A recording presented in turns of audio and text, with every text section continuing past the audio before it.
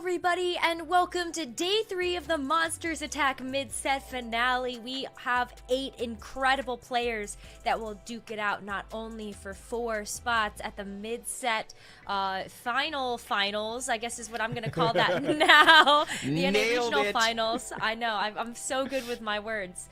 But also, there's the coveted spot for that first place at the Monsters Attack Championship. We've got Bryce and Frodan to start off the desk, and Bryce, it's day number 3. You've got to be excited. I'm so excited. We're going to send one person to champs today. It's a really big deal. We have a lot of great players in this field. A lot of people I'd be very excited to be sending on to that world championship at the end of set 8.5. So I'm just excited to get in the action and see who it's going to beat. And Dan, it's that championship spot really everybody is vying for. And what would it mean to players to be in the position where they've qualified already? I mean, for some people, that's the entire goal, to be able to get to that global stage, prove themselves, potentially win, but one thing at a time. Just get that first-time championship appearance.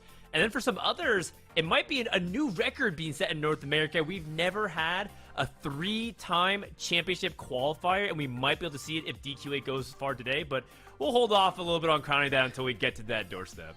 Let's go, Daniel. Yeah. We got that. I mean, history is going to be made here one way or another, right? And we do have 6 games before us to see who is going to be standing above them all. But it's been 3 days of competition for the weekend. We've already gotten through days 1 and 2, where we started with 32 incredible TFT players. We cut the competition in half, and a few of the players yesterday actually walked away with some bonus points to kickstart their day today. So they might have a little bit of a cushion when it comes towards the 6 games that they do have in front of them. There's also $25,000 on the line here. We did send a few of our players home yesterday with a chunk of that prize pool, but the lion's share is still up for grabs alongside the Monsters Attack Championship qualification. Now, let's talk about the players and let's reset who they are, right? We have 8 players competing today, and I want to touch on 4 of them. And really where I want to start is actually with the player that's been on, I think, everybody's radar. Dan, what can you tell us about Dish Soap as a player?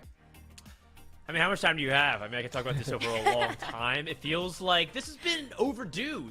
Going into set 8, it felt like Dish Soap was on that very short list of players who everyone knew had the potential to do really well and pop up from tournaments. Just needed a couple of those strong performances for everyone to truly believe. Because people who are able to climb on command to rank 1 on ladder in the way he can, they don't really stay underperforming for very long. And so set 8 really has been Dish Soap's set.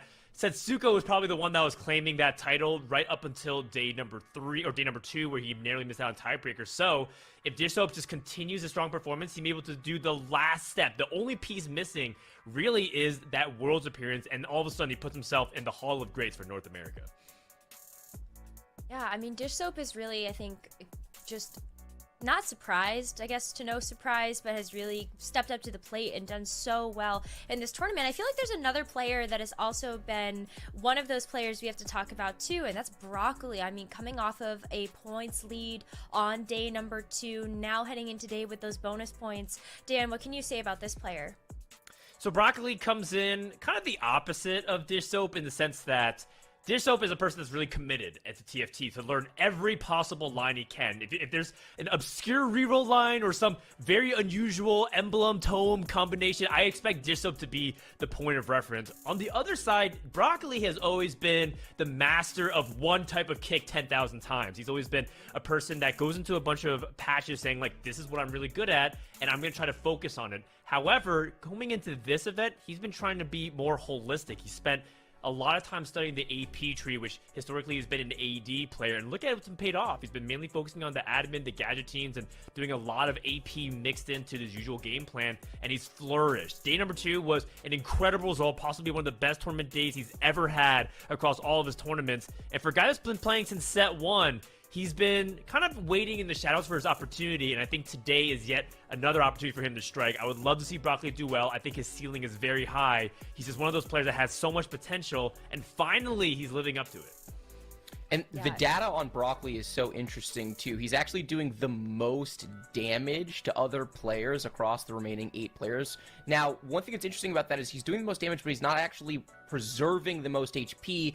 That honor belongs to Dish Soap, and so when you compare these two, it actually might belie a little bit of a weakness in Broccoli's game. I've been VOD reviewing with Broccoli. We reviewed all of his games yesterday, and then some the day before as well without him, and he does have a slight tendency to overroll in some spots where he actually is probably chilling and could be pushing levels, and so that's probably where that gap is coming from. If you're doing the most damage but you're not necessarily preserving the most HP, it means you might be overspending gold and you're doing a lot of actual damage as well as mental damage to your opponents. There is value in that, but Broccoli in this incredibly competitive top 8 is going to want to shore up that area of his play to reach his max potential.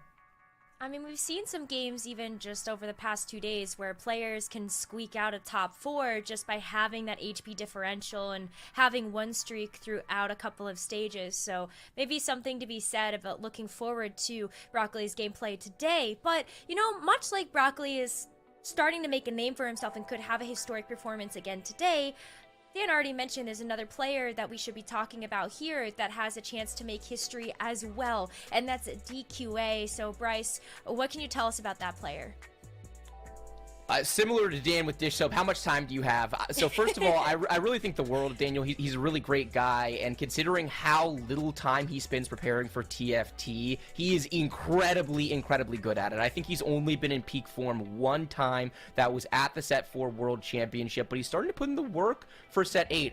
Honestly, despite the fact that he scored more points on day 1 of this tournament, I think he played a lot better yesterday than he did today. It's just the variance of TFT, it's the nature of the beast. The data on him is also so interesting. He's maybe our strongest stage 2 player. This man is win streaking at Krug's 50% of his games in this tournament. Now, he is win streaking at Wolves 0% of the time, so it just shows a lot about his game plan. He plays for cheap boards, really strong early stage 2. He has weaker stage 3, and he basically skips stage 4. My favorite piece of data of everything about DQA is that on 5-1, he spends over 50 gold on average. In his average game, it is more than double the next highest player remaining in this field. This guy has a very core game plan related to building cheap boards, trading HP in the mid game, fast aiding and capping out at stage 5.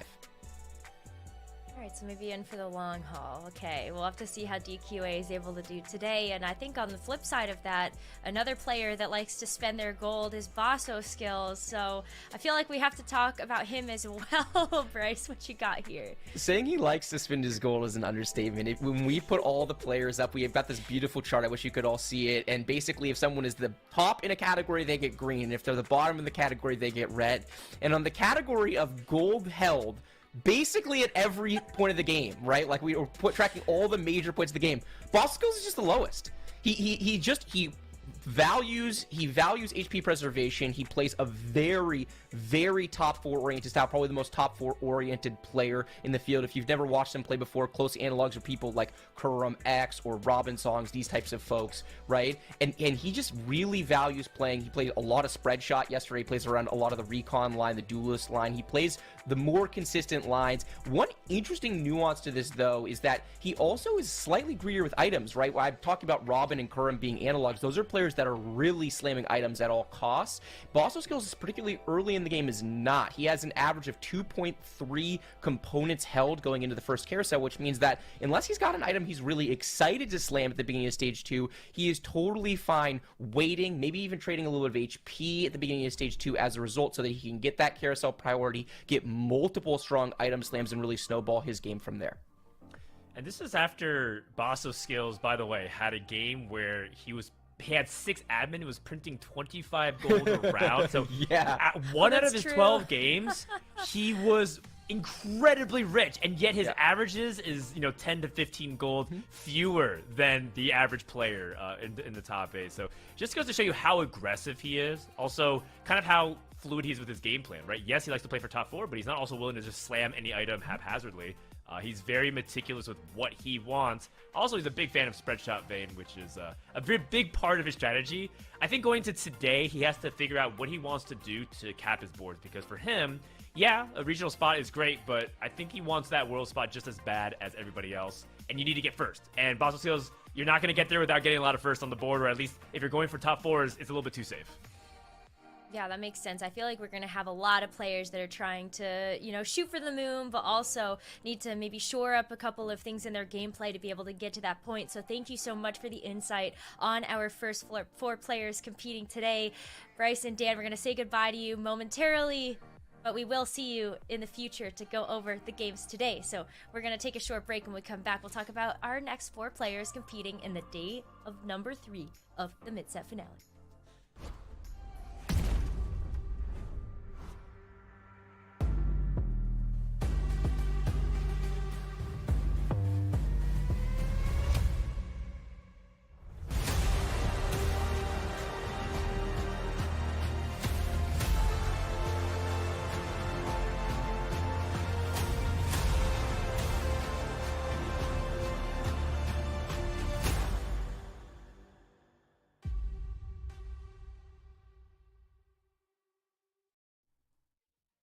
Hello, everybody, and welcome back to the Monsters Attack Mid-Set Finale. We're here with the Q-Pop pre-show, and we just got a nice preview on 4 of our players competing today, but we've got Casanova and Crowan to talk about the other 4. Casanova, how you doing ahead of day number 3?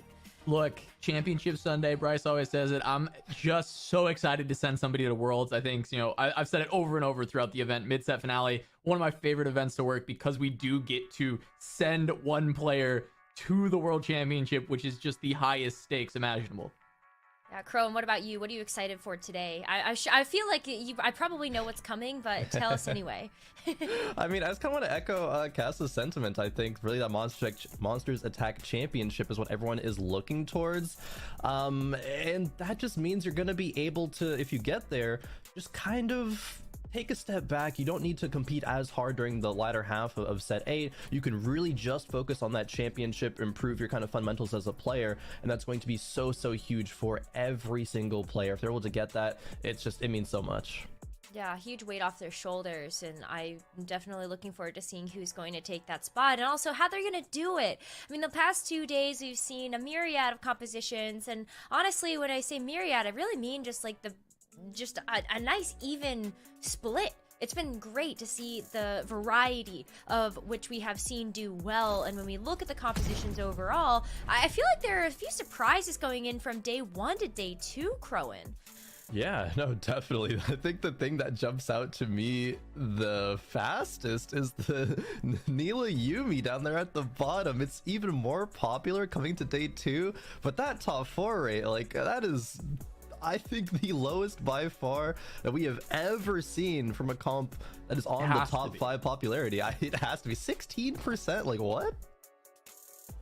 I don't know. Get it out of here. No one play it. I don't know. I've never seen a comp do that bad and be on our top comps list. It's just not, it's unheard of to be, it's 16% top 4 rate and be one of the most played. And yeah, I mean, all the sample sizes are a lot lower than normal on these, top 5 compositions because, as Necro was saying, like, the field has been really wide on what different comps there are. But the fact that even our highest now is, an increase of 0.25 on the Kaisa threats, with being only 0.75 today, it's not even in every single lobby. It did have improvement, which is good to see. And I mean, seeing Talia just kind of continue doing what it does best, getting top 4s, doing even better on day 2 was pretty nice to see. I do expect a lot of players going for that in that top 4 style as well today.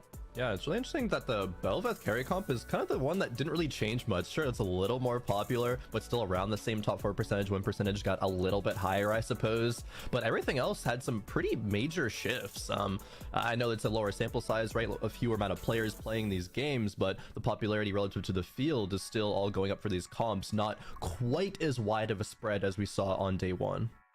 Yeah, I mean, just talking about that a little bit, day 1, we actually ended up seeing a lot of Anima Squad being played, and I feel like that composition was not nearly as present yesterday.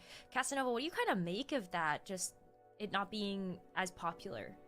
I think it's just, it's on the edge of making it into the top 5 comps anyway, right? There's 10 total games played of it. It's one where it's in that AP tree still, where you're trying to look for that misfortune carry, with the exception of if you can find the spread shot angle for Vayne, which is also incredibly powerful. I think it relies on a little bit more specific scenarios than some of these other comps, so you kind of find your way into it by getting Anima Squad online early and stacking up the fame. So maybe people were just not finding those spots. I know there were players that would get there, but another good example of that is admin, right? The stats on admin LeBlanc are ridiculous. It averages a 2.67 placement. It's absolutely absurd, but you need to make sure you hit the right admin to play it, or else it's completely something that you don't even consider. Yeah, there's like 2 really, really good admins I feel like we see when it's like you get the choice at admin 2. So I would love to see if that ends up still becoming a very popular composition today with high success and results. But we got to move on because there's still 4 more players to talk about here as we take a look at our lobby today. We already covered Broccoli, Dish Soap, Basso Skills, and DQA, but we have 4 other incredible players competing today. And so I really want to start off this conversation talking about pros. You know, Casanova, this is a player actually that you had picked as maybe like a good player to keep an eye out for. So what can you tell us about them? Yeah, I mean, he's got a really good average placement across the tournament. 3.5 is phenomenal, and he does have some interesting ways that he plays. He plays a lot more reroll than some of the other players, and tends to level less frequently or less aggressively. So we see him with a much lower average at the late game. He'll be happy sticking on level 7, rolling down a lot longer than a lot of other players.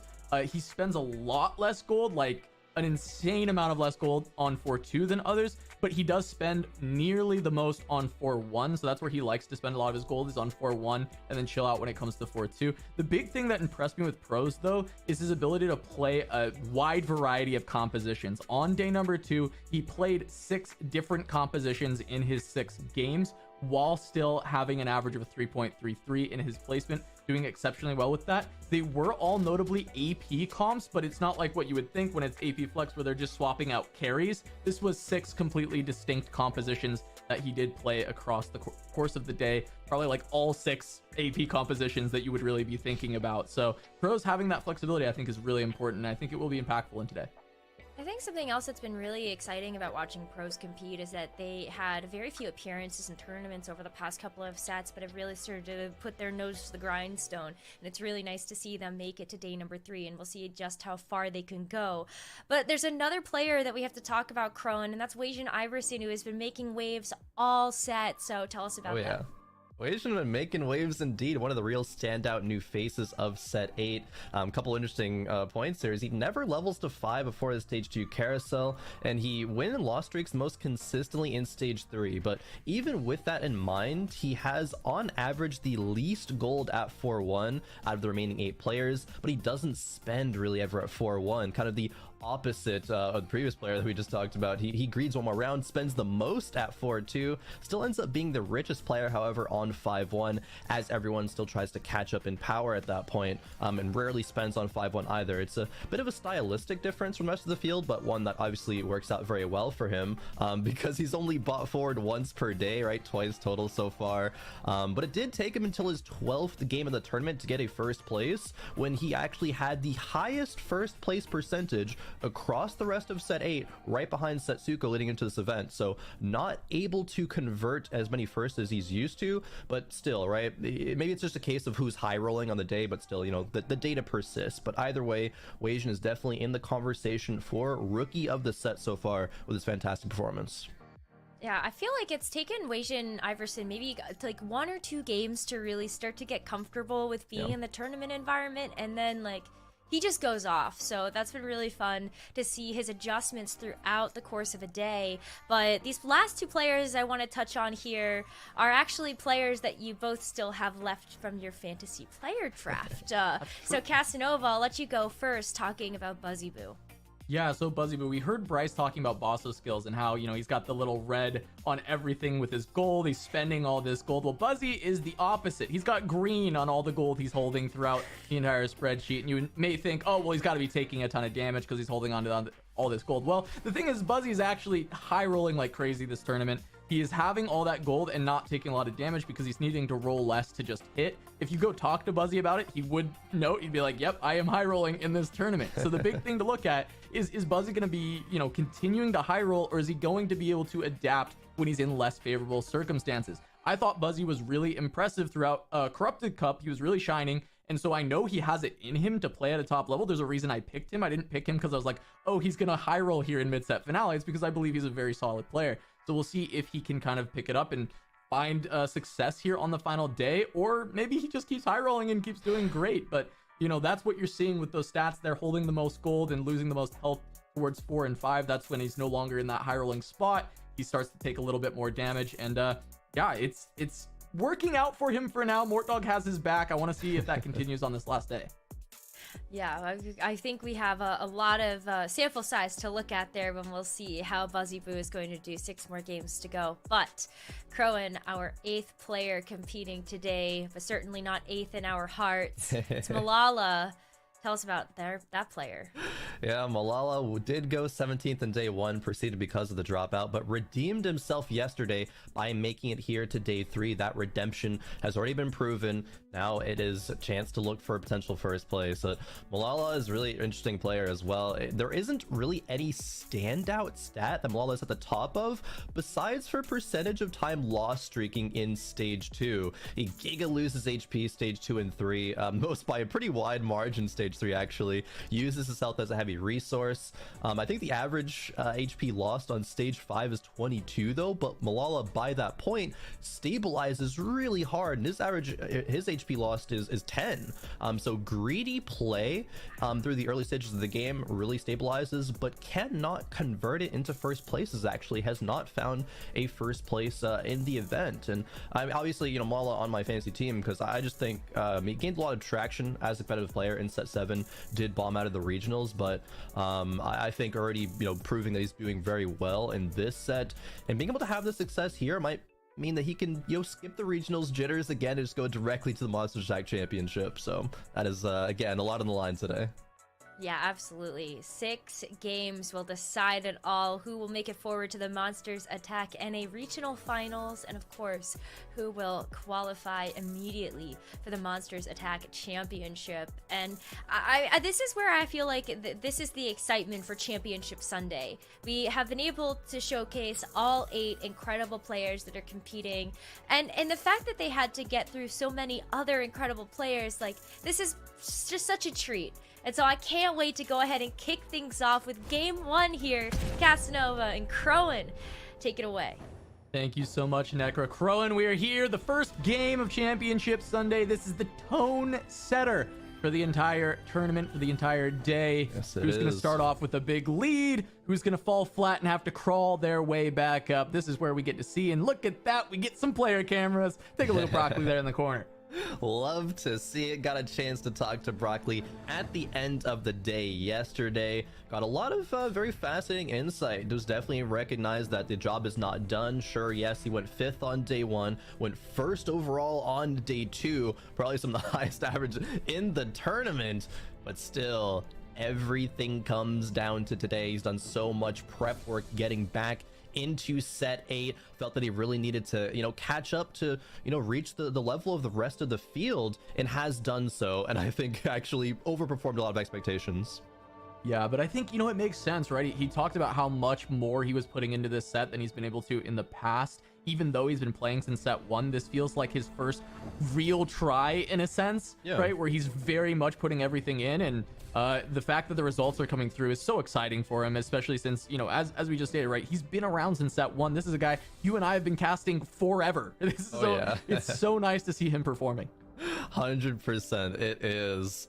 Already rocking with some Star Guardians here on the neutrals. And again, if you think about Star Guardians, you got to think of the Nilo Yumi composition, one that had a terrible top 4 rate coming into today, 16% and no wins. That was a huge shift from day 1. However, I know that there was one player at least who was able to make some success with it. And that is Wajan Iverson, actually piloted that yesterday to a second place, narrowly missed out on the win. Broccoli having a pair of Rels, certainly something that he can think about as we get a prismatic for 2-1. All right, talk about the kind of pace setting this game for today. It's starting off strong.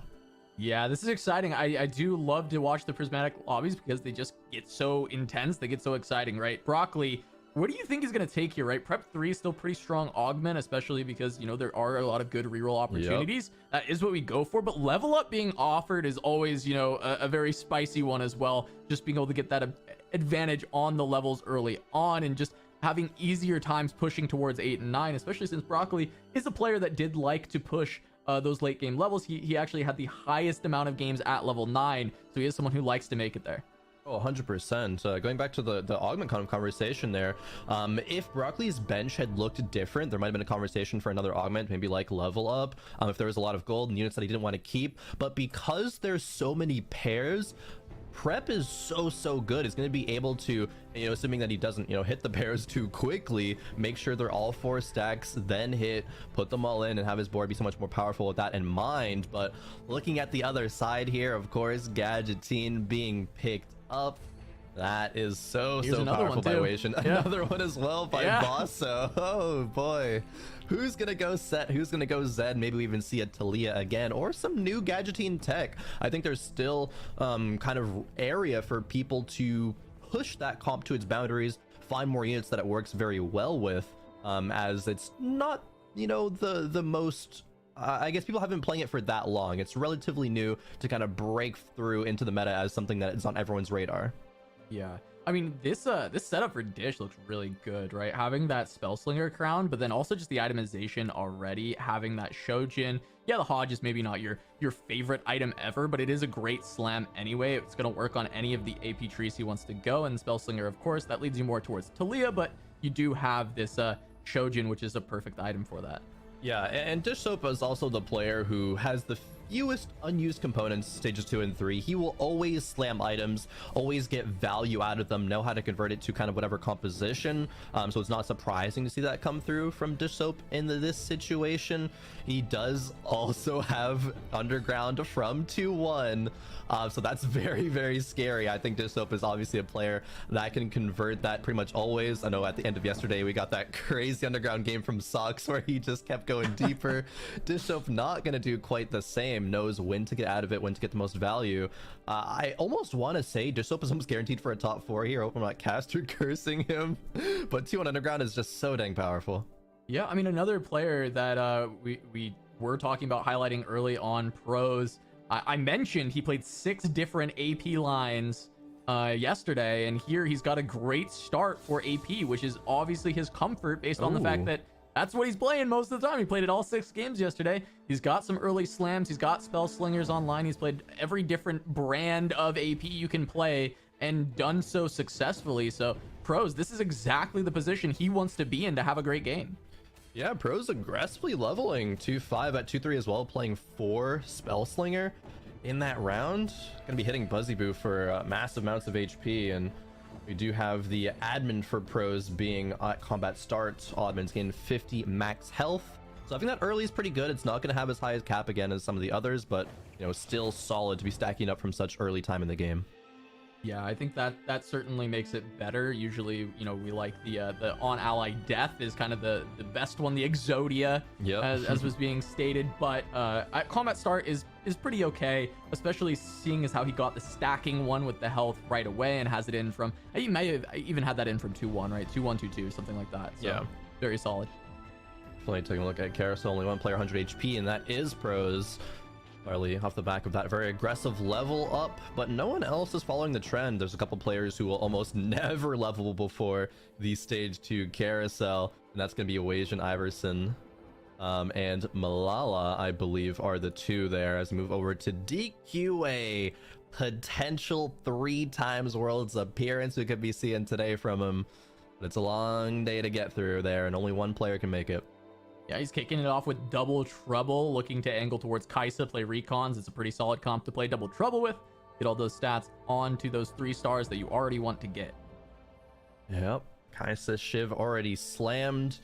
This is a composition that had a lot better, I think, success coming into the day. It went from a 30% top 4 rate on day 1 to almost doubling, actually 55% top 4 rate on day 2. So I guess the lines that players are going into it are just going to be better, and you're never really going to see someone contest a Kai'Sa recon line. Maybe if they go like spread shot Vayne or something and someone's going Kai'Sa, is that going to be the contest, but not really ever from the same unit. So I'm sure DQA's like me Kai'Sa / Defen in chat, and people are like, oh well, he got it, or I'm not contesting. There we go. Jumping back with pros. He's been able to win streak. It feels like he'll win streak into Krugs here. This Gangplank is an absolute beast. We saw actually pros was the one playing the Gangplank reroll earlier on. Of course, you know, this is a very different scenario, but it was fun to watch in that game that had all the 1-cost rerolls. Spellslinger Gangplank reroll Woked. Is it time? Here we go. All on the line. We said he played 6 different versions of it. Let's add a 7th. Here we go. Let's add 6 more. Screw it. Let's find so many more combinations. 6 new ones. Yeah. Don't know if there's actually that many routes to do. Probably not. Oh, wow. Weijin, strong enough. Yeah. Wow, level 5 as well. The Jacks. Gadgeting Vayne. Definitely, and I don't think a carry that we've seen this tournament, at least on broadcast, for, you know, the early game, but making it work, snapping pros a win streak. As now Bosso lane player streaking, and Soap doing what he does best with undergrounds, lost streaking, going to be able to get a good cash out hopefully soon, but yeah, down at the bottom for now. These Gadgetines are going to be terrifying.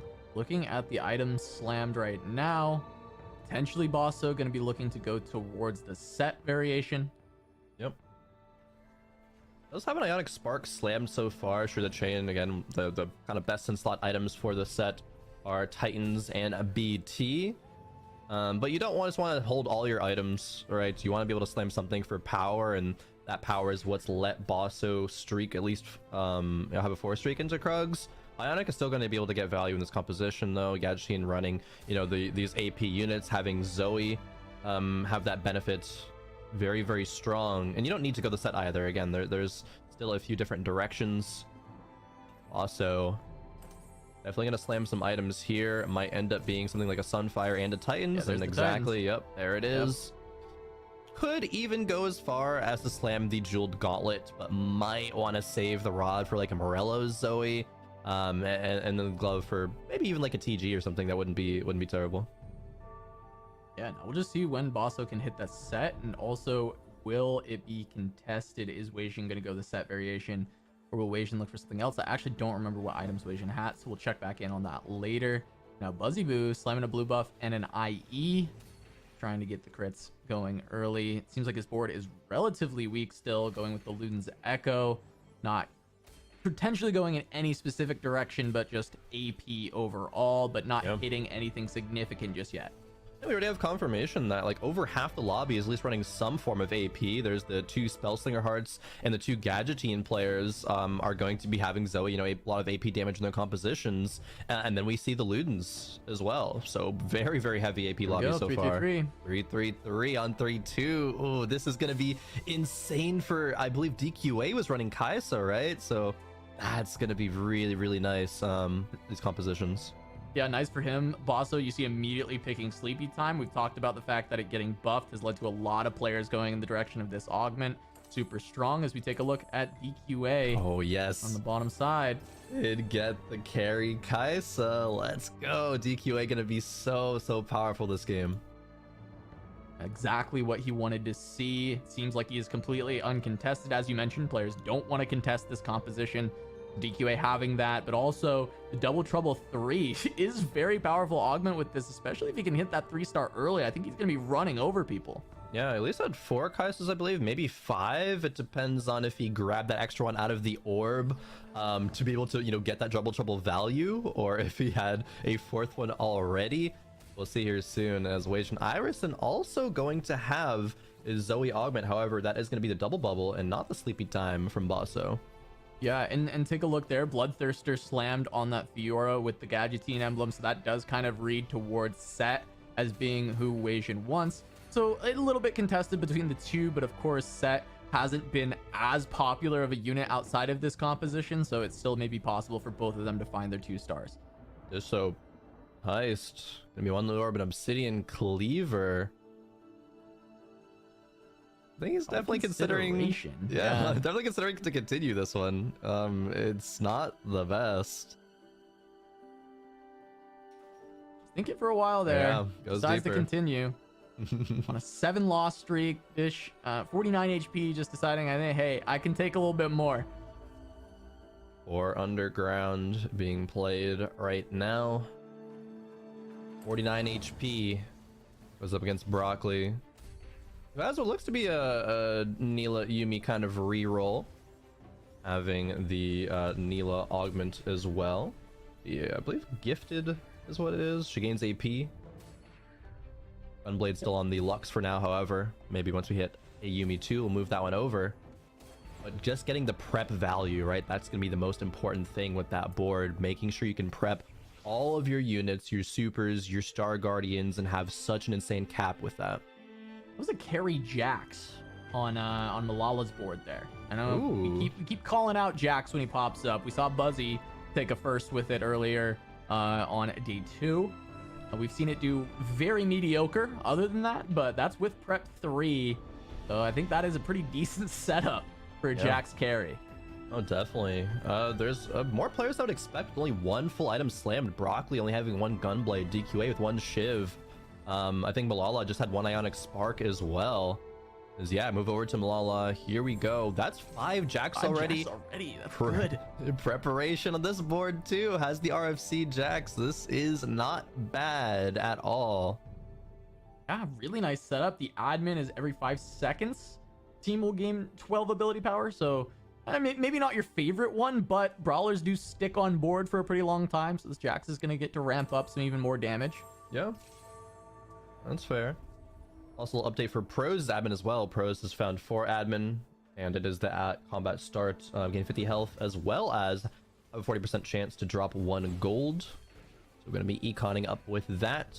Might see him a bit rich later, as Malala versus DQA right now. The 3 cost rerolls versus each other, but the Jax, very tempo-oriented composition. Beast. It's actually a beast. The Guardbreaker Slam as well, I think, is very, very good. What was that, a 6-0 in that board? Jeez. Yeah. Bopped them. Absolutely.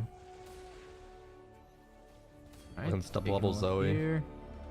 Weijing gonna take the loss to Broccoli. I am curious exactly how that comp is gonna shape up for Broccoli, because of course he's gonna reroll that Neela, but is he just gonna go, you know, more vertical Star Guardians, try and find the Talia? I know he had a Talia on board, but is that gonna end up being his secondary carry as well? It'd be cool to see kind of where that comp shapes up, because it didn't feel like he necessarily wanted to go the Yumi direction. Yeah, a couple double bubble players. 3 Zoe augments picked in total. Lezibu being the other. And it has a heart on it as well, so very, very high ceiling, especially with 4 heart being online right now. But this board is still not strong. This is only 1 stars besides the Poppy. I think so. There's no way this 2-star Poppy can hold on for long enough. The Jax just already gets to the back line, takes out the Sona, the Renekton gets to the Zoe, so she's just zapping herself to death. Buzzybu is 18 HP on Wolves. This might be the lowest that we've seen this tournament. Well, yeah, this is actually on pace to die faster than Buzzy died in game 1 on day 2. Yeah. Buzzy on game 1 day 2 went out on 4-6 is where he died, and then the following game he got first. He had a much better game there, but have to really watch out because he's in a lot of trouble as we see this cash out being taken.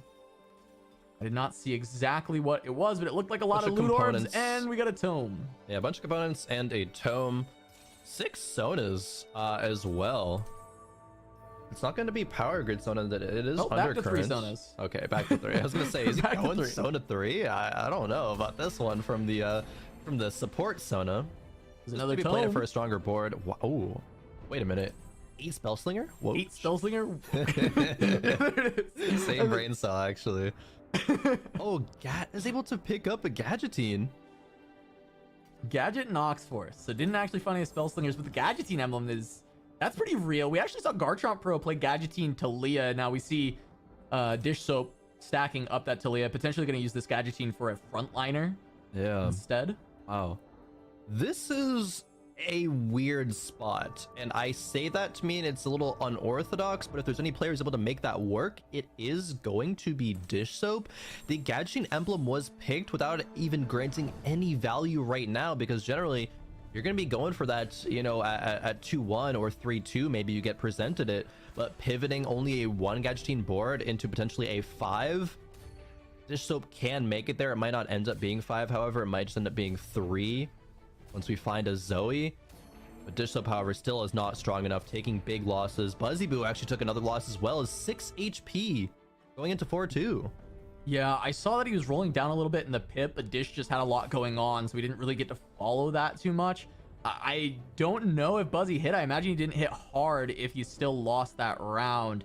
It seemed like there was so much work for his board to do, and, you know, he had 50 gold, but it's not guaranteed you're going to find something there, especially with how far he was away, as we just see him pick up a LeBlanc 2 and an Alistar 2.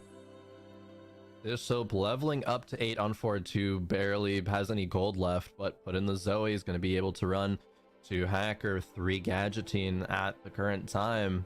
Gadgeting item isn't really that huge, it's just going to be a Hodge on the Sona. But this is not a Dish Soap position that looks like it's going to be a first place. I was saying Dish Soap was probably likely to, you know, top 4 with that 2-1 underground start. The underground cash out that he would have liked to take for the level 2 heist wasn't as good, so he went 3. Is only being stuck on a Talia 1 right now. Maybe gets bailed out by finding one on Carousel, finding another natural one or something. The cybernetic uplink as well, because he has so many emblems, so many extra items, is going to provide a lot of value, however, so maybe that's going to be part of the saving grace. Yeah, runs into Wasian, still just item carrying. That Fiora has not found the forecast yet, but did go to 7. We may see Wasian find that soon, but this Fiora is just an actual beast right now, tanking so much, buying the Zoe a lot of time. And Dish has potentially found enough power, but the Zoe's actually starting to kill everything Fiora's off still very alive. slowly here, and Fiora just living forever. It's like she finally goes down. I don't think Zoe's going to be able to vamp through all of this, but it was a very close fight. Buzzy actually holds on one more round as well. We did see a couple 2-stars get hit there. I wanted to note Boss's skills also. I saw him pick up a Zed, playing that with the Gadgeting. I don't know if he'll still swap it to a set if he finds it was just a Zed1. He also had hit an Aphelios on level 6, but I don't think he ended up playing that. I think he still just went in the direction of that Zed. Yeah, and there's so many people playing Zoe right now that I don't think anybody's gonna be able to get Zoe 3.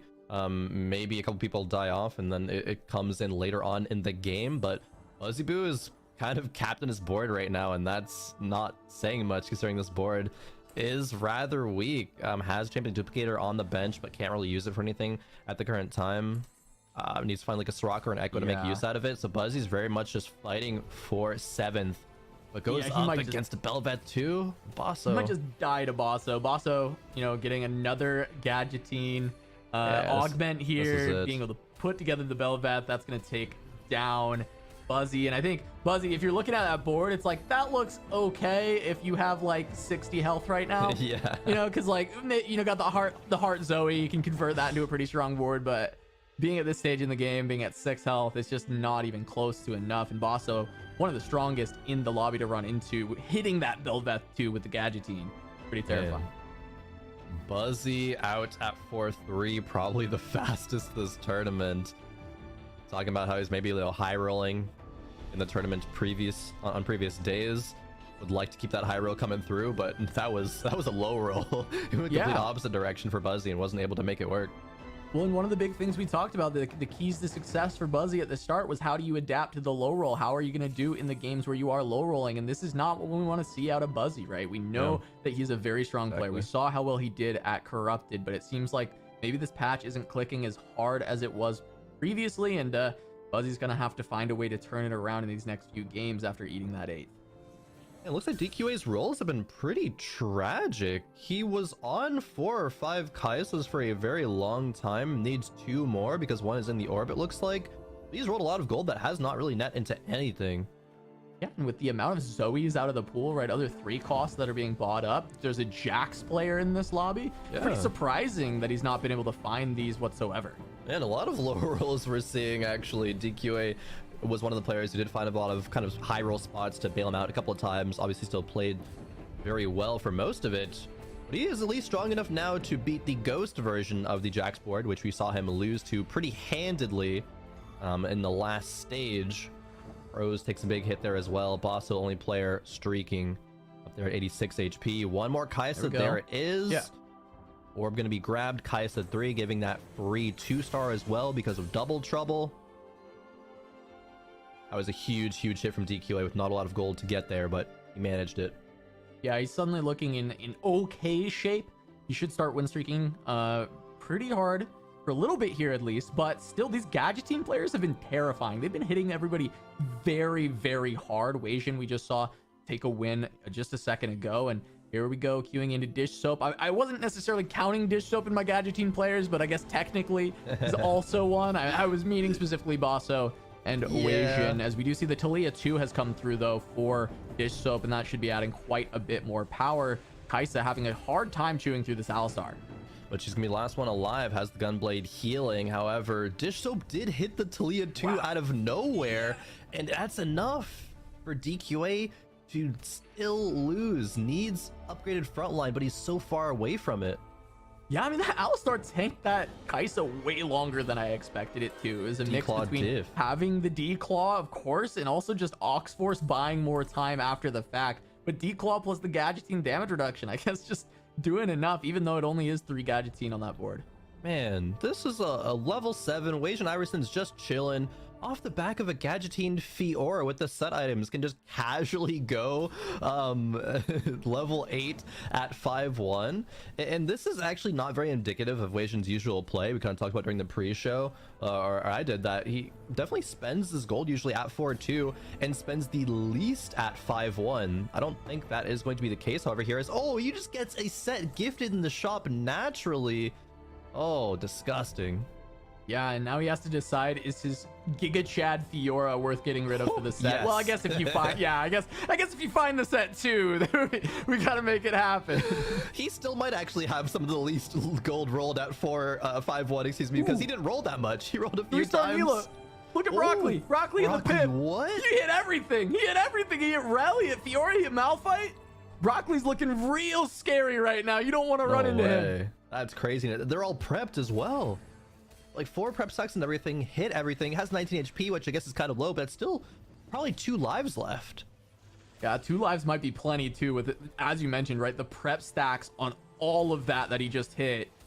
I didn't get to fully see. It does look like he ended up angling Yuumi, right? But it's still more about the Neela with the gifted, the carry augment. Ooh, this set, can it get it done versus the Ghost of Dish Soap? Well, the set cast is going to be huge. Oh, there we go. Takes everything out. The final punch to secure it. Weijin Iverson barely hanging on to that win streak. Oh, here it is. There's Broccoli. He's actually pretty close on the Yuumi too. Needs 3 more. But he ended up losing that last fight even after hitting all those upgrades.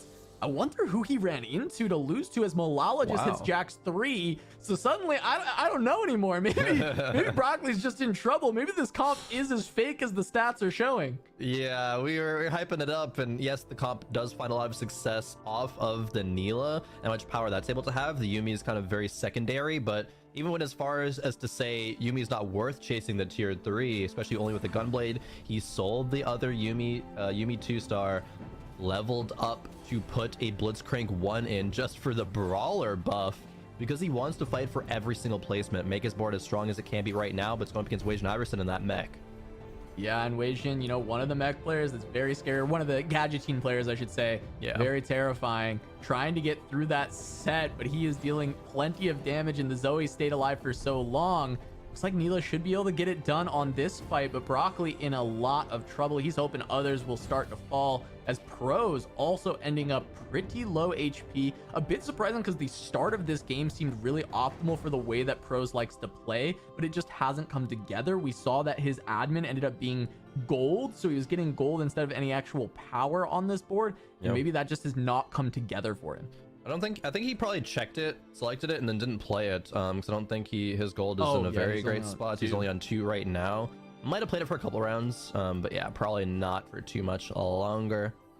Rose able to sell to find a Soraka 2, which that HP has been stacking up, right? It's not going to be as high of a cap as on Allied Death, the Darkstar version, but still rather healthy right now. Has the Spellslinger emblem on it with 6 Spellslingers, so it's still been doing a lot of damage. Yeah, but his front line just melting to DQA's Kaisa. It's just a matter of, is the damage there from this LeBlanc? And it's just not. No. Pros is going to go down here. Oh, exactly. Fully dies the DQA. Pros going out in 7th. Start looked pretty nice, but it just does not come together as Dish Soap has fully stabilized after the cash out. Malala takes a loss there. The Jax 3 falling off. Dish Soap stabilized. How does he do it, man? Every single time. I was worried for him for a second, but I guess I shouldn't have been. Nah, he always puts it together. He always makes it happen. We only saw those 2 games where he bought forward yesterday after going, I believe it was, what, an 8 streak of getting top 4 every single game. Yeah. We thought he was going to go the whole tournament without a bot forward. Even gods bleed sometimes. Dish Soap trying to prove that that is not the case. That happens very often. 1 Riven away from Riven 3 is Malala. Hits a Soraka 2, however. And With the blue buff there. Yeah, with the blue buff. Has the gold to buy it. Has preparation as well. No healing on the Jax is the only unfortunate thing in this composition. You get a little bit of healing from the Soraka Gunblade, but not as much as you would hope. Also in the bot left. Ward 2 Yeah. in the bot left there. He's also got this mech Leona in the front line. He's really putting together a heavy legendary board. Bosso has just been really strong all game, and now you're Gadgeting. facing a full stack Gadgeteen Boy. Mordekaiser and a Gadgeteen Leona front line. This is a scary looking board. Let's see if the Jax 3 can get it done against all this. He's level 9, still has 20 gold in the bank. Hit a Nunu, hit Mord 2, hit a Leona, hit an Urgot. Bosso is Jax going is doing it, crazy though. this game, but Jax is doing it like you said. Jax made it work. Able to keep Malala in it. Bosso's still very scary, and there's more to go, right? He can still 2-star that Leona. He can still cap out harder. And I think he should win against a lot of these boards. I think the 3-star Jax just being able to survive the burst and wasn't getting lasered by Leona keeps it alive. But Leona did just get hit by Bosso. I just see that pop up in the top right. Ooh, big. Dish Soap leveling to 9 as well. 1 life remaining with him and Broccoli. Perhaps Malala and DQA as well. The losses are by that many units. Dish Soap going up against one of the top 3 players in the lobby right now, and it's going to be up against Bosso, who just upgraded the and he Leona. just hit the Leona. Oh, this is a very scary fight to have for Dish Soap, especially since he is AP, which likes to burst low health targets, but he does have these 2 Giant Slayers. That should be... Maybe it looks like enough. Yeah, should be enough. That's got to be optimal to have in this matchup, just having the double Giant Slayer, making sure you could crank through that. Oh, Dish Soap gonna DQA. stay alive as DQA goes out in 6th. Broccoli hangs on. Top 5, he is Wow. win streaking after hitting all of those units. No way. DQA having, Kaisa early with the Shiv, getting, double trouble, getting the Kaisa carry augment, still only goes 6th place. Wow. I mean, it was a little bit low roll, right? Didn't hit the 3-star front line. That's exactly what you needed. If he hit at least one of them, probably would have found himself in the top 4. But the HP totals are so close as we go into stage 6. It's going to be an absolute bloodbath. Yeah, and we still see our 2 Gadgeteen players at the top of the tables, Weijin and Bosso. But Bosso taking these big losses after some hits that seemed insane, right? Getting into that Mordekaiser, fully stacking it up with the Gadgeteen, getting the Leona too that's being mech'd up as well with the Gadgeteen. It's interesting that Bosso has not been able to string together wins. I saw a bunch of 2-stars getting hit there for him though, so I wonder if he's still terrifying as we see Weijin just slam an Urgot too. Where'd that come from? 2 rolls? 3 Urgots? Seems pretty good. We take those absolutely. Getting that onto the board. What's the last unit here? Oh, need that 5th Gadgeteen. There's the Nunu. Yep, there's Nunu. Ends up going in. A lot of items on the bench to work with. One roll comes through. Is not going to go for chasing the Zoe 3. Does pop this item. Anvil gets a Shroud. Shroud? Ooh, Big Shroud. big. Not against the Jax, but I guess it delays the Soraka for a bit longer. Yeah. Lose half our screen to Mordekaiser. Of Not even course. on the board, but here we are. This Jax is still an absolute monster, and that guard breaker letting him shred through the Gadgeteen set. Oh, he's That's still holding a gonna be component. Weijin taking a big damage, and Broccoli's out. Finally, it was a matter of time. Broccoli holding on to a 5th there. I think he will take. Man. Yeah, Broccoli going for that reroll. Wasn't able to quite sneak into the top 4. So close to doing it though. Fortunately, Broccoli 5th. Wajan Iverson 3 losses in a row. That Urgot 2 is not enough to win that last round. Sitting on a pair of Nunus, but has the Shroud and the Zephyr on the bench. That could be huge for a 1v1 that he knows he's going to face, and that is going to be against Dish Soap.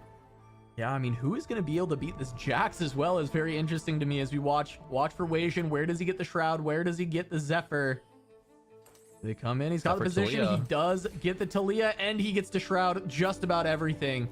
That's perfect for Wajan. He should be in a good spot for this as we look at Bosso versus the Jax. Watch that Leona. Can it get a cast onto the Jax before it goes down? It's not targeting him, so the Jax is still going. Ooh. But it looks like there's just enough overall to be able to do it. Malala gonna fall the Bosso skills, and Dish Soap gonna fall the Wajan. So the 2 remaining players are our gadgetines from the start of the game. Who could have thought? Looks like this is one of the most powerful Exodia compositions of the event. Crazy. It is pretty good. And this is one of the routes that I was kind of alluding to earlier. Like, if you're not going the Set or the Zed, what can you go into? Bosso said, I'm just gonna go fast 9 and put these gadgetine on legendaries, right? There's gadgetine Mordekaiser 2, Leona 2, Nunu 2, Fiddle 2, Urgot 2. Like, what is this board? Yeah, and it's going up against Wage, and it feels like Bosso's got more power here. We'll see if the Set can still stand up to this. The Nunu 2 as well, with some big items on it from the gadgetine. It feels like this has gotta be Bosso's way, though. That Leona 2 has to outclass the Set. We just see it burning away the legendaries as Mordekaiser had kind of cleaned up the trash. And Bosso's skills gonna grab a first place in game 1. We said it sets the tone, and Bosso setting the tone high. So high, Cass. What a statement for game number 1 for Bosso. Gadget legendaries all across the board. Got level 9. I was like, wait a minute, how'd he get there? He's been rich the whole game. He played so well in the early game to get to that spot, Necra. That was crazy. Oh my gosh, so many legendaries. Like what a treat to kick off the final fight of that lobby. And I feel like I kind of wonder, and this is where I want to pick your brain. We got a prismatic augment handed to the players at the very beginning. Crone, do you feel like that had any impact on the power level that we saw some of these players hit? Oh, 100%. Getting to be able to get that gadgetine crown, I mean, really set the pace for the game. As soon as you see that, it's like, it's a snap pick. But even, I don't want to say like baited players like Broccoli and Malala for the preparation. The Jax ended up having some decent success. The Yumi Neela, not so much, a little bit on the outside looking in. But yeah, definitely does set the pace, and it really sent a lot of people in that AP direction as well, which we were talking about. There was like no Samira players that lobby. Sure, the 3-3-3 augment coming through on 3-2 did really I think have a big factor in that as well. Yeah. This puts into perspective how low roll DQA was. I'm thinking back, I'm like, there was a Neela being rerolled, there was a Jax being rerolled, so much. There was like 75 Zoes on the board somewhere, and DQA could not hit his 3 cost. Like, that's insane that he couldn't find anything. I mean, eventually he got his Kaisa, but it was so late. I was like, he had already taken so much damage by that point. Like, he had just bled out too much and just couldn't sustain. But I do find it really interesting that a lot of players ended up going for a carry hero augment, and I feel like maybe Crown having something to do with that. I don't know. Anyway, let's go ahead and take a look at the lobby. Should be no surprises here, as we did witness all of game number 1, and there are no shakeups at the moment, in case unless you kind of consider the bonus points coming into play. Casanova, we saw Broccoli going for a composition that has yet to be proven successful in the tournament so far, but does have those 3 bonus points. So do you feel like maybe that was something that helped him to maybe go in that direction to kick off a game? I think the spot he was given looked good for the comp, and we did see pros take a second with the comp on day 1, and then I think Crowan, you were mentioning someone else took a second on day 2 with the composition. So it's not like it couldn't work. It's worked in the past, and I think the problem was people taking it from maybe slightly suboptimal spots, or maybe just low rolling or not having good success with it. I felt like Broccoli's spot, it seemed correct to do it. He had prep, he had like all the units, it was really all lining up, And then it just didn't do enough. I think the power level of that lobby just got way too high, way too fast, and he just couldn't get in the best possible position. Makes sense. We also have a lot of players in this lobby that really like to greed their gold, and when they do that, then they also really like to spend it. So I'm sure we'll end up seeing way more surprises as we look forward to Game 2 right after this short break.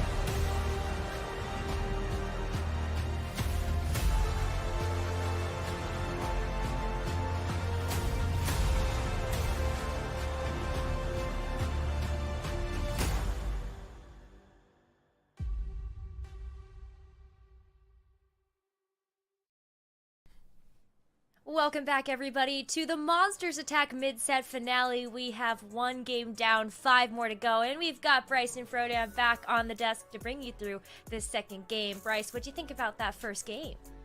I have so many things to think about that first game. Okay, it was pretty hype. Let's think in order. 1, Gadget team, very broken, very, very good. Not Okay. surprising to see that top 2. Good. But in actual serious, 2 things I want to talk about are 1, preparation groups. So we talk a lot about the study group, right? Ace of Socks and Goobums being one of them. right? Only Sox qualifies for this field, and he goes out pretty bad, finishing dead last on day 2. We talk about the boys a lot. P-God, Milk, Soju. Milk taking the set off. Soju and P-God not having the best showings, although P-God did make day 2. Well, there's another one that is emerging that we have to talk about more. That is the group Showtime Sucks, as they are unofficially known, thanks to my co-caster, Frodan, who proposed the name. Actually proposed many names, and they all voted, and this is the one that won, apparently. Yes. So we we're sticking with it. democracy. We respect Yes. democracy. I gave him 4 names. It was either going to be Zellerex's server, the Clear TFT fan club, the Wage and Iverson fan club, or Showtime Sucks, and it was almost unanimous vote for Showtime Sucks. So officially, the name of that group is SSS, the Showtime Sucks server. And Group SSS popped off. 3 players qualified for the final day. Malala with a cheeky getting in because Jukyu had to bail out of day number 2, making the most of it. 3 players in the group today, finishing 1, 2, 3 to start the day. What a performance from Showtime Sucks. That's been good. It's been really good, and we'll have to see if they can keep it up as this game 2 is ready to rumble. So, Bryce and Frodan, take it away. All right, welcome everyone to game number 2 of the finals here at mid-set finale. Game number 1 was pretty high action. You saw a prismatic start into what looked like a 3-3-3 hero augment, led to some pretty quick level 9 boards, and had some players like Boss of Skills cap out. Now, Boss of Skills, as you heard in the pre-shows, we've been saying all weekend long, a player that's been known to play very aggressive, rolls for his gold very liberally, and lands in that top 4. Last game, though, showed a lot of restraint and understands how to play from first if he is given that spot. Hopefully we can see more of that restraint, that discernment heading into game number 2. And it's really big for a player like Bossos Goes because he is a much more top 4 oriented player. He has won 2 games so far this tournament. One of them was a 2-1 underground into high roll, 4 sure shot cap out, and the other one was the disgusting, admin on death where he was printing infinite gold, and Jeff Bosso Skills Bezos was born. So he's not a player that is usually playing for a lot of firsts, and in a format where the big prize is winning the whole day, getting an early win sets himself up so much better for actually being able to compete for that spot given his playstyle. Right, and not to mention, of course, tiebreakers could theoretically play a factor. That number of first place, that first tiebreaker. Starts off with 2 underground. We talk about how underground starts have been the key to slingshot back into the game, one of the primary ways you engage with the lose streak.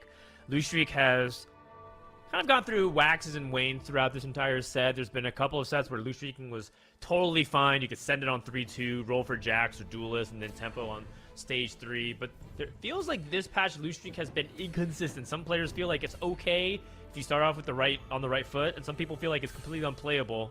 Let's see what happens on 2-1 to see if Bosso Skills is going to commit to that win or that loss streak. I mean, he has 2-1 underground, so I am pretty sure he is going to be committing to 2-1 underground. I feel like this trait is not normally, and it is just way too strong, for being honest. Oh, he has 2-1-4 underground. My God, all things coming up. Bosso Skills to start the pivotal day 3 with that World Championship spot on the line. Did end up selling things like his Kaisa and his Vayne. I was kind of hoping that he would keep like one or the other, just because I know that he likes keeping that line open. I think underground into recons has been a path that a lot of people take, but not optimal. But at the same time, you still want to keep that door open in case that 3-2 augment arrives. Either way, it's not like Bosso Skills really needs it right now. He's clearly just trying to try to lose streak. You can see taking a swig of water, not slamming any item components, not even really scouting, which is something to keep in mind, that some players could theoretically be just as open for, or rather loose streak oriented as he is, but doesn't look like he's going to be able to kill much here. Malala starts off hot with 2 recon units. Looks like he is going to be the one declaring his stake in the ground to contest that recon line, which has been very hit or miss so far this weekend. One thing I think is important to note as it relates to the lack of scouting is it's not just about whether or not he's gonna win the fight. He also needs to be thinking about whether or not he can get into spots to kill units. I really don't like when people essentially turn off their brain in stage 2 and just, if you position your 3 ranged units flat in the back line with 1 frontline unit, the odds that you kill a unit go down dramatically. If you position them all in a row on another unit, then you actually can kill that unit, preserve a meaningful amount of HP, and that can make the difference, particularly when you're playing underground, because you are going to usually get very low on HP, so every additional unit you kill can really pay dividends as the game goes on. He probably wasn't killing unit either way against this board, which is the board that he just fought, because the dummies in the front line plus this Blitzcrank 2 just was not going to happen, but it could definitely matter in some other fights. Lala and Pros, two players who do have those funny front lines.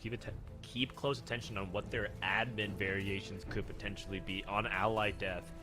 Getting that ability power, gold, sometimes even mana can be that crazy exodia that we've been seeing take a lot of lobbies so far. Pros not leveling. Malala is going for that tempo. Floating front line is also a really good, solid front line, but he will probably try to see if he can stay flexible given that Blitzcrank 2 is part of his front line. Oh, never mind. I thought we were still on Malala's POV. I was like, man, a 2 LeBlanc Zoe shot. He could have had LeBlanc 2 Last Whisper, Dan. What is he doing? So he theoretically could play admin Draven if that's what he's angling for. We'll have to see. Did he already check his admin? I'm assuming he did, based off the fact that he's not even willing to put it in the board at the moment.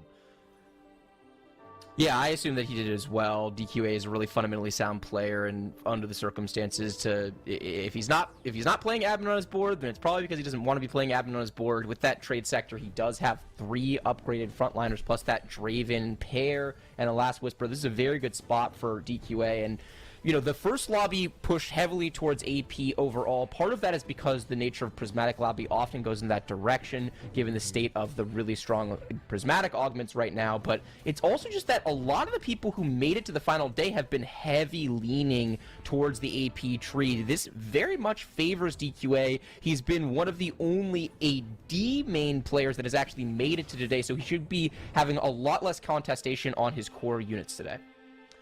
Yeah, the only issue is that trade sector is a pretty low power gold augment. Yes, you do get those extra rerolls, but it actually sacrifices your immediate ability to make interest levels, and so you're stuck rolling for lower cost generally. And that's not where a lot of the power is currently in the game unless you have that hero augment. So we'll see if DQA can continue to find more Dravens, or if he's gonna, you know, eventually pivot off and play a standard AD line. As if you take a look at the item situation, most people seems to be leaning towards that AP. Broccoli being one of them. Broccoli, a player who stuck to the Yumi Neela comp last game.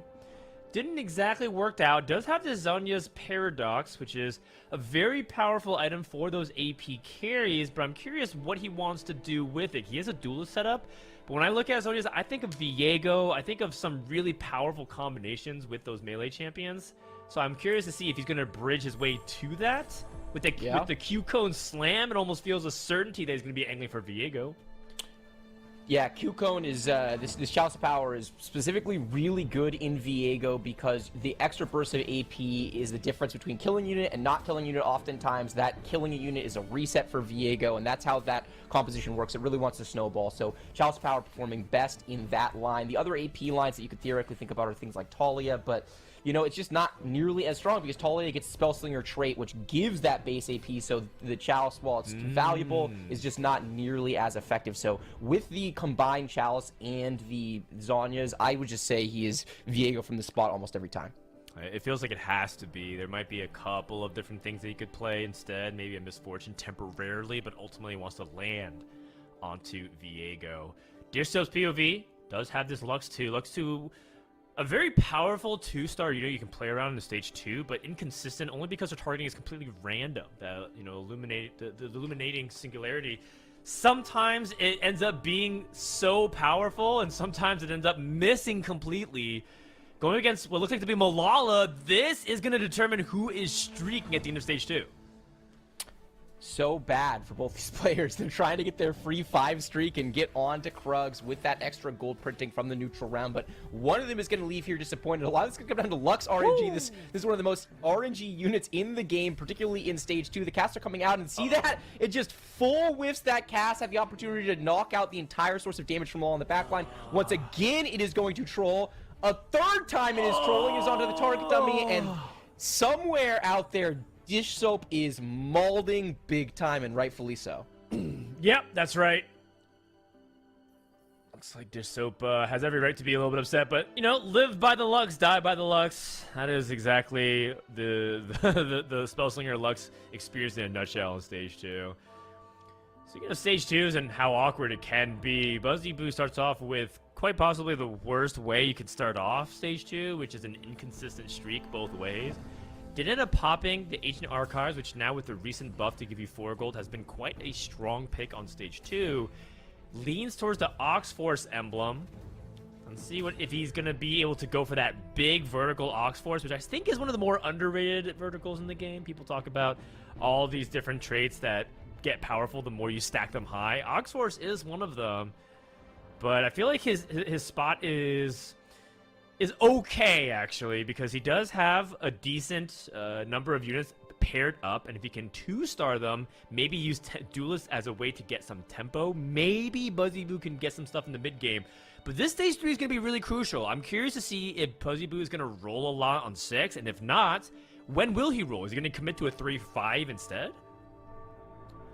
Yeah, I don't know much about Buzzy as a player, quite frankly. I only watched their 6 games from yesterday, and they were high-rolling so hard, it was really hard to glean much about them because the spots virtually played themselves in a lot of instances.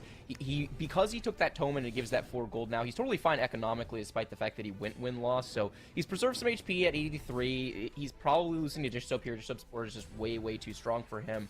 But what decision he's going to make from this spot is actually probably the single most impactful decision in the game. I imagine it will be heavily influenced by whether or not Hero Augment comes out here as well, but I expect it to be a 3-2 or a 3-5 roll down from him. Oh, Prismatic! Oh. Whose POV are we on? We're on Buzzy Boo.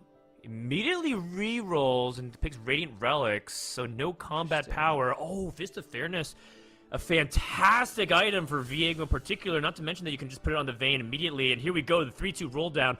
Recognizing that his board isn't strong enough to fight for stage 3 without bleeding immense amount of HP. But can he find a way to stabilize? He does have 4 duelists available to him, but he's hoping to at least 2-star something else. Okay. Finds Misfortune Pair. A little bit too expensive. Meanwhile, we're taking a look at Boss Skills on the bottom left, who found a Samira, which means that he is at 5 underground, willing to take more punishment. Boss Skills at 59. How far will he go for this heist? He's 5 underground, and he already has the Last Whisper Runen slammed on his Samira, so it's just such a good spot. Meanwhile, DQA took Dice, so DQA is going to commit, it seems like, to the Draven line. Dice on Draven is really good. At level 6, I believe you find an average of 2 copies of Draven per Dice, which means he could actually just start ripping them potentially very soon in order to go for that Draven 3. So we're gonna have to check back in and see just how early DQA is able to get that Draven online. Playing Draven without a hero augment can be a little dicey, but if he hits the Draven 3 early enough, then he's going to be big time rooting for 5-cost hero augment in stage 4, because if he can get the Leona Eclipse Prime, it is one of, if not the very strongest 5-cost hero augments you can get. It will allow him to get 5 mech online a lot earlier, so we'll definitely want to keep track of this game. It's a lot more than just like a big deal to not have the Draven. Dicing now. He's dicing now, so he should be able to hit Draven 3 basically on this next dice guarantee, because he has 8 of them. He's going to see if he can... Oh, okay. I thought he was going to roll maybe once or twice. He gets the Wukong 3, and this is the important thing about Draven, is that you need to get ahead of the curve, so he did end up hitting.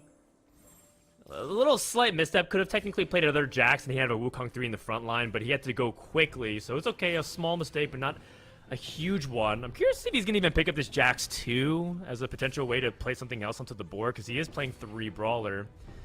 The only thing is that when you play Draven with no combat augment, and the hero augment is a combat augment, it feels like Draven's actually just totally fair.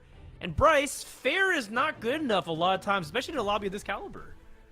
Especially in a lobby of this caliber with prismatic power level, you're going to see some very wacky boards by the time we're all said and done, because these players are so good, and the prismatic augments can just bring a lot of things online. But that being said, 3-3 Draven 2, Wukong 2 is nothing to sneeze at, so definitely something he's going to have to keep track of.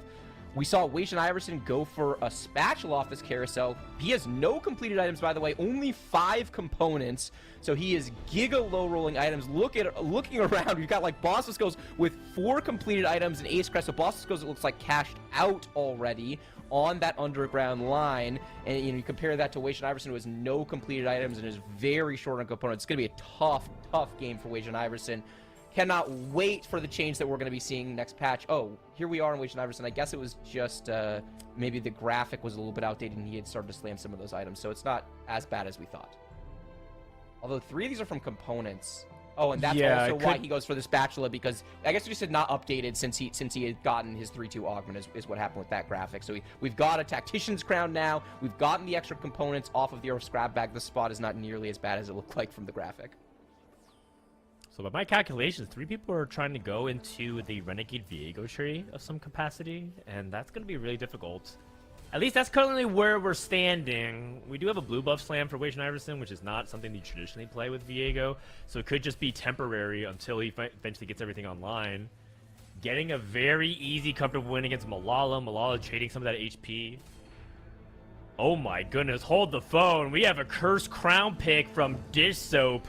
Whoa. Dish Soap, a player who's at 96 and streaking. Cursed Crown is one of the hardest augments to play in the game. A lot of people consider it to be one of the most skill-intensive augment because you can't make any mistakes. It puts recognition on strong board and matchups at a premium. And I trust this show, but this is also very scary.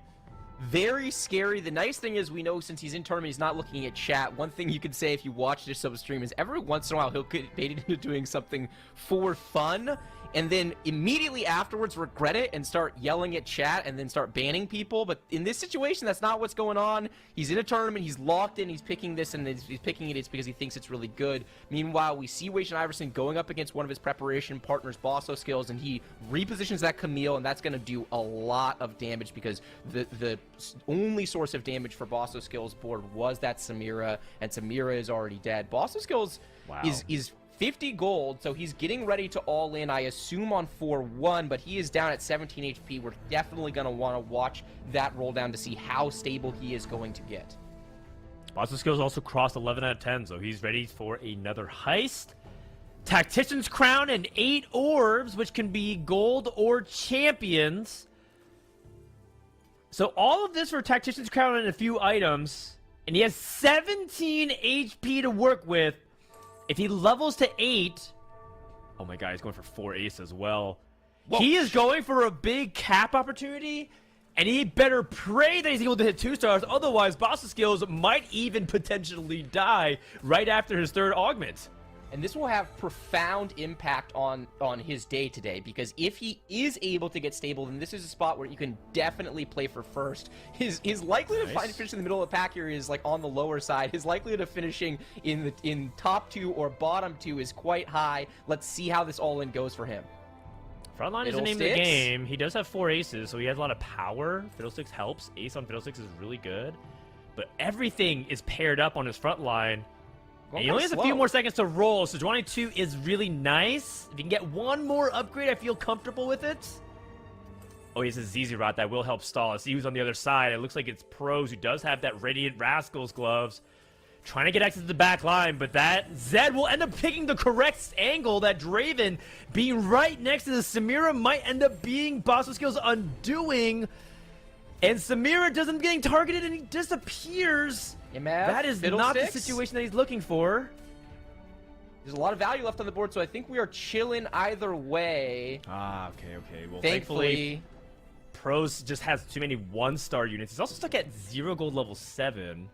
So Bosso Skills just having the sheer number count. It's a 4-3-3.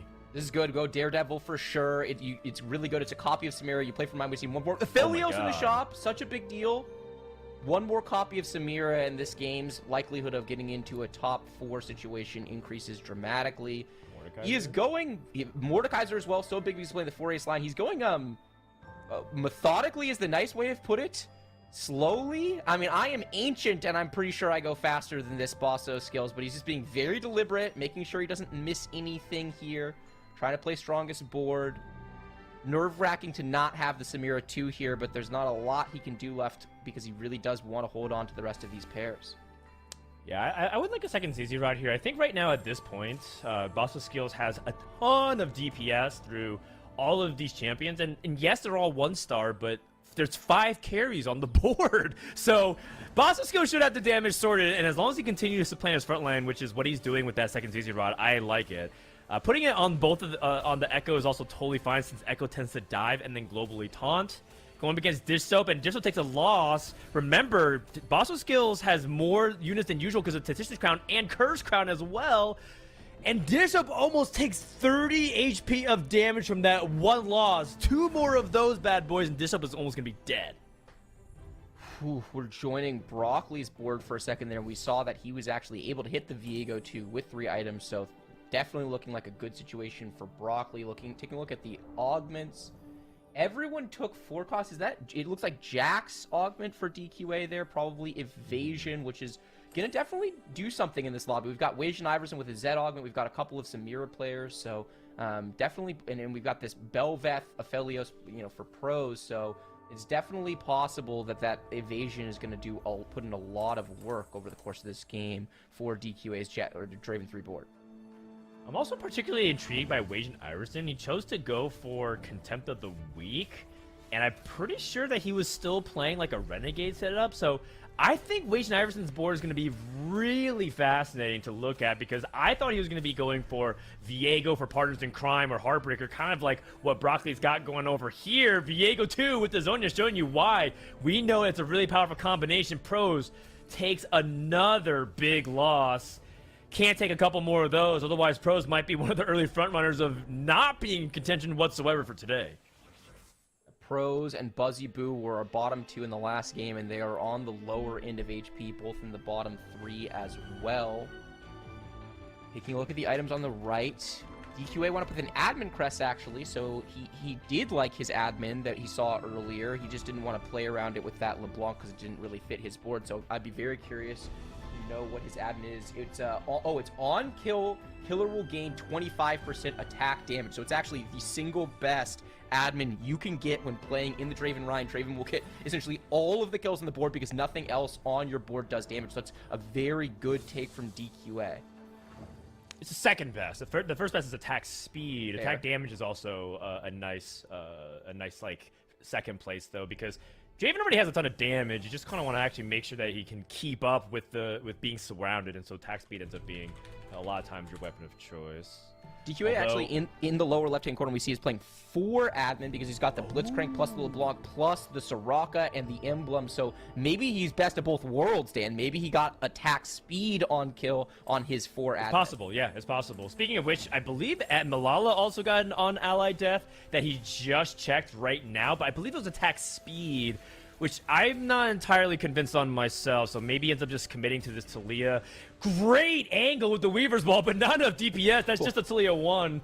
And unfortunately, Bosso Skills is just too big, and now is streaking from the bottom. Wajan Iver is streaking from the top. I am very curious about Wajan's board because, again, playing an unconventional line and continue to fall further and further. Dish Soap is at 28 HP. Difficult spot for him. Dish Soap is plummeting on that Cursed Crown. That's the thing. It's a double-edged sword. If you can stay ahead of the curve power-wise into the lobby, you can easily snowball it to a first place. But if you fall behind and you start losing like Dish Soap has been, man, do you just absolutely tank your HP. Dish Soap could easily wind up going 8th in this lobby. We did get where the DQA's second admin is and heal 350 health. So he's going to have like additional healing onto this Draven, which is a big deal because he just has the Hodge for healing. So a little bit of extra survivability from that Draven on the 4 admin for DQA. Man, I don't know how you talk for like a minute straight and not knows what's going on in front of your screen here. I don't understand how Wajan Iverson is streaking on stage 4 with this board. This is not a board that you would expect to be doing this well, but the Camille going toe-to-toe with Buzzy Boo's Viego 2. And Wajan Iverson doing so much with so little. That is an impressive stage 4 if I've ever seen one. You know what it is? Wajan has that at 66% health. He gets 75 AD, which is probably the best for Camille because Camille with that hacker getting into the backline is going to take some damage and then just going to have a crazy amount of AD with this Deathblade as well. So this is some beautiful TFT being played by Wajan Iverson. We have criticized this set and this patch at times for lack of flexibility being available because hero augments do confine play in a material way, but Wajan is proving that doesn't mean Flex TFT is completely off the menu. This is a beautiful board he's put together to be the only win streaker in stage 4.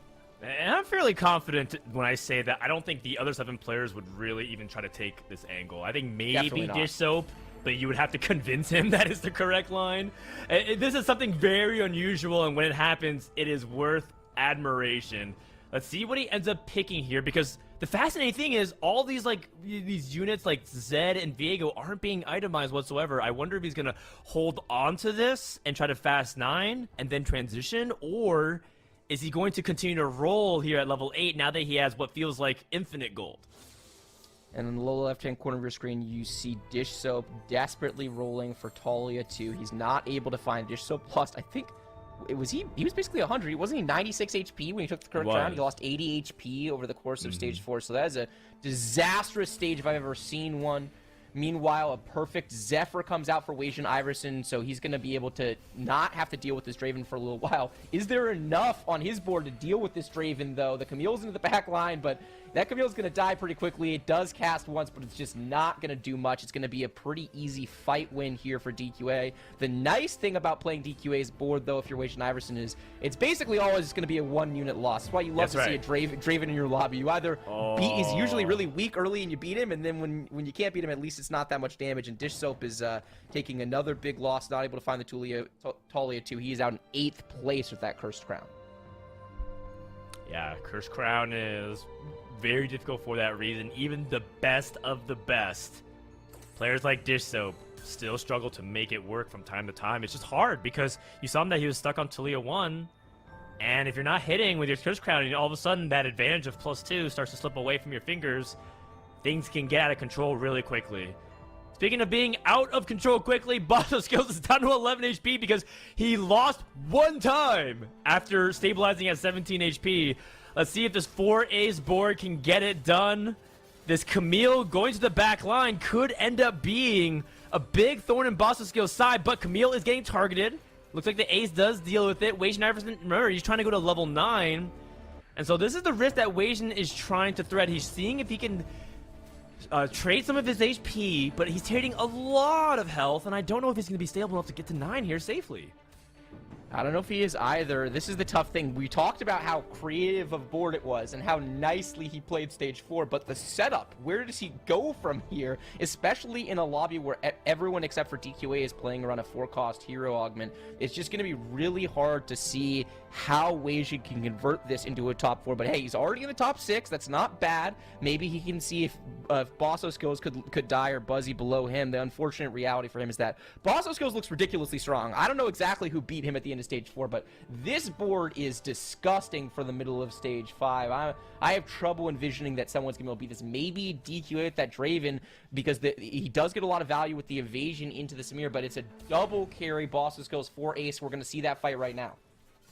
That is going to be potentially a huge fight here for DQA if he's able to keep his streak, but aces do tend to do very well to high HP targets, and we do have the sure shot scaling the DPS with Giant Slayers. This should favor Basso Skills by a big margin, and big damage comes DQA's way.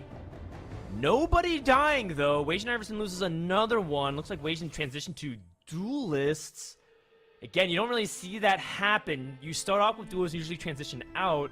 Wajan Iverson doing it inverted, transition to Duelists, as he does end up picking up that Mordekaiser with that Shroud, and hopefully can pull him out of this deficit. We still have a lot of TFT left to play. Anything can happen to sort out the top 4. Definitely the case. Basso Skills, while he does seem to have the strongest board in the lobby, if he has bad fight RNG, if there's one bad matchup, he could be dead. Wajan feels like he is free-falling. He did move all those Camille items onto the Zed, completely off of that admin tree, so not taking advantage of that AD on 66% HP anymore. He's able to get a Shroud, and he's got a Zephyr as well, so there's a meaningful amount that he can do to cheese a fight win here. He's got DQA in his pool, which would likely be a 1-unit loss, so that could keep him alive, and he's got Malala and Broccoli. Broccoli we saw on that Viego board. I'm not sure exactly what Malala is cooking up. I believe that someone said the Pip was Malala, so that would mean that Malala is playing around that Spellslinger tree as well. Last second reposition of the Zed and the Zephyr. Okay, does end up getting the Shroud onto his opponent's Mordekaiser from Broccoli. Does seem like the Skylines is good. The Viego starting to get the Heartbreaker reset. Zed has to wake up. No Edge of Night to drop the aggression. And Wajan Iverson, at this point, is just praying that he can maybe survive and scrap together a 5th. But Boss of Skills is now streaking. Wajan survives with 2 HP. It's a race to the bottom here between Wajan Iverson, Malala, and now DQA, who took 2 very poor losses and could theoretically be one of these players not making top 4. Definitely possible. You've got 2 players win streaking at this stage of the game. We've got Buzzy Boo, who just made a Camille 2, so on that admin line, and then we've got Bosso Skills with that big underground cash out into the 4 ace board. The ace crest prismatic Fiddlestick's been putting in work. There's just so much threat on this board. He's got fully itemized like BIS, Samira, as well as fully itemized BIS Misfortune. He's going to get Zephyred here, and the Zed is on the other side. Zed is going to go into Aphelios, though, which means if he dashes through this target, he's going to be able to turn on the Samira immediately afterwards as well. But there's another threat in this Misfortune, pumping out damage on the right side of your screen. Here comes the Mordekaiser ulti. Zed is in the middle of the action. This fight has gone about as well as Wajan Iverson can hope for, and it's actually going to be fatal. Is it fatal? No, 1 It's HP not and fatal. a dream. And DQA is also at 1 HP. Everything is so close here, from 3rd all the way down to 6th, separated by 3 champion deaths. It is a nail biter here in game 2 of the final lobby. But the important thing to pay attention is who is not in danger, and that's Buzzy Boo and Broccoli. These 2 players are very much safe and almost a lock for top 4. After the next round, we're going to see potentially 3 players die, and that'll be our top 3 for this lobby. Man, this lobby is in for such a wild finish, and I just can't get over how insane it is that fight goes Wajan Iverson's way. I think if you run that fight 10 times, Wajan might lose it 9 of them, but it's just absolute perfect fight RNG. And then I was worried about Bosso Skills, who it felt like was the front runner to win this lobby, maybe dying in 6th place, surviving with 1 HP, so big for him, definitely capable of coming back, though we haven't gotten a good look at Buzzy Boo's board. DQA is down on 1 life. You've got 4 players all on 1 life as we start the stage. We're gonna start to see the deaths racking up, and then you've got Buzzy Boo as our top. Zeke's? Zeke's so big. It's the single best item that you can get in this situation for Draven for that extra attack speed. That was the one thing he was missing. He has so much damage. He's got stall. He's got utility. What he doesn't have is attack speed to really amplify that AD. And the ankle breaker juke on the other side, it is Broccoli. And we'll see who is able to survive top 4. A big Zephyr from Broccoli to stop that Draven, which is going to delay that ramp-up ability. We'll see whether or not Draven can get the kills, stack the AD. Heartbreaker starting to make its way to the back line. Janna trying to stall, but that Shroud was so big as well to delay all the CC and utility. Can Broccoli crack through? And the answer is yes. DQA is dead in 6th place. And hold the phone, Buzzy Boo, who was at 20 HP, took max damage, and he is dead in 4th place. Wow, I'm assuming he went up against Bosso Skills and just took a max loss. He'd been dodging Bosso Skills for that whole stage because we saw them both as the win-streaking players. We know how ridiculously strong Bosso Skills' board was when we last saw it. And Wajan Iverson somehow scraps out a top 3 from this position. That is such a beautiful game of TFT that he has played. Broccoli with this Viego line that he committed to in stage 2. We've got 3 very strong boards, but I feel like Wajan Iverson is just the outlier. It feels like his board has to be weaker than both the boards that we have seen, but he did get a fight win last time he played Bosso Skills. Now a beautiful repossession, such good micro from Broccoli, back-to-back fights, landing the Zephyr on the priority target. I don't even understand what happened there. Zed actually TP'd to the back and then didn't actually attack anything. I think he was trying to go onto the Zephyr to Filio, so a potential half-second reprieve might be the difference maker, but Wajan Iverson Zed is now starting to scale, killing everything. And Wajan Iverson survives, but so does Bosso Skills. No one is dying. Everyone hanging on by a thread. I don't want to hear it ever from anybody that says that 1 unit does not make a difference. Both of these players are getting the most mileage possible off of 1 single life. This is such an impressive game all around. Everyone's so clean. Broccoli with the really clean micro. Bosso Skills, he's Zephyring a target and then dropping his Zed on the same side, and there's a bug where when the target gets Zephyr, it's the only unit there. Zed's just going to stand still for a while, so he probably wants to get these on the same side as opposed to opposite side. Here comes last second reposition. That's much cleaner this time. Which board is he going up against, though? He's going up against Bosso Skills, and Bosso Skills is full clumped and ready for Zed action. Yeah, this is exactly what you do against Zed if you know that's the primary carry, but his clump for the undertow. A big cryo grenade stops the undertow from coming out immediately, and now the Aces are focusing on the Zed with no edge of knife for the cleanse, but the big undertow is able to get to the stall, and now Misfortune turns around, not even get the bull time. Both the Samira and the Misfortune is down. Wajin Iverson is doing the impossible and bringing this game back from the depths of the abyss. And that is a win over Bossa Skills, and now he challenges Broccoli for a win in this lobby. There is no way, man. This Zed is better than Faker. Like, what was that? Are you kidding me? With the full clump in the backline, the Zed and the taunts on the ZZ Rot, Zed just somehow methodically works his way through the Misfortune and the Samira. All of Bosso Skills' damage is dead despite perfectly positioning for the board. That is an insane fight win for Wajin. I can't believe he is in the top 2 in this game. Everything was perfectly calculated. The Shroud onto the clump. The Zed making sure not to dive straight into the clump immediately and getting separation from the Zeeks, even positioning everything like his Mordekaiser for the ideal ultimate and landing that Zephyr. Everything went perfectly. Can he do it one more time? Wajin Iverson from the Flex TFT that we know is possible. Can he do it? And it's a beautiful Zephyr onto one of the Viegos. It's not the priority Viego, though. Meanwhile, the other Zephyr misses from Broccoli. The Zed is into the back line, working its way, ramping up slowly but surely. The Viego, meanwhile, is going back towards the Zed. If Zed dies, then Wajin's hope of this win is over. Zed is lifesteal as best as it can. Is it going to be enough? It's not enough. The Fiddlesticks is still alive, though. It's a Fiddlesticks 2 with full damage. Oh? One more cast? Zoe DPS? Oh! No! Wajin can't pull off the miracle win, but it is a big W from Broccoli in this game, too.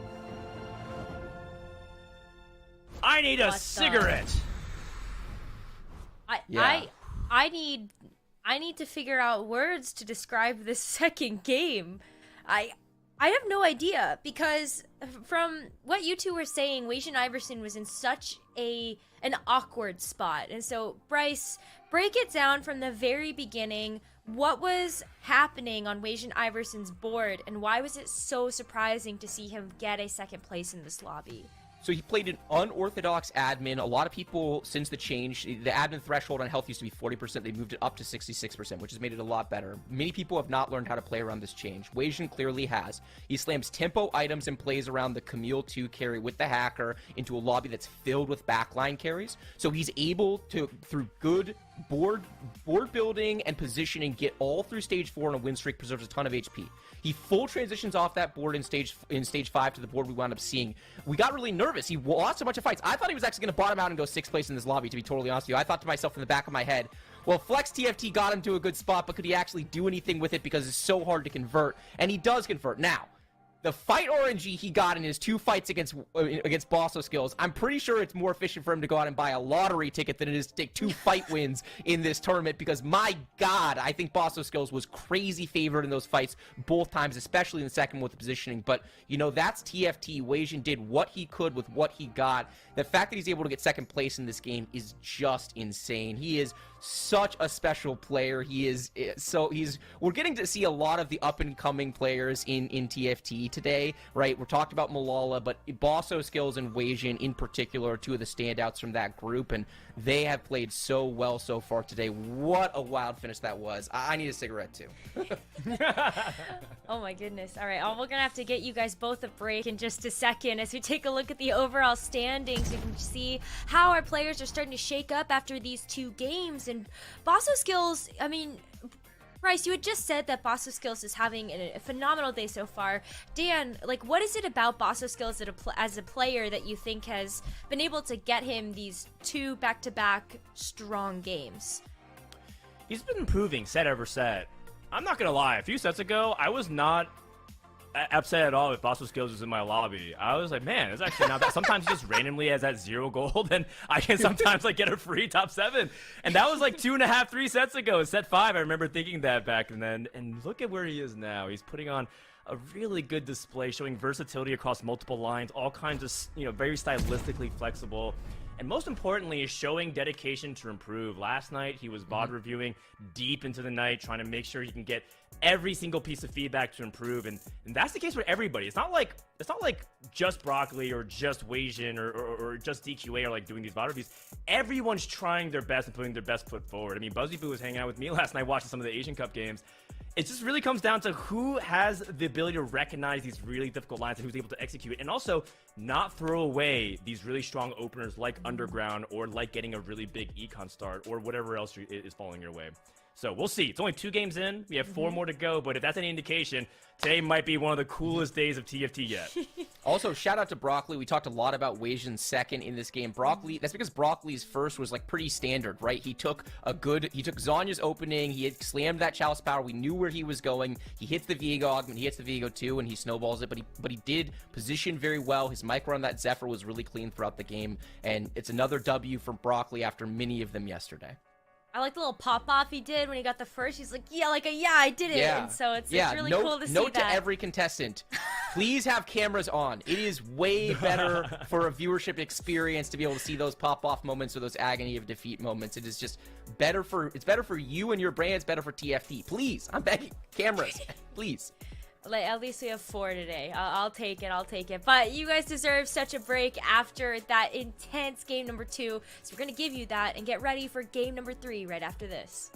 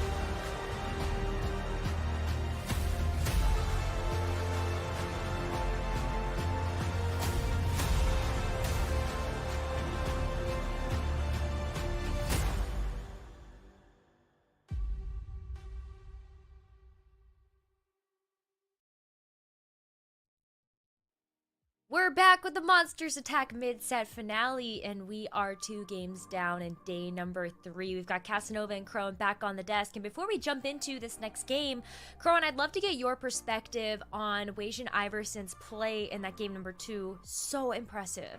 Yeah, that was crazy. I think even Wasian himself thought that he was going bot for that game, and it was some of the best flex play we've seen this tournament. He played admin really well, and kind of like Bryce said, it's hard to assess board strength really accurately, especially with that kind of admin change, it being at the 66% threshold, gaining AD. Win streaking throughout all of stage 4 with Camille, like that's almost unheard of, right? There were so many people spiking at that point as well, especially Basso and Broccoli. It's just crazy. You cannot understate the level of play from Wasian. He did get a little bit bailed out by kind of high rolling a Fiddlesticks 2 to supplement the carry, and actually almost win off the back of that against Broccoli. It was just so close, but still, Wasian is continuing to impress.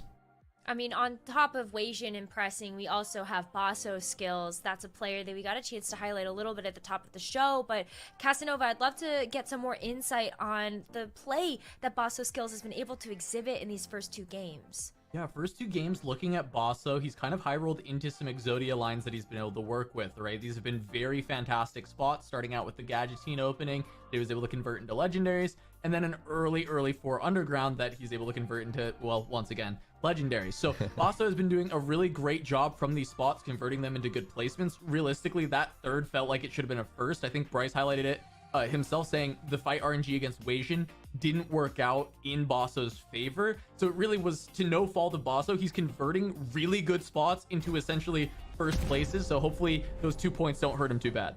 Yeah, I mean, Dan was saying that a lot of times it's like the player has to be able to close it out as well. So these players are going to have to do just that as we're reaching the halfway point. Game number 3 is upon us. All right, thank you, Necro. We're jumping on board with Broccoli here, Crowan, tier start this time around. He's been really flexible with a lot of different item starts, it feels, throughout this tournament. Seeing as how he is not only just comfortable on AD anymore, it's been the story overall is how comfy he is with AP now as well. Yeah, he's talking about yesterday, he prepped a lot, trying to learn the AP lines coming into this event. Even knowing the tech, with that being such a recent development of slamming chalices in the early game and having that to lean towards the Viego line, like kind of Bryce called out a bit earlier. It's so phenomenal. I think it's great recognition is when he's able to convert that to a first place, especially in such a crazy lobby, right? Prismatics were kind of throwing things all through a loop, and that cursed crown dish soap was something to note as well. It was very risky. There was such players trying to all cap the highest, but Broccoli was able to beat that one, even though it was such a close fight there at the end. Yeah, it's even possible Broccoli didn't cap the highest, right? It might have still been Basso, but Wasian True. took care of that one for him. Broccoli, like, all right, okay, that's what, thanks so much, Wasian. Okay, business. Broccoli now in the early game has the potential for a Shiv, has Star Guardians as well. Might be seeing just a bit of flex play here. We could be slamming Shiv, going to a Kai'Sa line, but not indicative of really anything in specific so far. Keeping his options open. Options staying open. We'll see 2-1. That's when the game starts for us, really. That's the moment where a lot of players will immediately already pick their compositions, but we start to get a lot of direction. There's another cute cone for Broccoli if he wants it. If he wants to go in the Viego direction once again. Oh. Admin crest. Built differently. Probably not gonna take that. It's probably just the Celestial Blessing, though. You're not excited to see any of these, so it's gonna be a reroll instead. But these are also kind of awkward as well. Nothing that Broccoli is really excited to take, so it is just gonna be a standard Luden's kind of AP direction. Again, we're talking about Broccoli being comfortable on that AP tree. I'm just gonna stick with that for now. See where he goes. There's the Shiv Slam. Yeah, Shiv Slam is still very fine in this route. We see a lot of different potential from this spot. Now Broccoli has to decide if he wants to level up or not. Usually you only would if you're going to guarantee win streak throughout the whole stage, or at least have a solid shot too. But Broccoli's saying no, I don't think my board's quite good enough even with the item slam. Lux can grief a little bit, as we saw in the previous game. It's one of the reasons why Dish Soap actually took a loss and was on 96 HP, because Lux was actually trolling out of her mind. Although Yeah, having Lux a good front can't line troll this helps. one. Yeah, 'Cause your front line is so good, right? Lux actually just can't miss. Well, we say this and then, you know, No, surely just in a can't second, miss. I was just waiting for that Needler cast front line to die and them to step forward during the cast, you know. I saw it in my mind. Too many times has it happened. I know. What a pros. Ooh, Underground from 2-1. Actually won the last round as well. Probably played against someone else who was streaking. Only has a Kaisa 2-item opener. Kaisa pair. Probably just gonna get a 1 or 2 heist cash out, dip out of that, and then go Kaisa direction. I don't think anyone else is quite leaning that so far. Yeah, I could stay in it a little bit longer if he wants as well. Just playing Kaisa on 5, have the 2 recon. Play 4 underground. Yeah. Frontlining the Kaisa, maybe trying to make sure he loses. Also slamming some items in the early game as well. Did pick up the salvage bin, so can swap those over to whatever he wants and can use them right now for power. I really like that. This might not be a board that can fully win streak throughout stage 2 from Basso, but it can still preserve a lot of HP. And so that's a very, very good sign. Go once again. Broccoli with this Lux. 2 cracked. Finding wins. Yeah. Also have to keep in mind, just how many points everyone has at this stage of the tournament. There's still 4 more games to go, right? We're on game 3, almost the halfway point, but there's still a few clear front runners, right? Broccoli, Basso Skills, Wasian, Iverson as well, and those are players that are kind of the newer blood are coming back into the scene. We always keep highlighting them, and for good reason. And it's very surprising that's the players that people had a lot of expectations for, like Dish Soap and DQA, that are currently in the bottom 4. And yeah, sure, it might be just a little bit of low rolling, for the past couple of games. Dish Soap barely getting a 4th in the first game from a weird spot. And then going 8th last game, DQA actually taking a couple of bottom 4s. Still, the day's not over though. They have to, keep the mental strong. Yeah, I mean, it's so good for the North American TFT scene though to have this just injection of newer blood coming through and having an outstanding tournament here. Bryce and Dan talking about all the different prep groups and these different squads coming through, but now one of the newer ones performing so incredibly well. Yeah. I think it's just going to help, steel sharpen steel on the rest of the old school players who have been good for so long. Playing against people who are actively challenging them every single step of the way just bodes really well for the region going into, the big international tournaments. Yeah, definitely. And well, it might be like, oh, I'm not sure if a player, like some of the newer blood, can actually have a chance at, winning the championships. I think that conversation leans more to them being able to every single set. Again, with the, the prep and kind of the new talent popping out, like you're saying. It is that study group, Wage and Iverson, Lala, that are currently both in the top 4. So they're onto something. Their study has been, paying off really well. Yeah, I mean, you can tell by the matching little legends there. Basso, Sure. Wasian, Malala, all hanging out, ready to go. The Dongo squad, love to see it. All right, we're back on board with Broccoli. He has found Early a Zed. Zed. Okay. Might just be playing it to try and keep the win streak. I don't know if he's going to commit to the Zed angle, but also Zed can work. You can still run into like Zoe Zed. It still has the AP line, dual carry. This is gonna be strongest board, but Broccoli is so poor right now. Is not even able to sell to 10 here unless he wants to get rid of some very impactful pairs. Zed's gonna be strong. There's 2 duelist synergy, of course, with the Neela. Fortunately, does run into Wasian, who is to level 4. Gonna be a 5-0 loss. Will be disastrous if Broccoli loses here before Krugs. I mean, just having no money at all, he really needs to maintain this win streak. So Exactly. we gotta be watching to see where Broccoli runs into. I mean, he's just gonna make 10 going into this, and that's some of the poorest I think we've seen going into Krugs. Makes sense with the board being pretty expensive. Neela, Zed, we got the 2-star Poppy as well. I think if Broccoli runs into Buzzy, he might actually lose. Buzzy's board was fairly strong, had a couple of 2 stars on it, a couple of slammed items. should he slam this psionic? It feels No, really no. anti-synergy with having a static already, so it's hard to get stronger. Yeah, even if it like wins the fight randomly, it's probably still not worth it. And thankfully it does run into Dish Soap, who is running underground again. Ran that I believe in game 1, was able to convert that into a top 4, and so was on that line once again. Similar HP to what he was in game 1 as well. I think he was on 69 at Krugs, now he's on 66, so taking a bit higher losses, but that is okay. Wasian playing one of the Kaisas as well. Slammed a Ron on there. And yeah, the salvagement value, you see these items and you're like, okay, I guess those are items that, you know, can work out on units in the end game, but he can just, you know, transfer all those wherever he wants with the components. Yeah. Big difference from the top and the bottom. We have 3 win streakers here, 96, 96, and 100 HP. Oh, wow. But at the bottom, Dish Soap at 66 already, Pros at 72. Yeah. Big gap on HP right now. 3 win streakers into Krugs. Some players would be like, Mort Dog, what's this matchmaking? But no, obviously it's somewhat can happen. Sure, some of them will get snapped as we head into stage 3. As admin online for Buzzy Boo.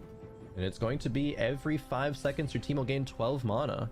Not fantastic, probably one of the weaker options. Maybe just playing it for the early game here. Gonna have a little bit of value right now. Yeah, still trending towards the AP line with that Shojin slam, but does have trade sector, so we'll see Almost a if 6. it goes in a reroll direction or if he's just using it for the early tempo, as we do see him level up. Malala in the bot left, looking to go supers Yumi Neela angle. Actually hits a Neela too. Still on 20 gold. Okay. Very solid spot for that comp. Yeah, it's a good spot because hitting the Neela 2 this early is going to let him maintain so much HP. I think that's going to be the big problem with that comp a lot of the time, is even when it gets online, you're just so low. So if you can do it from a win streaking angle 3 items with the even. trade sector, that's pretty solid. Yeah, 3 items as well. Neela's very strong. Going to be able to preserve HP in stage 3 and 4 is actually really, really huge for that composition, allowing you to cap out. You're just further along on the Neela than you usually be at this point. Malala, this bodes very well, especially because it is a win streak. Gonna be able to carry it forward here and snap Buzzy Boo's. Even with Buzzy Boo going level 6, wow, this is really, really impactful swing in this game. Yeah, I mean, really tough for Buzzy Boo, someone who was, you know, high rolling a bit on day 2, doing really well and converting from those high rolls, getting the first, but in this spot, losing out on the streak, losing out on a lot of econ throughout the game by losing that. We'll see if he can adjust and still kind of get a good placement off of this game. Yeah. Buzzy, wow, selling the Renekton too, actually. This early, wouldn't expect that to really be the case. But I guess put the items on Blitzcrank, it's going to be similar strength, and is able to sell back up to 20 now while holding the LeBlanc pair.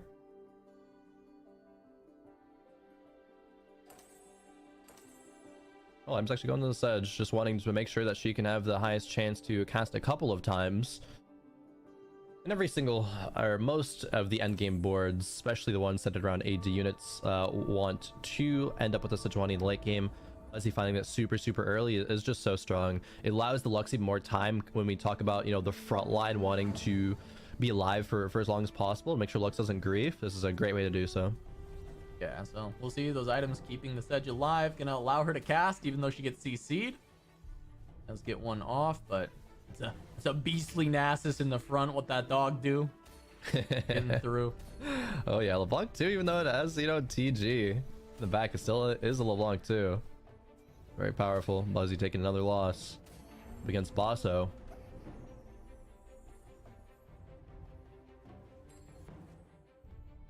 All right, Basso and Malala still holding on to their win streaks. Malala especially, that's looking good with the reroll comp, with the trade sector.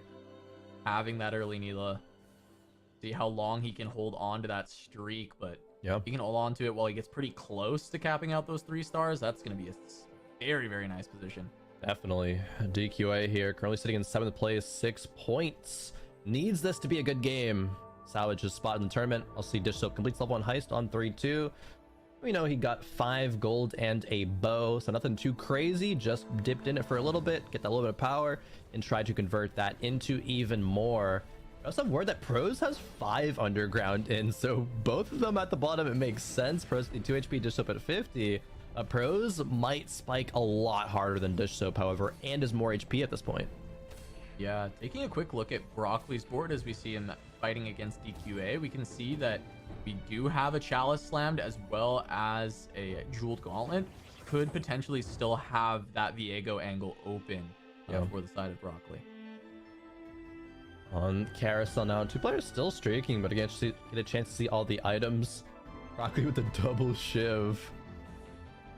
Wage and Iverson having a couple of completed items. Pros only having the 1, however. Everybody else looks like has 2 or more. So yeah, Pros really just banking on this cash out from the underground to start spiking, but there is no real power on that board right now. Took another loss in that round, is down to 40 HP. Dish Soap still going to be lower, but this is 4 components in a tome, and that's not good enough. We're going deeper. I could have guessed he was passing that one too. That was just not looking too great from Pros. Trying to roll. Probably goes 1 more, maybe 2. He's got 40 HP. If he finds a Sona, that would be 6 underground, and then he'd be able to cash out in just the next round.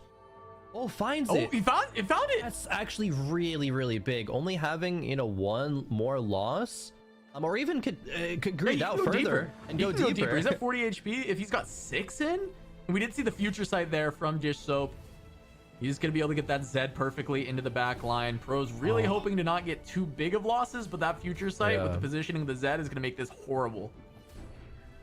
This is what, looking to be a 7-0 loss. Maybe can kill 1. No, not able to even do that. Pros. All right, 26. it might be a cash out. Yeah. I mean, he could go 1 more, but it feels so risky. 8 components, 2 loot orbs. Yeah, I mean, you gotta take it. There's so many components. These carries are going to be outfitted, and that's so huge when we already have a Samira and a Belveth ready to play with. The only thing that's kind of unfortunate is the gold. There's not very much gold to work with. Sure, you might be able to salvage that because you're still running 4 underground.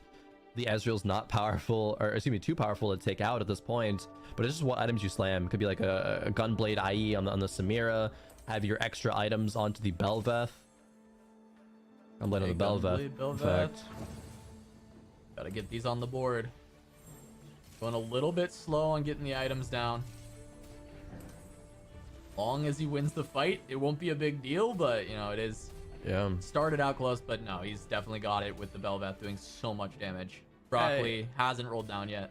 Yeah, he's already outfitted full of tank items and full Belveth carry while still having a last whisper on the Samira. I think there's definitely some question into what items were kind of correct to slam there. There was a lot of different combinations, and by no means are these bad, right? These are very good items. It's just maybe, the priority between outfitting the Samira versus the Belveth, which one's stronger. We do know that Belveth is stronger in the mid game, especially with both of them only being tier 1.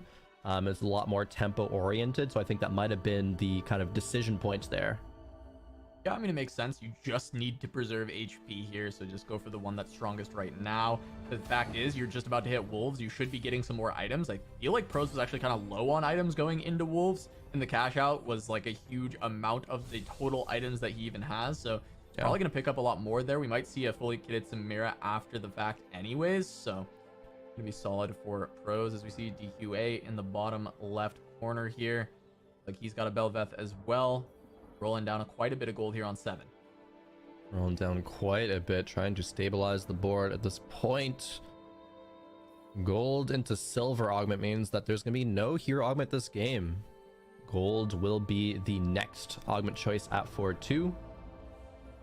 This Broccoli still on Talia 1. A Talia pair, however, is rolled down fairly deep. Yeah, his board still looks super weak as well. Looks like he might completely get smashed in this. Does take out the Rammus, but that might be all he gets. One more Talia cast. Okay, able to kill a couple of units, but yeah, this board is looking super weak right now. Yeah, huge information. I think he was on 6 Kaisas, had a couple of fantastic items as well. Fortunately, for the cash out there from Pros, has continued to stabilize as we get the gold augment choice coming through. Throw the Hunt, Cybernetic, 20 frontline. This is Honestly, AP line. None of yeah. them super exciting for Cyber from Broccoli. Cyber, I guess, pick up. There could be some consideration for 20 frontline. Actually, I don't think we know the admin of Broccoli, so it could end up being one that works out if we, fit There we in. go. Okay, Talia 2. Very, Here's some very hits. nice. Yeah, I mean, we may see the admin in a sec here. We don't have a second Soraka. one. Need a Raka for that.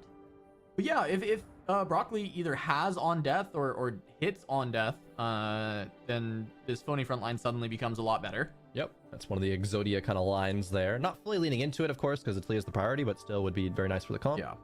Might just have given Broccoli an out anyway with those 3 augment options. None of them are very good. Plus his front line was already kind of weak, so this kind of helps to stabilize that a little bit in the interim while he rolls down and hits more at this stage of the game. So there's definitely a lot of good factors for the phony front line not being too bad of an option. Oh wow, that's actually gonna be an Anima Belveth, not something that we've seen in this tournament. And Anima line over there, I believe from the Basso. I can't hear the name. It's a doggo. Yeah, it's Basso. one We of see him in the top doggos. left. There's this little camera. Yeah, right. Yeah. Hey, you're so right. I'm so smart. So smart. What'd I do without you? It is Basso. Going for the Anima line, and that's something that Necro pointed out actually at the start of the day. We saw that a lot more on day 1 than we did day 2. And I think your point there was that it's just hard to go that angle, right? You need a very specific condition to have Anima early, keep stacking that fame. And so maybe in a good direction for that, as I think we saw Wage just hit a Kaisa 3. All right, Weijin Kaisa 3. I missed it. I was checking out the admin for Broccoli because we were talking about on death being a potential out. It's not. It's every 5 seconds admins gain 18 ability power, so we will not be seeing that Okay. really play a role for Broccoli. It really just was the fact that his front line Ooh. was very weak, and getting the phony front line does help quite a bit. So Yeah. here we go. There is Weijin. There is that Kaisa 3. And this is a Gadgeting pickup from Buzzyboo on that 4-2 augment, but it is a little bit awkward at this point to kind of transition into that 5. It's still possible, but we need to be, find level 8, find a Nunu. But I don't know if Buzzy's gonna have the time to get there, because that is a huge loss. Bad matchmaking, unfortunately. Not wanting to run into a player that had just spiked, but that is the case, unfortunately. Just spiked, and also not a great matchup when you're running a mech. Like, you don't love to see Kaisa. She actually just shreds through those big units consistently. Yep. Oh wow, that Neela, the power of it. Yeah, Malala's still chilling. Yeah, that at the top by a kind of decent margin as well. Was very close to hitting some 3 stars. I think we saw it on the bench, so gonna have to check in soon to see the progress there. But Malala certainly impressing. And it feels like, kind of similar to Broccoli's spot earlier that he had to go in that direction. But one of the big differences is this is not a prismatic lobby. So there's not as big of power levels everywhere else, just hitting Malala in the face. And because he hit the Neela so early on, that win streak has given him a lot of gold. I think Trade Sector also playing a role to make sure that he's just hitting units, had everything to start relatively early. And I haven't seen his 3 stars pop through yet, so we'll have to get a chance to see that later on if he's hit any. It looks like soon. that has to be Malala in the bottom left there. So yeah. I think he's Yes, getting it very is. close to a lot of them. And still at 50 gold as well. It's not like he's had to roll deep to try to stabilize. That Neela has done a lot of heavy lifting, and Malala hasn't played the Yumi Neela route that much this tournament. Has only played it once on day 1 and ended up getting 3rd with it. So the times that he does go into that line, it is going to be from a good spot. That bodes very, very well, as opposed to players who, were like, okay, I guess I'll go that line. I'm like, oh, I'm not actually in a good spot, and end up going like 7th or 8th. Like it happened a lot yesterday. Yeah. But this should be trending those stats back up, as we see Wage and Iverson with that Kaisa 3 just absolutely dismantle Basso Skills' board. That is a 7-0. Yeah, we're just going on tour of Weijin beating people up right now because that board is so powerful. As we do see, that is a 2-star Leona, and level Buzzy is 7. dead. Surely, not a BT diff. Couldn't kill anymore. Exact lethal. Wow. Buzzyboo getting out on 4-5. Not what been we Buzzy's hoped day. for. No, he was kind of talking about high rolling yesterday in kind of low roll spots today, and is not able to salvage those. Yeah, looking at Malala again on that picture in picture, and it looks like that Malphite is a 3-star, right? That's what I'm seeing, and then we're very close on the rest here. Looks like 1 rel away. Just getting close to everything, and just the fact is, right, Malala's at 83 HP. He's been able to hold all this HP, and he's about to spike. He's not like he's been spiked the whole time. He's about to spike. And it's a very, very good spot for that line to play, because then you can start leveling up and just adding really strong legendaries to the composition to help round everything out. Yeah, it's so funny because you're like, oh, I'm about to spike, right? And it's like, oh yeah, I'm probably low HP, I'm probably sacked. It's, you know, the Soju special, you know, it's like, oh, it's a win out, you know, something like that. But no, Malala has still preserved a lot of HP and is still going to spike even harder. It's really, really terrifying for the rest of the lobby, especially a player like Pros, who is just trying to get through every single round and might not be able to get through this one. Wow. Wasion Iverson tearing through that Samira and the Belveth. Pros' cash out was not able to be good enough and goes out in 7th. Yeah, just another stop on the tour of Wasion beating people up. This PC stop there at Pros. It's like, all right, take another like 20 damage to the face. He's so strong. We're pulling up Malala once again as we just see these roll downs continue to come through. He's just slow rolling because he can. He has no reason to rush the roll down. Yeah, he took a loss. He took 10 damage, but there we go. Here's another 3-star with the rel being finished up. Another 3-star, taking it slow and steady. Well, everybody else, it feels like, is pressured really hard in this lobby by Wasion Iverson, right? Wasion's taking him out left and right. DQA might be the next on the chopping block because he's still level 7. Not going to have a lot of gold going into 5-1 for the roll down. Stuck on a Samira. I think there's only been one instance of a board that's been stuck on Samira going level 8, not finding a real carry and going out in exactly 8th place. So at least DQA has dodged that. Finds another set because he is running that mech front line, but no, this is not a great spot for DQA to be in by any means. 6th Bigger roll down might from be his Malala. cap. Yeah, Malala Bigger hitting a roll down lot. this time. He actually got to the Lee Sin 3 and he got one away from his Yuumi, and he's just still going. There it is. Yuumi. Wow. Still doesn't have the Big, Neela, big. however. 2 away, it looks like, but still, very strong board. One thing I wanted to bring up too is if we look at the top 4, top 5 of this lobby, I guess, we're going to be seeing all of the same players that are the top 4 of the tournament overall right now. Malala, Wasion, Broccoli, Flag, Bosso, immediately true. there. But Dish Soap is in 5th currently too, right? He is the one most in striking distance of these other 4, and he's still fighting for it. But just continued dominance from these top players in this event. They're having such a fantastic day as DQA takes another big hit. That was a very interesting stat that got popped up in the bot, right? I think it was DQA's average gold in 5-1 was like 69 or 70, but DQA in this spot was not anywhere kind of close to that. And I think maybe sometimes those are going to be with being on level 8 as well. But DQA level 7 did not have as much gold, was not able to roll down and hit everything that he wanted, or anything that he wanted really. He's still on set pair, still on Samira pair, is in the awkward enough spot where he has to play 2 Samiras on his board. Extra last whisper? That's not gonna be what he wanted. Yeah, not ideal. Nah, this is a 6th for sure. It looks like he's going out, and I just needed to wait for that round to make my point, because we got our top 4 as the top 4 in the tournament right now. Yeah. All Wasion, Broccoli, Bosso all sitting up there, sitting pretty, continuing to grow this lead and try and run away with the event here in game number 3, as DQA looks to be going down at this spot. Can't get through the front line. Broccoli, that phony front line not being too phony anymore, holding on for a very long time. Of course, DQA just not having the damage. Samira is going to fall, and DQA going to go out in 6th in game number 3. Yeah, he's kind of faded for that. Honestly, in a lot of situations, that would have been 8th from DQA, so kind of thanking players like Wasion and Malala for just kind of putting a hurting on everybody else, like Buzzy Boo and Pros, to go out even earlier. This is 5-3, and this lobby is already very, very fast. The tempo is a lot higher than some other ones that we have seen. Bosso, again, is kind of another one on the chopping block because this is still another player who is stuck on a 1-star carry. People have felt the pressure to have to roll down, salvage their boards, but they're just not hitting. Yeah, looking like a very likely 5th from Bosso. We haven't seen Dish's board in a while, but he is going to run into Malala right now, who is very powerful on all of these 3 stars he was hitting. This is actually the Yuumi being a carry in this comp instead of relying entirely on that Neela. Being able to have the Shojin and the Giant Slayer and be 3-starred early on. It's getting it done, and it's going to be a big amount of damage on Bosso. There he goes, down to exact lethal. I thought he might hang on by 2 there, but it was exactly enough. Yeah, Bosso not able to find one of those Exodia lines in this game. Still not a terrible placing right in 5th, but not something that we would have expected with the consistency that he's had so far on the day. Top 4, however, and Dish Soap once again has snuck in there. Dish Soap is really, really good at clawing every single placement that he can, even when he's like really, really low rolling. The one exception being that Cursed Crown game, but that's just a bit of an extraordinary low roll, really.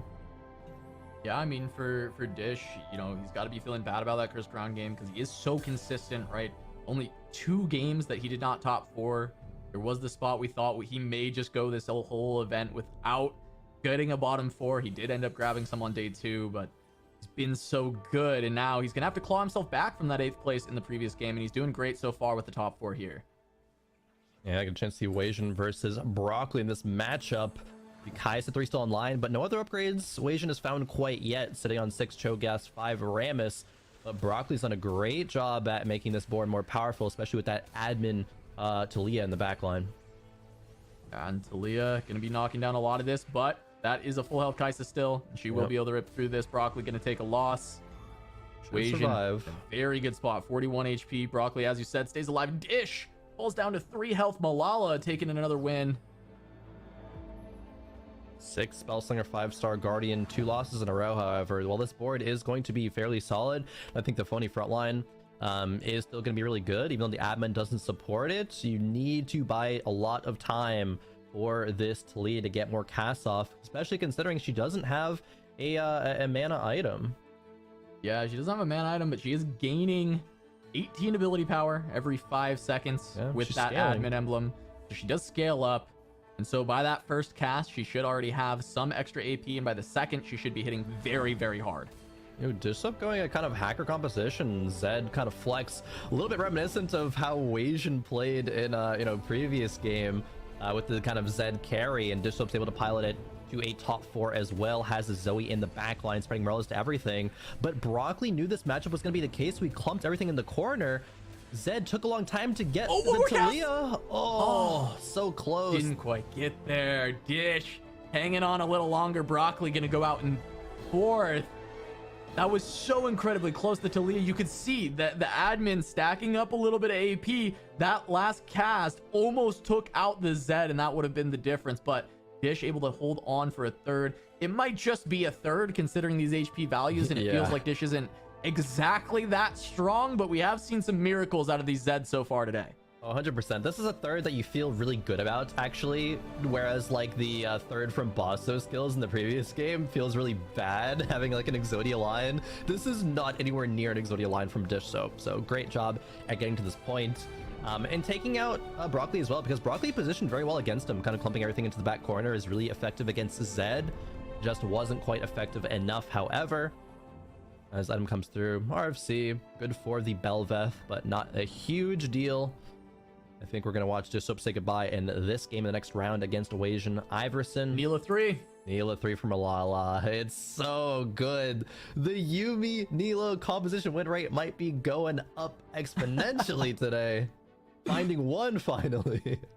Yeah, I hadn't found any wins. It found a couple of seconds. We saw it capping out at second a lot. There's a world that Malala does win this one. This was such a good spot for it. He's done so well executing on it. It's just a matter of how strong does Wasian get, because, you know, Kai'Sa can shred through those 3-star units pretty quickly. She just does so much damage. Yeah, she does. Still, it looks like 2 Rammus and 1 or 2 Cho'Gaths away from Wasian Iverson. So maybe there's a chance for, if Wasian can get through this Dish Soap board, preserve HP to finally go toe-to-toe against Malala. But Dish Soap actually is hanging on. Yeah. One more win. Malala finds a win as well. Wasian losing some HP. Dish, I mean, hey, can he hang on 2 more rounds? Wasian loses both. Against Malala on this one, so I don't know. It's going to be Malala tough. going to 8 as well. Yeah, going to 8, just hit the Neela 3. I think Dish Soap might be too long for this world. Even if the Zed gets onto the back line like a Yuumi or something, the board from Malala is already going to be a bit clumped. You can, you know, kind of influence who the Zed's going to be jumping on, and the Neela's going to keep everybody alive. Yeah, putting in the Rainy Janna because you're already clumped up. Just give mana to everything as well. Yeah. Well, even frontline Yuumi, I think, and put Neela. Oh no, actually he swapped those. Quite. Yeah. There goes the Zed on the Janna straight away. We're going to see the CC try and come through. It does not quite get the cast off. Neela trying to keep everything alive, but Zed has gone down. And got one shot by the Yuumi. There's just too much HP. Yeah, a bit too much. This is insane. This is like the really, really strongest cap that you expect to ever see out of the Yumi Nila reroll. Weijin is going to hit Shogath 3. That's really good into this board specifically. It's going to cleave and mono-reave kind of everything. Still did not hit the Rammus, however. I wonder if even the Rammus would be enough. Yeah, I mean, look at these augments for Malala on top Oh, of yeah, that. that's trade just sector to hit crazy. everything, but then double battle mage. So incredibly tanky. Luckily for Weijin, he's doing a lot of ability power damage with the Kaisa here. Not worried about all that extra armor, but it's going to be really tough to try and break through this board. Cho'Gath cast does not hit all the targets you would want, and Yuumi might just pop this Kaisa in a second here. Here comes the next cast, and goodbye Kaisa. Goodbye Weijin, and Malala is gonna get some redemption for Yuumi, getting the first place on the line, the first one in this tournament. That was a bit of a high roll, but you still got to know how to convert them, and Malala did that flawlessly that game. Such a terror run that Malala just had. I mean, not even just the first for the Nila Yuumi reroll, but also Malala's first the entire tournament. Oh, that's true. Yeah. So like point. what? Like what a historic first as well. But also probably one of the most dominant firsts I think we've seen as well, with just how much HP Malala had at the end of that game. But I really want to talk about just kind of looking at the top four. You both had called out that the top four right now are the top four that we already saw in the overall standings. And so we've already gotten a chance to highlight just a few of those players, but I really want to talk about maybe Dish Soap getting back in there as well, right, Casanova? This is a player that has already qualified through the ladder snapshot to go to the Monsters Attack NA Regional Finals and is trying to play for that first place. So pretty big comeback here. Yeah, I mean, I think that actually adds a little bit more context even to that Curse Crown pickup, right? He cares about first and first only. So if he was in a spot where Curse Crown is like, hey, I can just get a first in this game, get so many points, be so ahead, he takes it. It ends up causing him to get 8th, which now puts him in a really tough spot to try and fight for that first place. Getting another top 4 is huge here. I think Dish Soap could, end out the last 3 games getting top 4 every single time, but can he get enough, firsts and seconds to turn it into a first overall and make it to Worlds? I mean, I think yes, he can. I think he has the ability to do so. He's such a solid player, but we are seeing just the rise of players like Weijin, players like Malala, players like Basso Skills. Gonna be tough. Broccoli too. I mean, geez, these players are just fighting so heavily for these top spots, and they're running away with the tournament, which is gonna make it really hard for Dish. Yeah, I mean, that's great transition to look at the overall standings, isn't it? And Crowan, Yeah. give us your first impressions looking at this list. Man, there's such a big cutoff between like the top 4. I'll say 5. Dish Soap has put himself within striking distance, and everybody else. Buzzyboo not able to find the high rows in the day. Pros dodging 8th, sure, but after having bonus points coming in from yesterday, definitely higher expectations. And DQA as well with 3 6th in a row, just not able to convert from some of the more lower roll positions. Weijin, we might very well be seeing a newer player like Weijin, Iverson, Broccoli, anyone in the top 4 to be our Monsters Attack Championship NA representative, or at least the first one. Looking likely, but there is always that Dish Soap factor. I wonder how much, Casanova, do you feel like this has anything to do with the lobby trending to be a little bit more AP heavy? I look at a player like Buzzyboo, for example, who really liked to play the Viego flex, was playing that a lot on day number 1, and then was also trying to look more along the lines of like Jax and Aphelios, Anima Squad going into day number 2. What do you think about the way that these players have been approaching their games? I think that can hurt a little bit for some of these players. I also think, we did mention that the stats were showing that Buzzyboo was high rolling a bit. This may just not have been his patch overall, because we talked about how good he was at Corrupted, but he hasn't shown that same level here on mid set, and the day is just not Mort Dog favored for Buzzy, and it's hurting him quite a bit. So I think that's big. The one thing I did want to call out, I can't think of the last time I've seen a score gap this big on a final day of a tournament of this caliber, right? Mid set finale. These are all amazing players, and this score gap is huge. I think I've only ever seen score gaps like this on like a fight night where sometimes there's disproportionate skill, but like this is insane to see how big of a gap there is between these top 4 players. And it's just like a rise of this new blood. It's so cool to watch at this mid set. What are these players going to do for the rest of the season? What are they going to do at regionals if they lock in those spots? Because they're very close to doing so. I cannot wait to find out. We have reached the halfway point for day number 3, and we've got the back half of games coming at you right after this break.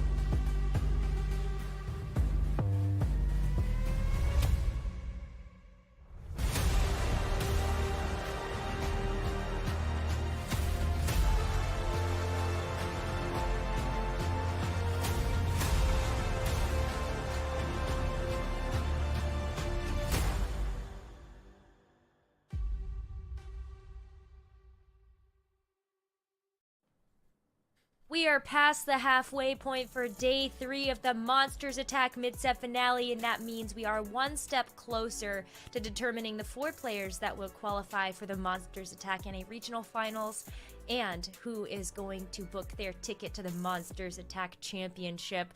We are getting ready for game number 4. We've got Bryce and Frodan back, and Dan, I just want to get your thoughts on looking at the overall scoreboard, like the point gap, like what's going on with that?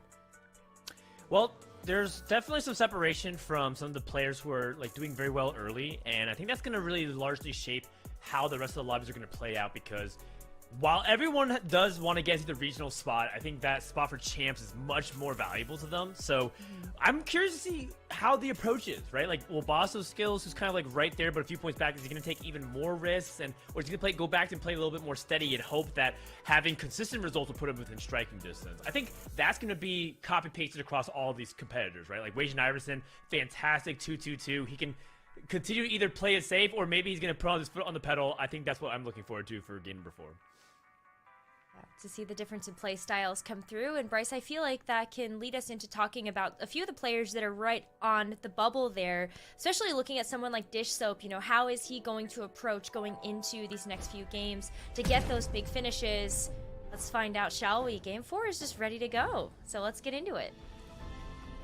All right, here we go. Game 4, we're halfway through the finale, as we get to see who is going to inch closer to guaranteeing them a spot in the North American Regional Finals, as well as a spot in the Monsters Attack Championships. Champs is what we call it for short. You may hear a lot of people may refer to as Worlds. And this is the primary candidate right now. We have Wajan Iverson, who is just having a rocket ascent to the top. Started off with last set in Dragonlands, where he really took his first set competitive seriously. And now in set 8, it's all coming together for a series of deep runs. This is 4 tournaments in a row where he's been in contention for the top 8 or better, and now he's just 3 games away from potentially getting that championship spot. He's a super consistent player. He has come in prepared to every single tournament. He first really caught the eye of Setsuko, who ranked him in the power rankings for the first time, and he has just steadily increased his standing on the power rankings as his peers have gotten more and more aware of his gameplay, had the chance to watch him in some of these cups, and look, he's just really impressive. I don't know what else there is to say about it. His play is wide and clean. He's very thoughtful in all of his decision making. He's capable of piloting some wacky games like that incredible second we got to cast in game number 2, and also just playing standard positions and taking advantage of high roll to play for firsts. He is a more first or eighth oriented gamer, but a lot more first than eighths, which is definitely what you want to see. And his practice group in general is doing phenomenally well, right? I mean, 3 of the top 4 are Bosso Skills, Malala, and Wajan Iverson. So a bunch of players that prepared together, think about the game together, and whatever it is they're cooking up over in Showtime Sucks server, that's something other people need to take note of, because it's been very impressive throughout the tournament so far. You know, it doesn't suck. Making 10 gold before stage 2. Let's take a look at the silvers and see if there's anything that specifically has caught his attention. Renegade Heart has dropped significantly in terms of its value. I think a lot of people don't feel like going vertical Renegades is a very reliable game plan. And unless he really wants to go for Knife's Edge with a Locket, it feels like preparation would be the choice here. Okay, so Locket the Knife's Edge it is. He's going to check his admin. Could theoretically use it for an initial combat attack speed, and then play for high tempo. This is a strategy that is pretty risky in my opinion, because if you commit to something like Locket, it feels like you have to streak, and if things are not lining up cleanly, it could end up being disastrous, because then all of a sudden you've committed your items to something that's not good into the late game, and your economy is not going to be as strong because you're not going to be benefiting from that win streak.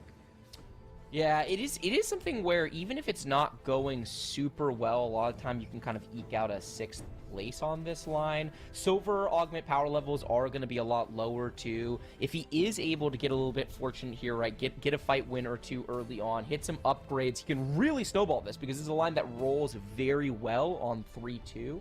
China in particular, and I don't have to tell you this, but loves the duelist line because it's one of the stronger tempo lines. So you can put a lot of pressure on the lobby. A lot of this is going to come down to RNG for him. Is he able to hit his upgrades? Is he going to get the matchmaking that allows him to start pushing a win streak? So we'll have to check back in on that spot. You're right that it's a little bit high risk, but it can definitely convert from there. Yeah, I guess that you could say the same thing about almost anything in TFT if you're like, in terms of like what the spot is, unless you have a surefire thing going. Speaking of spots, what's going on over here? This guy's got upgraded Blitzcrank, Lulu, and Poppy. He's got Battle Mage again. You know, he converted the double Battle Mage into a first place with that Yuumi Nila line last game, so definitely capable of going back to it, or he could just play more standard AP flex from here. Yeah, I don't know if this looks like a spot where you want to go back into playing Yuumi Nila. I think that spot was, you know, uncharacteristically very high roll. I feel like part of the reason why is because he was able to use Trade Sector, get Nila too early, and then didn't have to roll in order to stabilize. Streaked almost all of stage 3, rebuilt his entire economy, and from there had so much momentum that he could 3-star everything very comfortably. The problem with Yuumi Nila is a lot of times if you don't have the economy, oh nice, wow, Kaisa too. If you don't have the economy, you end up struggling so much in the mid game because you want to roll to stabilize, but you're taking way too much damage. I don't think Malala's in that same spot. Well, definitely not in that same spot, though. Who knows how it's going to shape out in terms of what he gets offered from here. Maybe he'll just natural another Nila too, and then he'll be chilling, and then it'll be the exact same spot all over again. Just like our boy DQA did. DQA has been struggling a little bit today, definitely on the lower roll end of things, but this is not low roll. He's got 2 upgraded 1 costs and an upgraded 3 cost in this Kaisa with 2 bows to play around, which is very, very strong because Kaisa can make use of so many different bow items. So I'm fairly certain we know where DQA is going from this spot. The question is he going to hit? Can he have a bounce back game here? Maybe get a nice first place. Yeah, DQ is in that unfortunate point threshold where if he goes 1-1-1, he really needs other players to help him. So he needs like Wage and Iverson, for example, to start taking some bottom 2 finishes in exchange. Basically, you just need the standings to reverse, right? Like Wage and Iverson went 2-2-2. He needs him to go like 7-7-7 in order for DQA to continue to have a chance in order to advance in this tournament as the #1 seed. Taking a look at the item situation, does look like we have a couple people who have committed to slams, and a couple people who have taken things like the Band of Thieves to get that early game tempo. But for the most part, nothing too crazy committal outside of things like Wage and Iverson's locket for the duelists. Yeah, and I didn't get a chance to see if Wajan was able to maintain... Oh, looks like he was not able to maintain win streak. He was able to grab a spatula here. It's a 1-cost spatula, but because he's playing that duelist line, he feels like he's hard committed to the duelist line, because he slammed that locket and he took the knife's edge, and those augments are just... But the augment and item are just best performing in that line, so not surprising to see him go for the spatula. We also see Underground going in. Apologies, I wasn't able to hear who that is for. It's Broccoli getting it online, so down at 80 HP. And it's interesting, he's going with a 2-5 Underground line from Lost Streak, and Broccoli, up at the top of the points chart, so we'll definitely want to check back in and see how long he's going to stay on the Underground, if it's just going to be a 1 cash or if he's going to go for a couple. He also has AFK rolling, so my god, is he rich. He's very wealthy. I think that's kind of why he feels okay with Underground, in the sense that he knows that he wants to just finish out of stage 2 losing anyways. And if you're going to lose, might as well grab 3 stacks, maybe 4, depending on if he had the 4 Underground. I didn't get a quick chance to look. But Broccoli is going to see if he can come back in the mid stage of the game. In the meantime, looking at how Buzzy, Boo, and Pros are doing. These are 2 players who struggled a lot, Bryce. Have you noticed anything that's been leading to that? Do you think it's just something that's like overdue relative to their performance the first 2 days? I haven't watched a ton of Pros. I did watch a meaningful amount of his Underground game, and I do not think he played that game very well. He looked a little dizzy to me, and that's not shocking because actually Pros has been one of the widest players in the field. He played so many different comps over the first of his 12 games, but they were all AP comps essentially.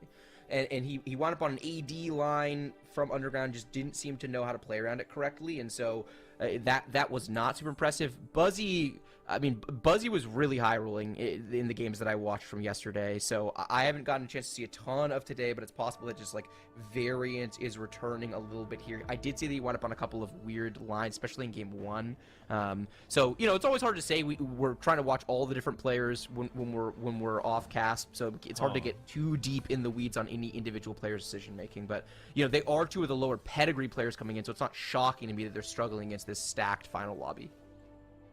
Maybe I'm going to eat my words, by the way. I think Malala might be running it back. He prioritized redemption after the Ionic Spark, losing his streak. We'll see if he ends up committing to the Neela and the Yuumi again, but for now, does end up losing his streak, like you mentioned, and 2 other players are streaking instead. It's Dishsoap and DQA, 2 players who really want to get off on the right foot.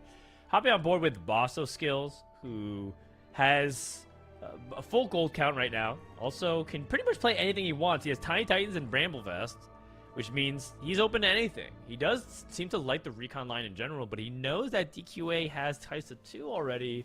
So if he wants to play contested recon, he's already going back to his top 4 ways. He wants to go for, you know, that fourth or fifth position.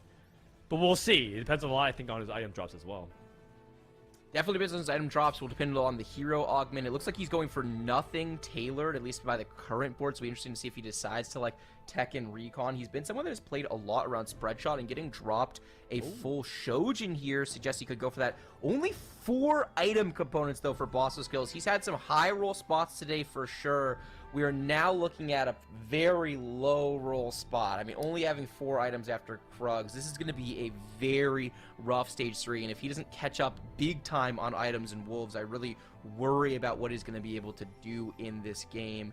He's going to tailor Star Guardian and Duelist, so that suggests that he's open to either. He's basically thinking about flexing the Vayne line, the spread shot that he's played so much of, or potentially going to play in a kind of typical Talia line from here. Well, Zed on the other side for Disso. We saw what he could do with that makeshift board for a top 3. Bosso Skills, not happy to see him also level of 5. It's not like that Bosso Skills didn't get anything. He got a 1 item component start, which means he got, what, like basically a 20 gold start. That's why he's so filthy rich. In fact, Bosso Skills can go to 7 and still be making just as much interest gold as everybody else. Let's see what he can do with that gold as we take a look around and see what else players are up to here. Pros playing that Draven, going more for that AD setup. And it's going to be silver, which means we're guaranteed a hero augment at the very end of this game. Bosso Skills instantly with a Future Sight pickup and goes to a level 7 as we talked about. Is he going to roll here? It looks like he is going to roll here. He's not going to go for kind of swing for the fences play. I think there are a lot of players in this spot who with the Tiny Titans HP, would have felt comfortable maybe sacking all of stage 3, getting a fast 8, playing around the guaranteed hero augment, right? But instead, he's actually choosing to level all the way to 7 and roll it down. He does hit a Mordekaiser, but how good is that Mordekaiser in this spot? Good unit quality, but a lot of 1-stars on the board for Bosso Skills, and his economic advantage is now evaporated. Yeah, so this is what's really tricky about the situation, is that he wants to hold on to these pairs, but he also wants to start getting his gold back. Going against Wage and Iverson, who didn't roll down at 6, by the way, is playing the 6 duelist, but very content with just trying to preserve as much HP as he can, but sacking stage 3. This is kind of an unconventional take on duelist. A lot of people really want to capitalize on the fact that other people are rolling, but maybe for good reason, because if players like Bosso Skills are rolling, Wage and Iverson doesn't have a chance of winning. That being said, he just took what looked like to be a 6-0, which is very painful on the other end. So he has to be careful not to take too much damage while sacking stage 3.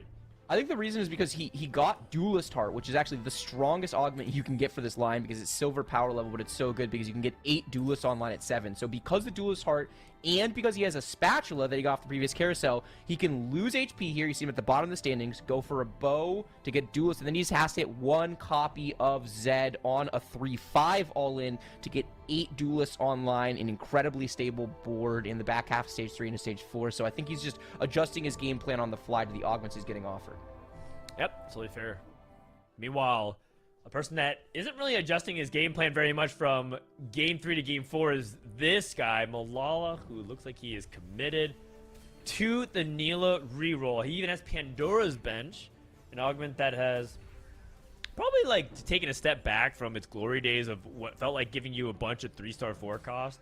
With the change to monsters attack to now including more 4 costs than ever before, it feels like Pandora's bench has much more niche cases. This could be one of them. Rolling for 3 costs does seem to be something a little bit more consistent. So we'll see if Malala can get that payoff that he's looking for.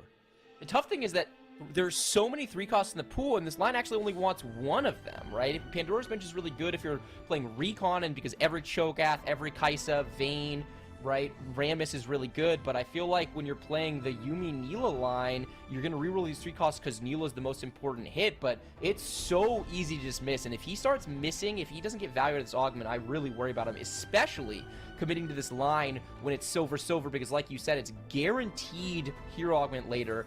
The Neela line really struggles with 4 and 5 cost augments. It is not making good use of any of that, so this is a tough spot. Meanwhile, he actually wound up going for a Tactician's Crown here. Here's the all-in I expected on 3-5.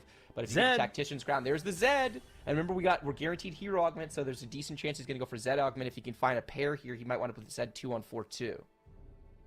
Looking for Fiora or Neela. Hits the Neela, so he does have 8 duelists. Okay. Would have to take out the Alistar in order to do so. Oh, wait, he has a Tactician's Crown, so he actually can fit it all. Wow, all right. So Wage Everson gets the 8 duelist. Now, if he's able to get the win here, that's ideal. But also, if he loses, he still technically has his lose streak going. So, wants to figure out how to stabilize his economy. And then after this, maybe he wants to consider whether or not... Oh my god, Malala just took an 8-0. Wants to really consider if he wants to hold on to this hacker unit to see if he wants Zed to get into the backline. I think Duelist is quite open-ended after you have the Duelist in terms of what you outfit with. A lot of people choose to go for Sejuani, but you can pretty much play anything as long as you can justify it. Yeah, there's a lot of different options here. It'll also be interesting to see how long he chooses to stay in 8 Duelists. There's, I think, some disagreements in schools that thought of the correct way to approach this if he starts getting offered some of the higher impact units. You know, Sejuani can be really good. He gives Laser Core as well as CC and Stall for the board. You know, Fiddlesticks, Urgot, etc. So we'll have to see how Weijin decides to pile this game. But for now, we should be in a good spot. Not a ton of upgrades, but the 8 Duelist synergy plus the Knife's Edge plus the Locket ought to be enough to take care of business, I would assume, against any board he's capable of facing on 3-6. But we haven't gotten to see that scout around, so we cannot say that for certain. Can't say that for certain. And on the other side, it's just going to be almost all 1-stars in the back. We are chilling. Very weak. Yeah. 1-star Draven, 3 items.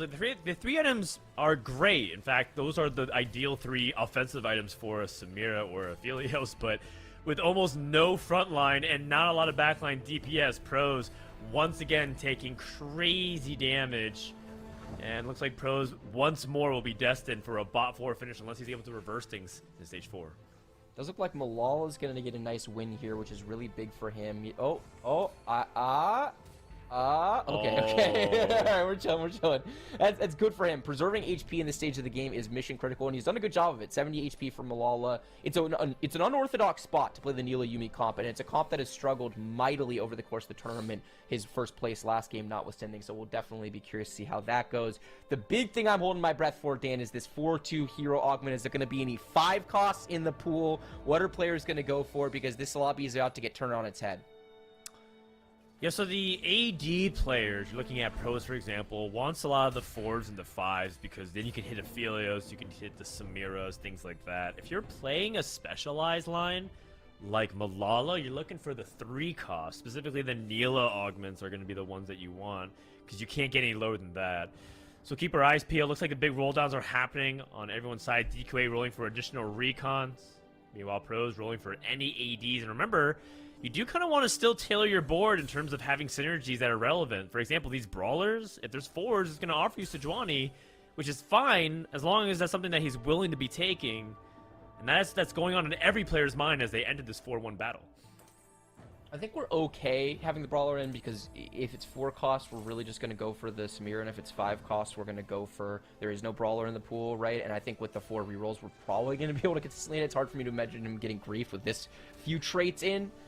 Going up against Bosso Skills, who's wound up playing a kind of standard line, was able to find a Syndra, by the way, on his roll down, which is really, really big. and potentially means he's also got one copy of Talia as well. So if he goes Talia Augment here on 444, then he's only one off having Talia 2. His itemization looked pretty weak to me, though. He didn't have any damage items on the Talia, just that Spear of Shojin we saw him build earlier. And here we go. It's 443. Okay, not the most exciting. Well, it's exciting in the sense that, like, I feel like everyone should be able to have something that makes sense for them. There's gonna be no one that just gets automatically screwed and feel like they can't have anything that's playable. Even Malala, who's looking for those threes, right? That was a really big moment for him. So let's see who's able to come on the other end. And stage 4 is so important because it sets you up. It sets up the entire stage of like what you're trying to do in stage 5. Oh, Samira 2. That's a Samira 2, so that's a good start. I still have big concerns on frontline, but maybe this is good enough. Feels pretty good. Rammus 2, the Sejuani should be able to cast as long as we don't position it like directly in front. Oh, and a Vi 2, one more roll. There we go. He agreed with you. He wanted one of those 2 frontline upgrades, and he did. That's really, really good. No repositioning of the Sejuani. Going up against ZQA, who got supersized. I think this augment is incredibly slept on. You can just play as many Zacs as you hit as your frontline, and it's just an insane amount of frontline to go with it. So really, really nice pickup from DQA, but the front line for both sides is gone. It's just the damage against each other. The Samira casts come out. It clears the entire field except for the one unit we're really concerned about, which is that Kaisa. Kaisa is able to stay alive, and DQA maintains his top of the ladder lobby HP at 80. Take a look at Malala versus Basso skills. Looks like Malala did end up getting the Jubilant Veil, so she has that anti-CC measure, so Malala able to get that win. Person that's been struggling a little bit more, though, is Broccoli this game. He was looking for the Talia for a very safe top 4, and it just seems like it's not piecing together. Talia still struggling to get those wins, but is usually a consistent top 4 force. Looking at this board setup, Broccoli's not just chasing Talia, also chasing an Andy 3-star. I'm not sure how good... I mean, okay, so Andy 3, of course, is a good unit, but I'm not sure if that's exactly what will help address the issues for Broccoli. I think Annie 3 is actually a really big spike in the spot. I've played a ton of this line, and Annie 3 will do a meaningful amount of chip damage, but most importantly, it will stall for your Talia to get an extra couple of casts across the fight. God. And my god, the 6 Spell Slinger crit from Talia just evaporates Malala's board. Talia is one of the boards that actually can deal with Neela Yumi, not once it gets to like Exodia point, but at this stage of the game, for exactly that reason. You know, Talia targets the biggest clump, it just fires it across the entirety of the board and gets such big damage. So I think if Broccoli's spot actually could be really good here. We didn't get to see what cost him all of that HP, but he did, you know, start off with AFK playing underground. So there's a lot of HP traded early for a board that looks pretty strong to me. Okay, all right. Well, we'll see if Broccoli can keep that momentum. Does have that Talia 2 to get that 83 huge frontline boost. In the meantime, we do have Wajan Iverson streaking still, by the way. That 8 duelist doing a ton of work in that mid stages of the game. And we'll see if he's able to keep that momentum. Let's hop back on board with Dishope, who has Z2 in Shadow Jutsu. Now leveling to 8, see if he can all in, find an opportunity to improve his front line. He's playing currently Wukong 2. Might he find Setsu? Might he find some way to improve the rest of his damage? Because right now he has it all kind of spread out. A lot of potential upgrades here for him, right? He's got the Set pair, Jax pair to replace this Draven, Belveth pair as well. This mech, I think, is being slept on, by the way. Mech is not, we're not seeing a ton of play with mech overall in the meta, but it's definitely something that has been effective when we have seen a little top of player that uses it to great success. Really clean positioning here from Bosso skills to just completely shut out this Zed. And while we watched Wajan Iverson Zed a couple of games ago do just illegal things in this position, this Zed is getting stuck on some frontline units, not able to get the DPS to get through, and it should be a pretty easy fight win from Bosso. Making use of that future sight in more ways than one, right? He's focused on the Zephyr, but he's also aware of his opponent, making sure this position directly counters what Dish Soap is trying to put out with his Hacker Zed. Yeah, and Dish Soap, of course, didn't know that was going to be the case. Had he had the information that he was going to go up against Pasta Skills, probably wouldn't have sent Zed directly into the clump. Usually want to send on the outside, so that way he has a chance of walking in once the units have left Talia's side.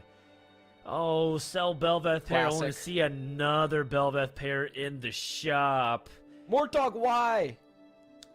It's a tough spot, and this so again, it's like one of those things where like, yeah, sure, you could sell your Sejuani pair, pick up Bel'Veth pair, then you're right back in the exact same position. If you roll and you find another pair of Sejuanis, has to just kind of make do with what he's got. Going against Buzzy the mirror match, although Buzzy is playing a little bit more duelist-centric.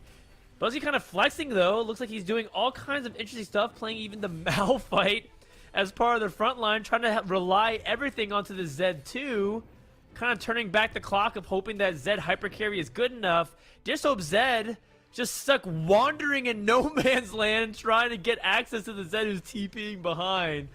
But looks like this soap will finish off what he started, and the benefit is that he is at level 8, so even though he's at 0 gold, still has the ability to have that 1 unit advantage over Batubu. Here is pros. You talked about worrying about his spot, the front line. I worry about his spot, especially since the matchups involve not 1, not 2, but 3 Zed players between between Wajan Iverson, Buzzy Boo, and Dish Soap. So it's possible that his board is good and he's just been facing the bad matchups. Because like you look at this on paper, this isn't bad, right? He's got 4 sure shots online. He's got upgraded front line. He's got upgraded Samira 2 with Daredevil and 3 amazing items. So I'm a little surprised to see him so low on HP, but you know what? It's if you want to put some tough matchups, that's it can just be like that. And in a front-to-back meta, this board performs a lot better than it does against the boards that are having access to this. It's not just the Zeds, by the way. It's the Talias as well. We're seeing multiple Talia players, and if they're on the right side, they can absolutely obliterate this Samira. Pros levels rolling, everyone rolling. We're seeing Buzzy bottom left, also trying to stabilize his board, juggling all the preparation. I'm a little dizzy just looking at it, let alone being the player that rolls. Pros chose to go for a... By the way, Pros chose to go for a Ginsu's Rage Blade, which I thought that Locket might have been a little bit better, but we'll see if the Rage Blade and itemizing a second sure shot will come in handy. Oh no, looks like his Rammus is going to get Zephyr or his Zac. Either way, he doesn't want his front line to be getting out of the way, and now the angle is almost perfect. The Weaver's Wall goes straight for the Samira. Can't take more than one of those ults. Does end up dodging the second one, and so we'll see if Boss with Skill is able to finish off where he started. Is not, and takes critical damage, now down to just 17 HP. The other Talia player, Broccoli, also taking loss. We might see a situation where not 1 but 2 of the Talia players fail to make top 4. And those are 2 of our players in our very top of the standings. Malala, also a player on the top of the standings, by the way. He is 2 Neelas off, and this board is just not very strong. It is very different than one we saw last game, where he had great items. He had the Neela 2 early, preserved infinite HP, gets double battle mage, and just rolls the lobby from here. This isn't that. This is him in a lobby playing a 3-cost augment when everyone's playing 4-cost augments. Just the silver version of battle mage, no power off of his second augment. All he's doing is re-rolling for Neelas at this point. So it would not shock me to see him take bad losses here. Like, I do not expect him to be able to deal with Pros' board, for example. And if he does take bad losses and bottoms out, we could easily have a situation where a lot of our top players are flaming out, except for Wajan, who could easily wind up running away with this tournament, or at the very least creating a massive separation heading into the final 2 games. I just don't have faith in this build. I'm pretty sure Malala is the most likely player to go 8th. Takes big damage, down to just 4 HP. Dish Soap takes a loss of Wajan. That's not really consequential for standings right now. Buzzy Boo takes another loss. Buzzy was pretty much on the verge of elimination. Going bot 2 here guarantees it. And we'll see whether or not either of these players can bring it back. Pandora's bench, no such luck. Rolls, finds the Malphite 3, but that is the least important because he's holding no items. He'd much rather have Lee Sin 3. You can see him moving the Thieves' Gloves to try and get any semblance of board strength. That Redemption and Bramble is nice, but nice might not cut it. Nice definitely doesn't cut it, and he's got 1 more copy of the primary Unanila in that orb, so he just needs to find 1 more copy, but it's not able to get it done. Going up against Broccoli, we saw this Talia matchup last time. Let's see it 1 more time. This is not going to end pretty. Broccoli only has 2 items, but it's so clumped up. The Weaver's Wall immediately deletes the backline, and now Neela 2 is going to bite the dust, and Malala perhaps flew too close to the sun. Nice boards do finish last. And Malala goes 8th place. Although he tied Buzzy Boo. Buzzy Boo started off with a little bit more HP. So he wins the tiebreaker there. Boss Skills takes a loss. But looks like he has enough to at least guarantee top 6. Pros is also dead. And Boss of Skills survives for a 5th place, potentially higher as we take a look at the Stage 5 carousel to see if anything can change that. A lot of spatulas on this carousel. The Star Guardian spatula for Bosso skills is really, really potentially good. I don't know that any of these other spatulas are going to make a big difference for anybody. Maybe someone thinks about teching and gadgeting. Doesn't look like it. This is a bad spot. If you're Wasian, you're just looking at a whole bunch of options that you have no interest in, and I guess you go with Ox Force. Ox Force is actually not that bad for Duelist because you do play Fiora, and does give him an opportunity to make some of those units a little bit tankier, especially if he wants his like Neela to cast multiple times. So it's not the worst case scenario, but you're right. He'd much rather have straight up raw power of some kind of item, and everyone else is better for it. Speaking of the raw power, Broccoli's been playing this entire game with 2-item Talia, which is just so problematic. Talia is a threshold champion, meaning that she really cares about getting enough damage to overwhelm opponents. And with 3 items now, that extra ability power through the Shiv is no joke. Focus so much on the backline, gets his frontline Zephyr. Is that what he wanted? I don't think so. It's definitely not what he wanted. It's his only frontline unit. It's gone, and there comes the enemy Talia cast right onto his. The second one going through as well. His damage is down. He does have tanks still left up in the front line, but it just doesn't matter because by the time this fight is all said and done, Broccoli is going to be eliminated, I believe, 15 HP. He was able to get another unit kill. Wait. So that's going to keep him alive barely, actually. So not bad. Broccoli hanging on. Bosso skills hanging on as well. Wasian still way up the top. Win streaking at 70 HP. We have not gotten to look at his board, but he is just running over this lobby on the Duelist line. Wasian has 100 gold at level 8. He's going 9. Wasian's going to win this lobby. Wasian is the primary candidate to get that championship spot and join us and represent North America. But we'll see. Right now, he's currently running away with this game. Can anybody potentially challenge him? I think for the most part, the other 4 players are simply concerned about ending in the top 4 or better. You see Broccoli goes for a reposition. He has a good angle, but he's eating the Shroud, and that is not good. You do see the Kai'Sa 3 on the other side with a Zeke's off the Thieves Gloves. That's going to be a ton of power. Thankfully, the Cosmic Bella from the Cho'Gath does miss the Talia for the potential second cast. But this is so much raw DPS coming out. Oh! Okay. The No Cho'Gath did end up healing on the trolling a Kai'Sa? little bit. Oh my goodness. The cast here from Broccoli, able to barely survive. He gets the top 4. Boss of Skills takes the 5th place. A very fortunate matchup against the ghost of DQA. Buys Broccoli another top 4. Such a fortunate matchup, and the no healing on the Kai'Sa means that every single Weaver's Wall she ate was chipping away at her HP slowly but surely, and eventually Broccoli able to get a win there, nets out of top 4 and keeping himself in contention. Every point he gets really matters because the 2 people who were the other person who was really in contention, Malala, went 8th here, so that's going to make it really hard to catch Wasian with only 2 games left to go. But Broccoli keeping himself in contention. He's been a beast throughout this tournament and getting a nice top 4 here, stuck on level 7. Not what he's looking for, trying to roll for that 83 forever, not able to get it going. And so we're just happy with the top 4 in the situation. Meanwhile, DQA, I think his first top 4 of the day, and Dish Soap is getting desperately needed points, trying to hang in there as well. But the problem is that Wasian topped the point chart coming into this game, and he is definitely going to be topping it out coming out of this game with 60 gold at level 9. It's hard to envision that he is not able to convert this to a first place with the caliber player he is. Yeah, and he has many choices. We talked about at the very beginning how you start off with duels and you transition out.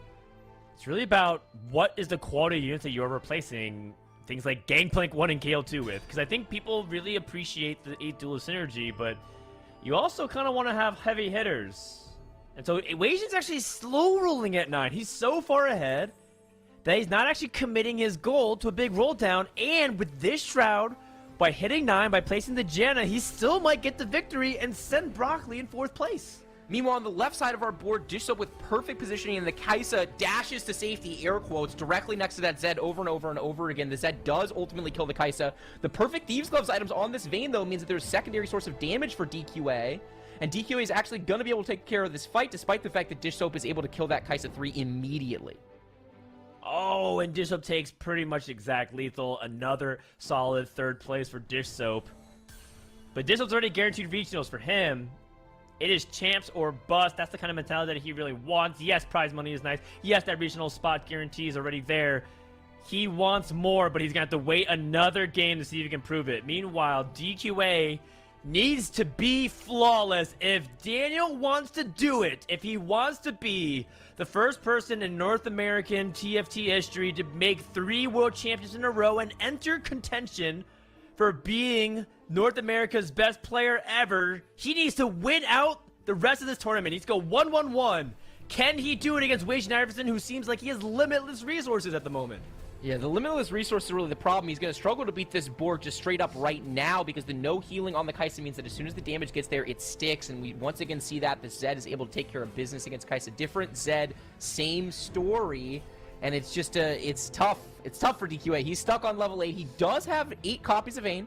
So if he can hit Vayne 3, maybe that does something. We see the problem is that Wasion is also trying to hold those Vaynes, getting a Vayne 2 himself. So it's not going to be easy for DQA to find. And even if somehow DQA hits Vayne 3, I just don't know how he caps out as hard as Wasion is ultimately going to be able to, because you see Wasion saving that gold, like you said, slow rolling. There's no reason for him to spend his gold. For anyone sitting here saying like, hey, the game's about to end, you got to spend your gold. No. He wants to guarantee the win. He needs to hold on to his gold, continue to make that interest gold, so that if somehow, some way, DQA starts beating his board, Wasion can still cap much, much higher than he's currently at.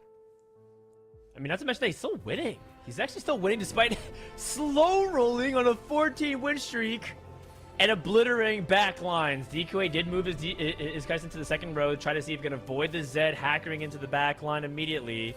Might we finally see the fall of this mighty Zed?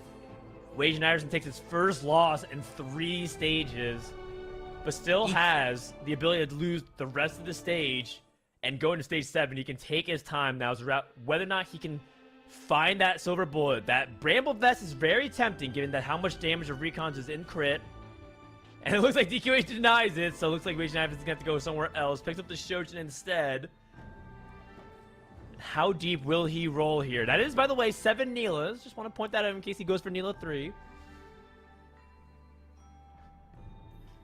DQA showing that even God Kings can bleed, but can they bleed multiple times? That fight went pretty well for him. The repositioning on the Kai'Sa was a big deal. The hacker targeting is guaranteeing back row access, and DQA is saying, I don't need this Kai'Sa in the back row, right? Kai'Sa's not dashing to safety from the back row. Maybe she'll dash to safety from the second row. Last second reposition of both the Zed and the Shroud. Oh! And by the way, he chooses not to hacker the Zed this time. Yeah, that's a mix-up, because if you know your opponent's position close to the front line, don't hacker Zed to the back line. Instead, make him fight in the front, except he got stuck on the Zed. Or on the Cho, rather. The Cho is doing a good job tanking. Vayne now focusing onto it. Vayne dashing away. Kai'Sa now is drawing her attention towards the Zed.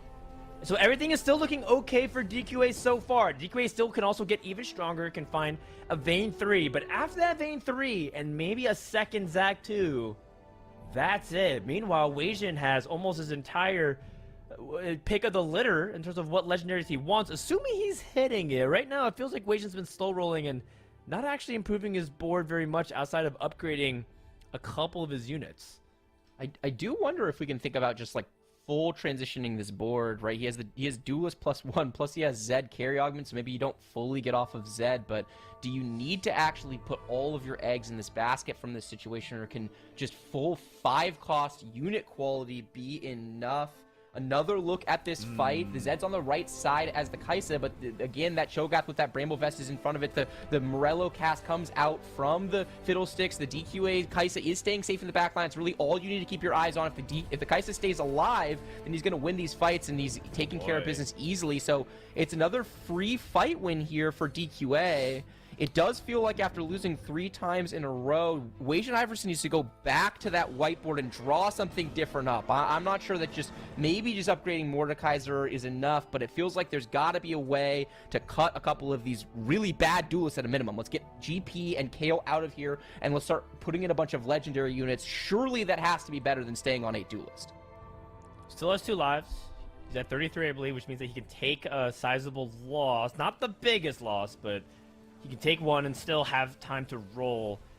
But I do agree. I think the 8 Duelist has ran its course. I think we did a good job getting to this doorstep. Wasion can close it. In fact, you could even just sack almost everything. Just play Z2, you have the 2 duels, and just like 2 Mordekaisers, 2 Fiddlesticks, 2 Urgots, you can still do that as well. In fact, he has so many options that make him a little bit dizzy, and I have to say that I think part of it is messing up his positioning. Positioning has been really good for Weijin for most of the day, but it feels like he's kind of frozen because he's thinking about his board state so much. Let's see it. A big roll down coming here for Weijin Iverson. The rolls have been really bad. He's not getting offered very many legendary units. It's not just true this round. It's been true of every round, it seems like. And the legendary unit he keeps getting offered is like Nunu, which is definitely not the one that he is looking for. He hits a Mordekaiser too, but that's it. His board is otherwise unchanged. He doesn't move the Shroud. He doesn't move the Zed. Yeah, and his Mordekaiser gets Shroud too. Again, that's the big thing. He needs to get this Mordekaiser to have high impact. Not to mention that DQ is avoiding it by having his Kaisa in the vein on the opposite side. Wait, Kaisa dash almost got taken out by the Kale. Zed not able to get the job done. Oh my goodness, is DQA going to do it? The full comeback. DQA is on a win streak, and now we are going to one last fight to determine who can be the victor, but big upgrades are coming in for Weijin Iverson. Big upgrades coming in for Weijin. We've got to find a way to get them on the board. He was thinking about a Z3 win con. He's still committing to that, but just the fact that, like, Urgot 2, Leona 2 has to be better than KO and GP in this situation. Surely he's choosing to cut the Hacker instead, committing to the 8 duelists. That's a trait that's essentially just benefiting one unit at this point, just the Zed, and the Zed is having trouble getting access to the Kaisa. The Mordekaiser 2 did a meaningful amount of damage last time. With the upgrades to the legendary units, will it be enough? Zed is on the opposite side of the Kaisa in this fight. Keep your eyes on Kaisa. Can she stay alive and put out the DPS? All right, well, Kaisa is currently safe in that pocket. Turns around, but steps into the skylines. Mordekaiser is down, but now Zed targeting the Kaisa, but Zed is down, which means that there's only one more carry left. And Weijin Iverson's life is full of regret. What has happened? DQA completes the comeback and now puts himself potentially on the first step back for that championship spot. The only thing I can think of is that Weijin is just hard committed to the 2-2-2-2-2-2 first place in the overall tournament storyline, because it just feels like when you lose that fight as many times as he did, at a certain point, man, you just have to do something different, right? Even if it doesn't ultimately work, even if in the back of your head you're telling yourself 8 duelists is the highest cap version of this board, dropping 8 duelists is bad, you just have to say, hey, I have tried that. I've tried that a lot of times, a few different looks at it with the hacker and the non-hacker, and it's just not working. You just had to get other sources of damage onto the board. Kaisa has no healing. If you want to play like 2 Mordekaiser 2s, you might just randomly kill her, right? Same thing if you can get like a Felios with blue gun in the backline. You could have gone IE on that last, on the last item. So I'm just really surprised to see Weijin get stuck in the mud. This is something that I think a lot of players of lower caliber, when in these situations, they struggle to close out the game. I thought we were talking about it as like basically Weijin's guaranteed. With that much gold at level 9, how does he not get there?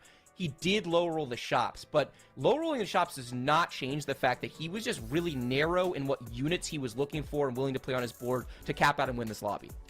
I think I'm actually seeing that I think his Ox Force actually wasn't active. It's a very rare bug instance that might happen, but he had to basically do something really silly, which is take out that Mordekaiser and put it back in, which possibly could have swung fights as well, given the state of like how Mordekaiser was getting shrouded and maybe get that extra cast off. So a little bit unfortunate, but still, I think he'll be the first to tell you that there's no excuses. He should be able to close the game from there. It's okay. 2-2-2-2.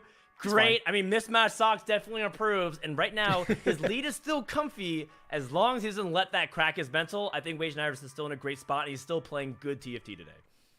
For sure. It's been such a treat to watch already, but gosh, Weijin Iverson is always the bridesmaid and never the bride. I mean, I might be good enough, honestly. When you take a look at the overall standings, Weijin Iverson is still doing a lot to stay on top, and there's still a pretty significant point gap going just the top 2 to the rest of the board. But DQA, I mean, he's still a part of the conversation here, Bryce, especially after that first place. Is he part of the conversation? I mean, if he goes 1-1, well, come on, 33 do it first. we need Weijin to then get fewer than 5 points. I guess he does have the tiebreaker, so he can get 5 exactly if Weijin just, can't get these first places. But it would be really, really tough for Malala, DQA to come back at this point. Even Dish Soap's going to struggle. 8 points is a lot. To be honest with you, the only person who really feels like they're in contention at this point for that top 1 spot is Broccoli, aside from Weijin, with the caveat that if Weijin goes 7th or 8th in the next game, then it does open things up dramatically, right? Like, a lot of this is going to come down to Weijin. If Weijin keeps just throwing top 4s out there, it's going to be really hard for anyone other than Broccoli to catch him. If Weijin's mental cracks after not winning a game that he definitely should have won, then I could see a world in which this whole tournament is put back on the table. I hope that doesn't happen. Weijin's a really special player. Honestly, it's one of the only meaningful mistakes I can remember him making so far from the VODs of his I've watched this tournament, and it's only one placement diff. So if this is a situation where if your mistake is one placement, that's not a big deal as long as you don't let it impact your mental. For sure. Listen, I just had Hopium, okay? Like, if there's any player that could come back in, I feel like it would be DQA at this point. So I have my fingers crossed to see how he's going to perform for the rest of the day. But everyone I know is going for that top spot. So we're going to take a short break because we still have 2 more games to go here on day 3 of the Monsters Attack mid-set finale.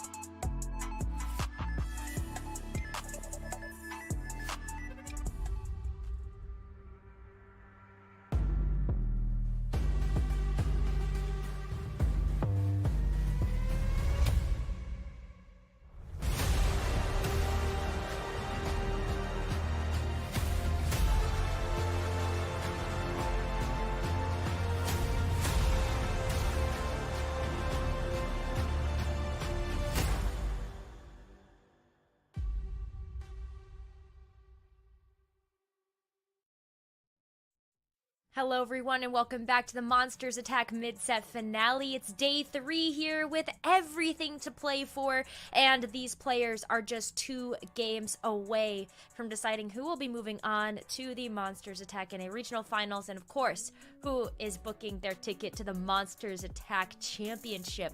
Casanova and Crowan, welcome back. You guys are going to be bringing us through game number 5, but before we get to the game, I want to check in on how our fantasy player draft is going. Now, we did this at top of the day 1 in the Q-Pop pre-show, and we also got a chance to see a few of our players move forward. Now, Crowan, Yep. we're going to ignore that for a second. Casanova, when we were taking a look at these players at the top of this day on day number 1, we were looking at players that would have a great impact this weekend. And so tell us a little bit about the players that we still had left going into day number 3. Well, I mean, honestly, going into day 3, I think a lot of us were surprised by who was left. I mean, for instance, for me, I definitely expected to still have Setsuko on the final day, and Buzzyboo, I expected maybe have gone out on day 2. I wasn't necessarily as expecting of Buzzyboo to make it this far, right? I mean, of course, for you had Broccoli. You were prophesized Broccoli to have this outstanding performance, but what I need to know is that there is a pair of casters that are just significantly higher amount of points than the other pair of casters that's kind of winning across the board here. That is really, that's the real story of this thing. Them's fighting words. Listen, Crowan, you just gapped everybody because you got Malala left in your fantasy draft. I mean, congratulations to you. You put faith behind some amazing TFT players, and they really are showing up today. And just looking forward to how your last 2 players are doing. What do you feel like is separating them from the rest of the field right now? Yeah, I mean, Malala has just shown so much improvement, kind of just a consistent upward trend coming from last set into this one. Again, having that kind of redemption arc, Cruise Wi-Fi diff coming in and proving that he's able to be not only here on day 3, but contesting for even a spot at the Monsters Attack Championship. And Dish Soap, I mean, come on, he's been in the conversation for the literal best player in North America for a while now, I would say, up there with, Setsuko. But now we got to be considering players like Wajan Iverson as well, with how dang good he's doing on the day. But yeah, definitely a lot of faith in everyone that I'd picked. Malala and Dish Soap, obviously, very much the results are speaking for themselves. Well, we have 2 games left, and game 5 is upon us. So, Casanova and Crowan for the last time for you guys, day 3. Take it away. Oh my god. This game's not letting Necra get through the throw. Thank you so much, Necra. We're jumping in to game number 5, Crowan. It's a Mort Dog Carousel. Let's get it. Spatulas abound. What are some things that you can do with this when this happens? Because I know a lot of people don't love this, but what compositions are actually going to thrive in a setting of the Mort Dog Carousel? So I actually think this does open up the conversation for, wow, I was going to say Anima Squad, and DQA gets dropped to Riven immediately. Thank you very much, RNG, for kind of letting me prove my point. If you're able to find an early Rod, sure, Anima Squad in and of itself isn't going to be huge, power like, a defensive tanky item or just a good damage item, but it is going to lead you that direction. DQA obviously already considering it with a Silas and Riven on the board. Admin is another one. As soon as you can check the 2 admin, if it's on ally death or whatever, you're going to be really wanting to grab a cloak and getting that 4 admin online. That is one of the, we've said it a lot at this point, but the Exodia lines of play, the 4 to 6 admin, the win rate on that is absolutely disgusting. It gaps everything else. Top 4 is as well once you're able to get that composition online. So I would expect to see those 2 pop into play the most. Heart maybe the 3rd priority there. Yeah, and finding a Renekton 2 straight away. If you can find that Anima, I would maybe expect to just see that slam. You've got a pretty strong early board with the Renekton and the Riven. You might be able to find some kills, stack up a little bit of fame in the early stages of the game while you look for your carries. Yeah. Actually, think about the other ones. I think I'm kind of discrediting. We've seen, especially last game, Wajan Iverson, the Duelists do so well. Duelists are back on the conversation at this point. Now, that did come through last game because of a silver tier augment, and this is going to be a prismatic augment, We're getting the fun games, Crowan. We're getting the fun games. I love it. Our last games of the day are always so hype. Radiant Relics, Brawler Crown, or Golden Ticket. options spread to GQA, and he's considering it might just be a kind of standard Radiant Relic. You know you're going to get some solid power. Golden Ticket could maybe lean into if he was considering going for some kind of maybe like Anima reroll. Isn't quite poised for that, but he's thinking real hard. Yeah, big decision here. I mean, Golden Ticket this early in the game can be so strong, but Brawlers. Oh wow, Maybe okay. a little bit unexpected, but we've seen kind of a return of Jax in this way of playing Brawlers. You do get the emblem, which we talked about how strong that can be on a Soraka or just whatever extra unit you're using to play alongside your Jax carry. This is still an opportunity for DQA to go in that direction. Yeah, DQA before last game was really struggling, went 6th 3 times in a row, finally got a first with that immense comeback versus Wasian Iverson.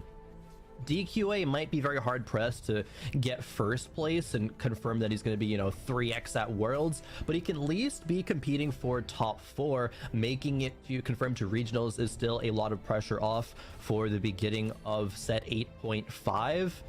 However, miracles can happen. I think it is statistically possible for DQA to still get first. You would just need to go 1-1. And if there's a player that can do it, I know Necro had faith, but it could be DQA. Yeah, DQA certainly could. We see 5 underground for Bosso to kick things off. Oh boy. Be able to find the underground from that prismatic augment. That's been kind of the bread and butter for Bosso today. He's been going underground quite a bit, having good finishes. He's still in 3rd. He is in the conversation to take 1st, but at this point, he may need a little help from Wasian since there is a 6-point lead that Wasian has currently over Bosso. Yeah, hey, two games to go. 6 points is still very doable to close that gap, especially when you get something like 5 underground and ready to convert that. Bosso, unfortunately, earlier in that underground game did only cap it out as a 3rd, but maybe that bodes well, right? Maybe Bosso's going to understand, okay, I'm not going to make the same mistakes that I did earlier, be able to, just kind of clean things up a little bit, and he's winning right now, actually, with 5 underground. Kind of crazy. Leveling up aggressively to 4 as well means he's not going to be pressured, not going to have to go all in as quickly as some other underground players who drop to like 50 HP as we get into stage 3. Really excited to see where that lands for Bosso. Yeah, on board with Dish Soap. There's the Gadgetine right out the gates. That is massive to have. Just start setting up towards going for the set angle potentially. We see the sword that can become a bloodthirster. And Dish Soap, we've seen this line find first places, find those top 4s very easily. Dish Soap, another person in the conversation for first, but he's even further away from Bosso skills. The big thing to call out for Dish Soap, though, he has already made it to regionals, so it does not matter for him just to get the top 4 outside of money. He needs that first. In general, though, regionals is a big part of the conversation that we need to start having because Wasian has such a big lead. It's really up to him at this point if he's going to lock in that first, if he can just get some solid placements in these next 2 games. Yeah. And we need to really look at who's going to grab 2nd through 3rd, who's going to grab those other placements, those other spots at the regional final. Who's still in that conversation? Well, DQA, Bosso, Malala, and Broccoli are the main contenders, but could Pros or Buzzy have an insane next 2 games and sneak into one of those final placements? Yeah, they very much could. And even so, another point, if Dish Soap ends up getting top 4, he's already qualified for regionals, so it will go to whoever is in 5th there. Dish Soap isn't gonna, steal a regional spot away like that. But really, as soon as we kind of see where Wasian Iverson is going to end up in this game, and really start to see how it will shape up. Like Bryce and Froden had said just before the break, it's still very, very possible for these scores to get shaken up, but it is very dependent on where the top of the lobby falls. As we get into stage 2 carousel, seeing all the items, Buzzy Boo did grab the Earth's grab bag augment, meaning he's already on a Tactician's crown, while everybody else besides Malala actually has their spatulas. Malala slammed a Duelist. ox. Oh, was it duelist? Oh, okay. Oh, no. Broccoli spam duelist. Oh, okay, okay, there we go. No, you are right. Malala Ox Force. There's 2 people who slammed. I see, yes. Buzzy Boo, Tactician's Crown. Recon, 4 Recon already online. Kaisa with the Gunblade. Really great setup here, especially with having it online so early. No, you're not going to get contested. DQA able to pilot a Kaisa composition to first place last game. But that was off of the back of a good Zac augment as well. But DQA slamming admin already. Yeah, we just saw that. In a second, I'm sure we will get what admin DQA has. He must have liked it when he put in that LeBlanc, so deciding that he wants to be able to have the opportunity to play 4 admin alongside his brawlers. Confirmation here soon, but either way, it's not gonna be good enough to win the round. Buzzy Boo is going to be the only player win streaking at this current point. Having a very rough day, however, but even still, there is, you know, prize money on the line. Every placement still matters. It's not like he's completely playing for nothing. Still gonna be playing his best TFT that he can. Yeah, and you know, with what you said about Dish Soap being, you know, already in regionals, getting top 4, knocking down to 5th, you know, there's a world with Buzzy having 2 insane placements in the last 2 games. Yeah, being able possible. to sneak into 5th place on the day and grab one of those regional spots. So even Very though true. it seems like he's completely out, being only at 9 points, I'm sure he's not mathematically eliminated from a top 5 spot. Yeah, I don't think so. Some crazier things have happened placements wise. Tiebreaker, something to consider as well. Wajan Iverson with the preparation. We've seen that have a lot of success today, obviously around reroll compositions.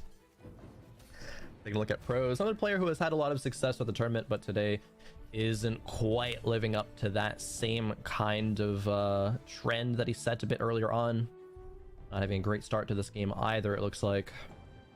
Yeah, it seems as though there was a mascot emblem slam there for pros, so see what direction he ends up taking that.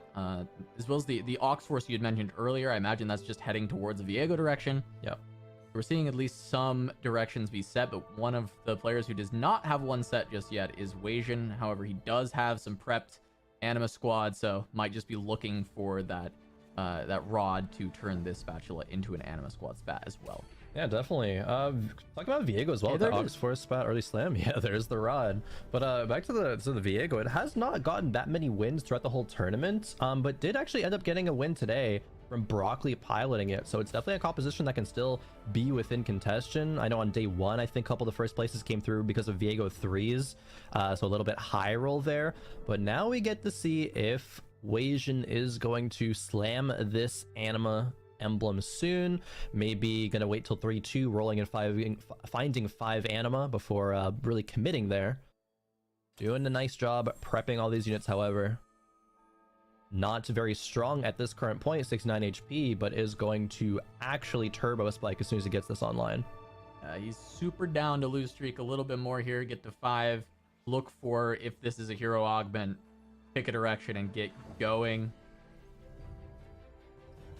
Going up against DQA, who does have that admin slammed down. The admin that DQA has is every 5 seconds, admins permanently gain 15 max health. That max health on the Renekton, and currently going to be stacking up for the LeBlanc at the very least. The LeBlanc and Blitzcrank as well. Blitzcrank, yeah. Does synergize well with the Brawler trait. Of course. Definitely. Blitz is Even gonna more be HP. yeah, Blitz is gonna be in for the whole time. Assuming he keeps, you know, running this brawler. Could go, you know, that Jack's angle, another prismatic. All right, we are going to have a triple prismatic lobby for the penultimate game, Casa. This is exciting. Yeah, and then Wajan just grabbed 2 tomes of traits. Is he Holy. trying to go just as high as he can Anima as fast as possible? Yeah, might as well 7 Anima. Let's go. This can be a, you know, not quite Exodia tier in terms of power, but maybe having this many emblems, you can be thinking about that. You can put it on things, you know, like Fiddlesticks in the end game. He could also look for ace emblems as well, trying to set up to play, you know, 4 ace with this many tomes, trying to look for Yeah, that's fair. whatever he ends up finding. We'll see when he eventually decides to pop those. Yeah, he's not rolling down at 3-2. Thinks this board is stable enough. A lot of players will, but maybe he's just going to be considering going 7 at 3-5, having that to be the point that he rolls down. You know, the thing we talked about in the beginning of the day is that in the little player spotlight, Wajan has the least amount of gold at 4-1, so he likes spending a lot during stage 3. So 3-5, I definitely expect to see him go roll down, find at least the 5 Anima, if not pop some tomes and find 7, and be really, really online at that point. Here we are. Looks like there was a binary here. That's for Oh, wow. DQA. Interesting. Gonna stack up as many of these as you can. I guess he had 2 items on a couple things that were necked in Yeah, with wow. all that AP. Seriously, how much HP he just Holy, gained? he's It like was insane. 300. Now he's like 3,000. It looks like. What the hell? Oh, that was absolutely wild. But yeah, I guess binary value coming through right now for DQA. Gonna be really strong getting those extra items in. Renekton, a great item carrier. I guess he gets to be 3 items, and he might not even be a carrier in this game since he's stacking up that admin HP. Yep. Especially if DQA plays a lot of brawlers. Right now, playing 4 of them. He's got the brawler emblem. Be able to potentially go to 6 very soon. 4 admin online for DQA. Now every 5 seconds on top of the 15 HP, we'll be getting 18 AP as well for the rest of combat. And now it is 2 duelist emblems on the board for Broccoli. Really trying to make this direction work out. Edge of Night Slam as well. These are some fantastic Zed items, and we know this composition can spike to a first place. Wasian narrowly missed out on it in the last game. Broccoli learning from it, trying to do what Wasian couldn't. Yeah, it can't cut through all this HP, and DQA is just gonna keep scaling super aggressively with this board. You're gonna have such a strong front line, and if you can kind of round it out with just a strong enough admin backline, I mean, at least the fight's lasting a long time bodes really well, because it is overtime that he's gaining that AP, and since this front line is going to be so stable, it's going to be really nice for DQA. Wasian immediately grabbing the misfortune with the rod. There's a Viego taken really early by pros as well. I'd be leaning towards some of those lines. Buzzyboo and DQA at the top while win streaking. Buzzyboo, it's really unlikely to see Buzzyboo win streaking this hard. I think he had one great game of it of Jax yesterday where he's win streaking giga hard, but not often is he being able to pull that off. And now Wasian with the MF grab is going to go roll it down at level 5. Yeah, here we go. This Level is the 7. time. Grabbing the animas, looking at 6 jinxes, but going to be able to sell one of them away. Get that JG over on to the MF. Grabbed 2. Yeah, grabbed another anima emblem as well, so he's on 2 of those and a mascot. There's 6 anima, or 7 anima right now with the extra emblem. And he's floating an emblem currently. Go up to even more anima. No, you can just pick which units he wants to keep in. Yeah, you can drop like the Silas. You don't need that Silas Nasus. Those are the 2 that you do consider dropping, as they are just weak, 1 cost units. Either way, he's strong for now, especially with that champion duplicator. Can be thinking about going, MF2 really early when he gets that, and propel that into a level 9. And find some legendaries to complement this composition with, which that's when it gets those first places. Wasian has been doing so good throughout the set at converting into firsts, but in this tournament, he's just not able to do it. Maybe it's a little bit of nerves, maybe it's the competition, but especially not converting that last game into first place is pretty telling. However, he's still by far in first place, second. Can't take that away from him. It is always great, though, when you are playing so insanely well near the top. The best player in the tournament, at least performance-wise so far, right? And you can still recognize that there are big areas that you can improve. It is just so scary, the trajectory that Wasian can have. He can be such an insane player, and he already is one. So a great tournament for him so far, and we'll see if he can continue to cap this off. But this is a fantastic position to be in with these anima stacking up, getting all that HP, just like DQA stacking with his admin, making sure you scale super far into the end game and starting to win streak now, get all those kills and get all that HP. DQA making binary work real well right now. That's generally a prismatic augment that people will kind of shy away from, but it's good enough to even snap Buzzyboo's win streak and, keep his own. So we see the cash out from Basso skills, that 5 underground, a lot of loot orbs, 20 gold. This might be good enough to take. Yeah, it's a lot of money. Yeah, he's gonna take the money. Take the money and duplicator. run. There we go. Still a lot more orbs to get through. Not that many items, but an insane amount of gold for Bossa to work with. A lot of money. He's gonna be able to go level 8 very, very soon. Might greed out one more round and go level 8 on 4-2. Playing the interval gets a rel too. Maybe he didn't quite Briefing want his money. that. Yeah, -1, -1 there. But could even consider going level 8 right now. He has a lot of extra items because of this cash out, a lot of extra gold. Going to be, slamming all these AD items, looking for an Aphelios or Samira Flex, at least Belveth if he hits it.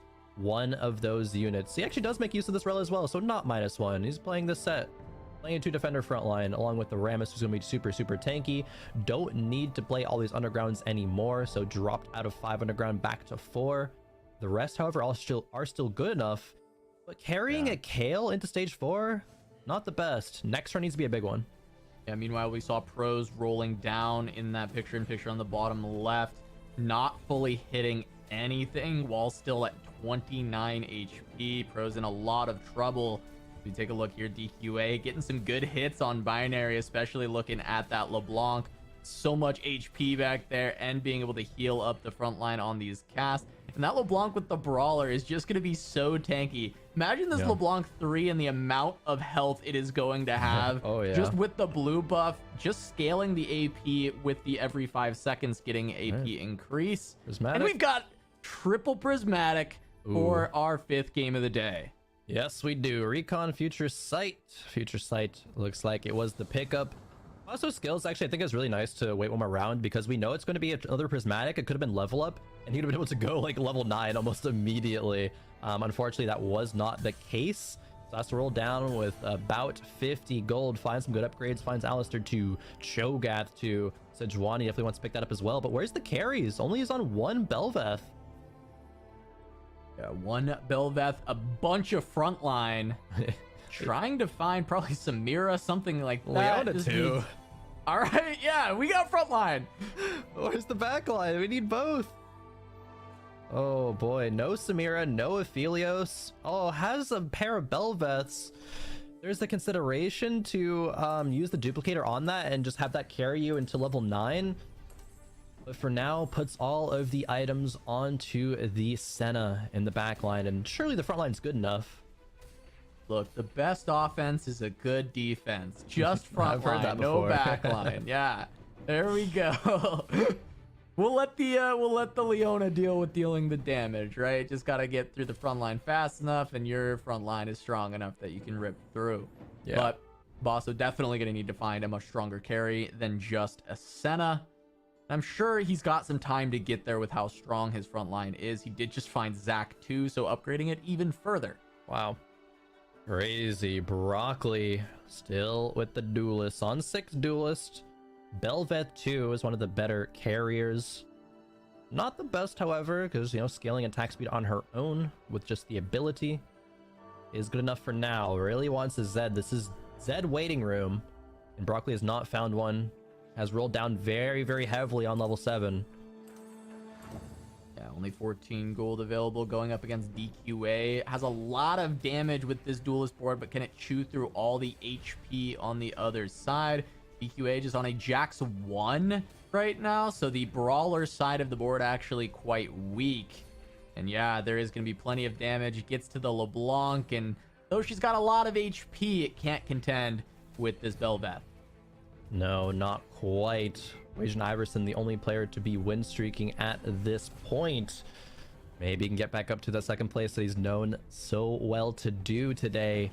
Pros, however, down very, very low. 7 HP only, single digits as we reach stage 4 carousel. Yeah, I mean, we saw Pros hit some of his reroll, but it is, just another, I believe, Yuumi board. And we've seen that comp only do well from kind of a win streaking position from an early high roll. Pros not there, not hitting until very late into the game. 7 HP, likely not long for this world. No, definitely not.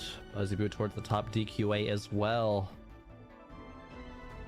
Moment of reprieve, as there is a lot on the line here. Again, even if you're not going for 1st place, top 4ing matters a lot. Buzzyboo, so much gold. Malala just hit a Z2. Yeah. See what else he can add to that board. Buzzyboo having that high-end shopping, looking for some of these legendaries on level 8 right now.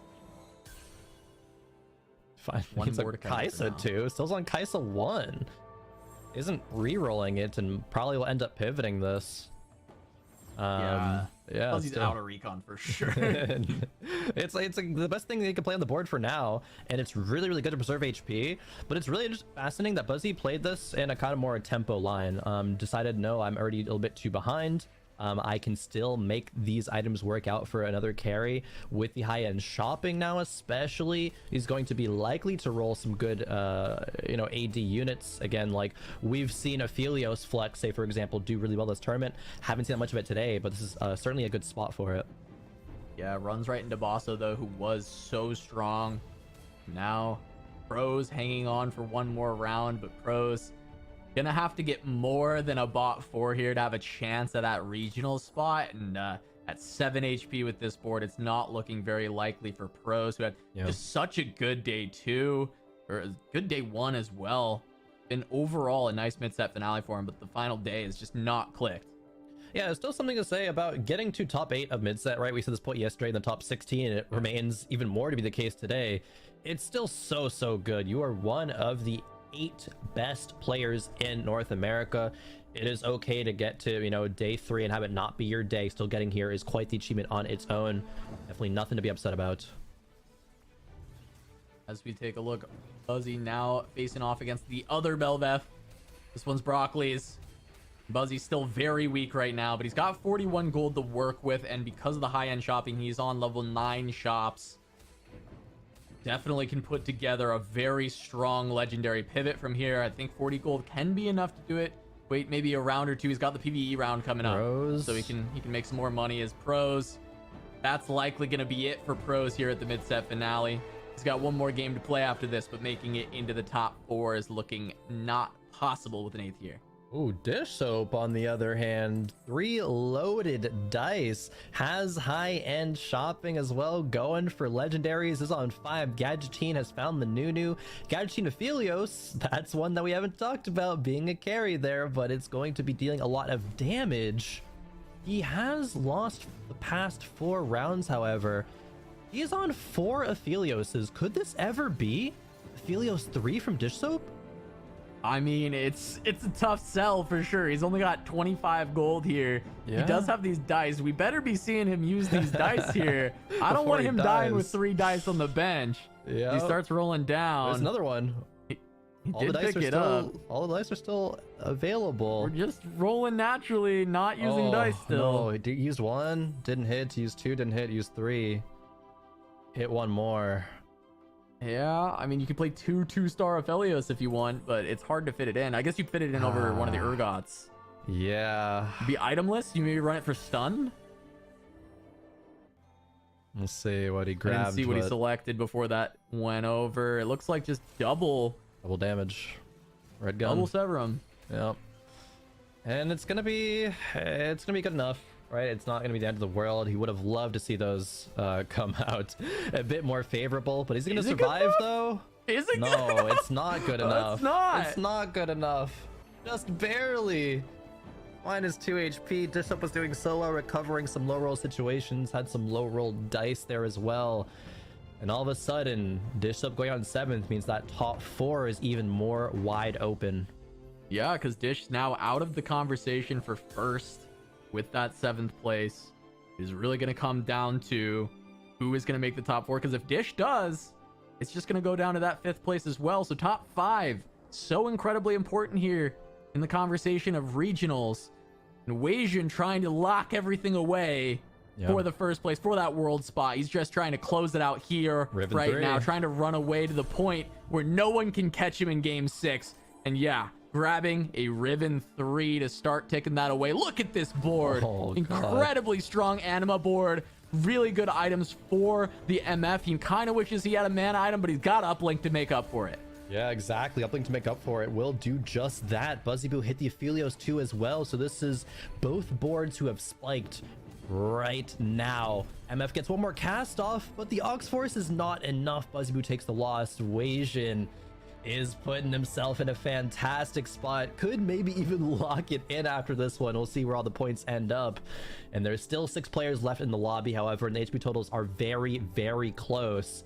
Only 19 HP separating everyone. It is clawing tooth and nail for each placement. Each HP matters so much. Yeah, I mean, Weijin having a 3-point lead over Broccoli coming into this. This really comes down to, can he create a differential between himself and Broccoli? Can he widen that gap going into the final game? And Broccoli is still here, still hanging on, still at 32 HP as DQA picked up that LeBlanc 3. The health bars, you can't even see them anymore. It's just an insane amount of little ticks there. There's so many lines. How much HP does this have? But it goes up against the Aphelios board from Buzzy Boo. DQA rocking the 4 admin, rocking all of this front line as well. But is it quite enough? The LeBlanc doesn't have damage. The binary is the BT, so it actually just is stuck on this set for the whole time. Meanwhile, Aphelios cleans up. DQA is going to take such a huge loss here. And drops to single digit HP. DQA. Yeah. Such a rough spot. 6th place coming into this game. He did turn around previously with the 1st place, but it's not looking like that's going to be the follow-up. Picks first. DQA really need a better admin for this one to ramp up that LeBlanc. At this point, maybe he just needs to find a 3rd item, not rely on the binary. Yeah, that's a waste of a prismatic. It's so rough, and that's kind of why you see players shy away from the binary. It's just not good enough. Having the 3 items that you want, especially with things like underground and meta, where you can get a lot more components and outfit units with things like admin spats, brawler spats, gadgeting as well to take up item slots. Like, it just makes it that much less valuable. DQA rolling down, not hitting a Sedge 2, just 2 Sejuani 1s. Sure, they both might cast, but I don't know if it's going to be enough. You get a lot of binary value. 5 items, 5 full items that you get from it, but they might not be good ones. Yeah, well, we're going to the casino with DQA here. We'll see what we can pick up. And okay, at least it's an AP item. Yeah, it's not the worst thing. It's better than the BT was. Try and see if it deals enough damage, though. It still feels like this LeBlanc is hitting like a wet noodle. Yeah. Not getting too much going for it. Jax is doing okay feel like damage. A water gun more than anything. No, it's not going to be good enough. No way. Velvet's going to clean it up. Cast. Oh. DQA. Out in 6th. Saying goodbye there. Probably means his hopes of 1st placing are gone. And still perhaps be in the conversation for a top 4 once we see all those points end up. But Broccoli, 1st place overall on the day yesterday, 5th place on day 1, currently in 2nd place. Broccoli is just so dang consistent, trying to do it again because he is the player that is most within reach of Weijin Iverson. This game means a lot to him. Yeah, just noticed in the corner, Buzzy Boo hit really hard. You don't want to be running into him right now, and that's exactly who Broccoli finds. The Samira 2 and the Urgot 2 were just hit by Buzzy Boo. There's a lot of damage on this board for Broccoli, but that being an Aphelios 1, I think is going to hurt quite a bit. Did pick stun, just trying to get as many of those out as possible, but as you can see, can't chew through this board, and Broccoli might take a big enough hit to just go out. He's at 18, but that's a lot of units. Wow, down to 2. 1 unit away from falling there. 1 unit away from falling there. And if Broccoli goes out in something like a 5th and Weijin still win streaking in 1st, by the way, he might just be able to, just secure enough of a lead. Weijin picks up his 22 as well. His board keeps getting stronger, and he's still win streak at this point. Oh, I'd be so scared. Broccoli knows that he's so close to those hopes of the Monster Shack Championship going away. Or at least we'll have to attempt and set 8.5. Weijin is primed to clinch first, to clinch that spot at the championship.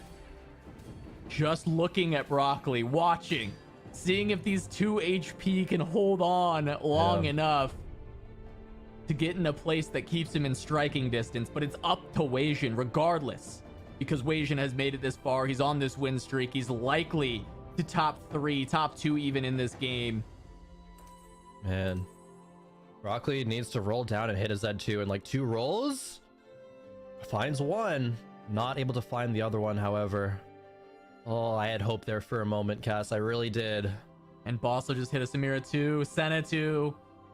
These are the people in his pool. Malala goes to level 9. They're spiking on the other side, and he's not getting anything. We see him swap out from the stun to the Dusk Wave. This was nerfed, but he's looking for some AoE damage. He needs it.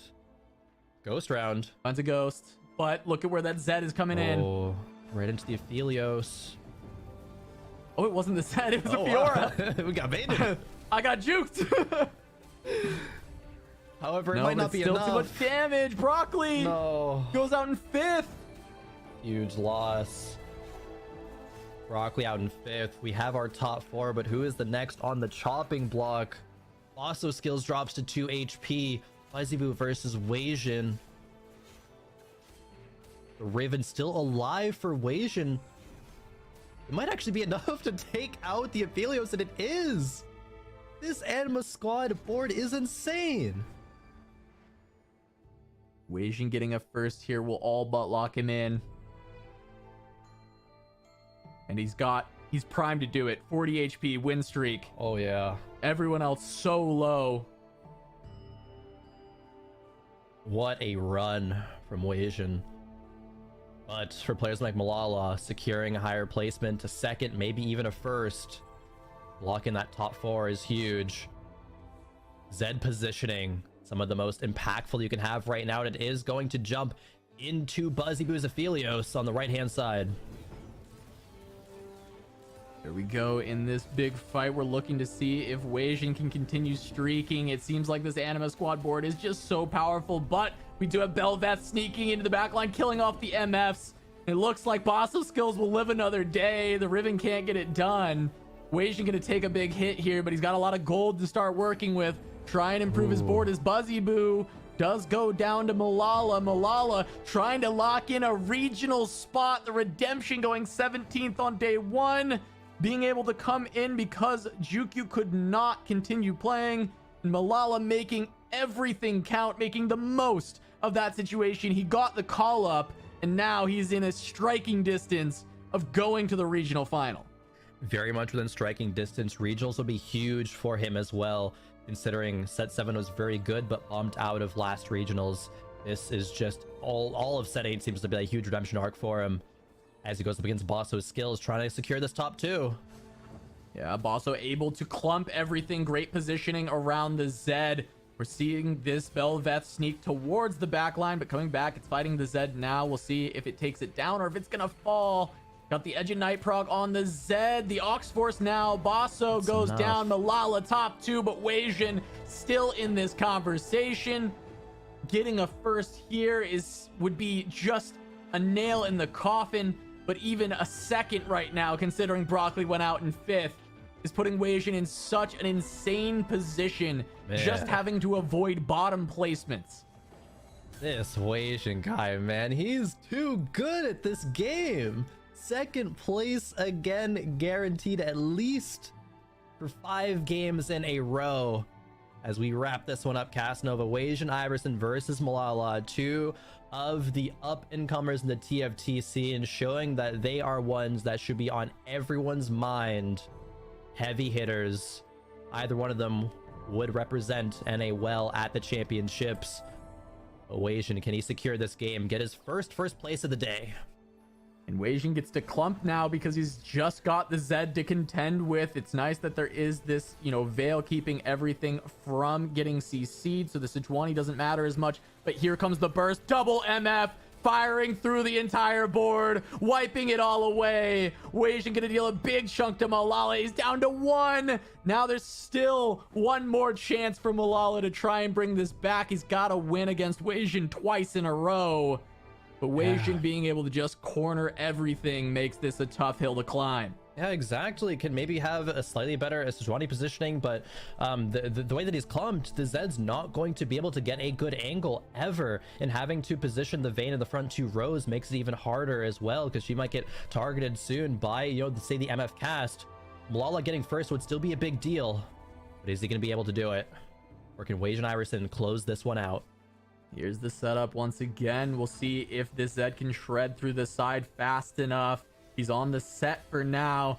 He can move past and get onto these MFs. It would be huge, but he just can't quite get there. Here come the cast. Edge of Night procs. Ox Force procs. No. It's all down. Weijin Iverson taking the first. The first he should have took last game. And it has been 2-2-2-2-1 for Weijin. He is going insane in this tournament.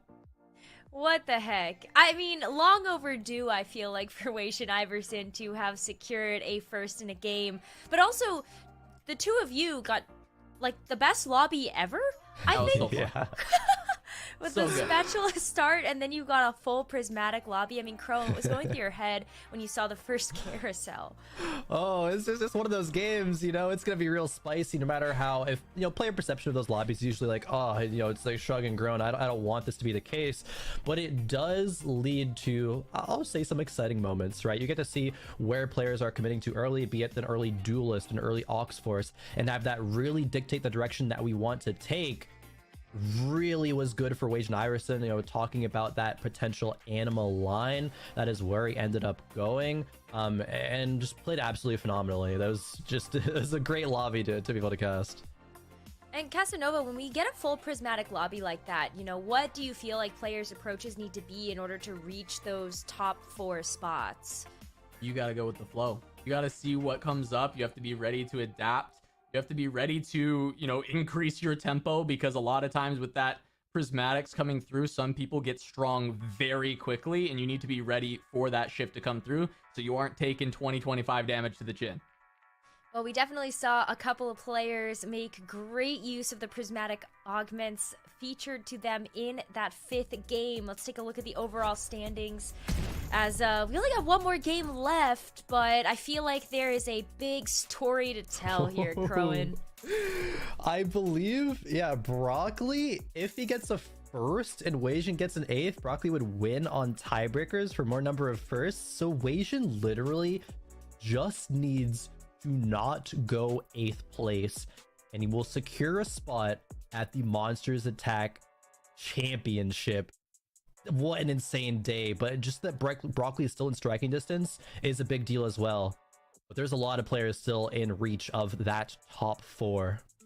Yeah, high stakes for sure. I mean, the top 4, right? We're looking at DQA, and he's in 6th, right? He's got to try and beat Malala. He's got to get past there. That's going to be the tough spot to do for sure. 6-point difference between them. So DQA looking at a similar kind of situation as Broccoli. But for Wasian, the stakes on just not going 8th have never been higher. Can't wait to see. There's either going to be a coronation from Frodan and Bryce on Wasian's run, his ticket to Worlds, or some absolute tragedy. And it only is going to take for one person to go out of the game for us to know that.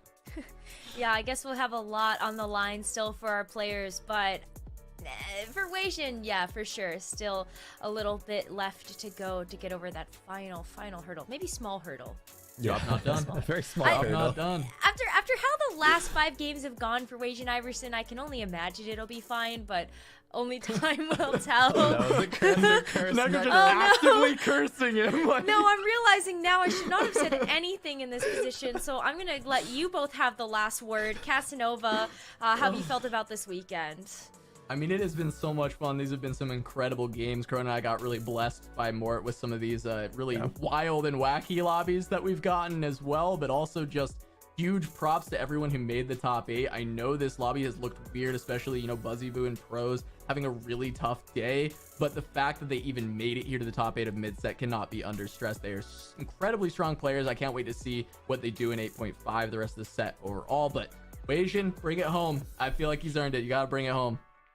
Chrome, what about you? Final thoughts? Yeah, we've definitely been blessed by some great lobbies. The last lobby of the day for Casanova and I, the past 2 days have been absolutely phenomenal. You know, it's just great to be here and great to see how TFT keeps leveling up and the players that keep leveling up. Everyone was looking at a couple of players looking to this event being like, oh, they're probably being the ones that are going to win. But Wasian Iverson showing that, you know, with just a little small hurdle left, can be really making waves. And I would say, even without it being 8.5 already, if Wasian clinches this, especially in a dominant way, would already just be rookie of the set in my heart. I always love to see players with breakout performance like that. So no matter what happens, you know, it's a treat. Cannot wait to see the conclusion of the day, and I hope you both enjoy watching this final game. Thank you so much for your work this weekend. As we get ready for our break, we will have Game 6 and the conclusion of the Monsters Attack mid-set finale right after this.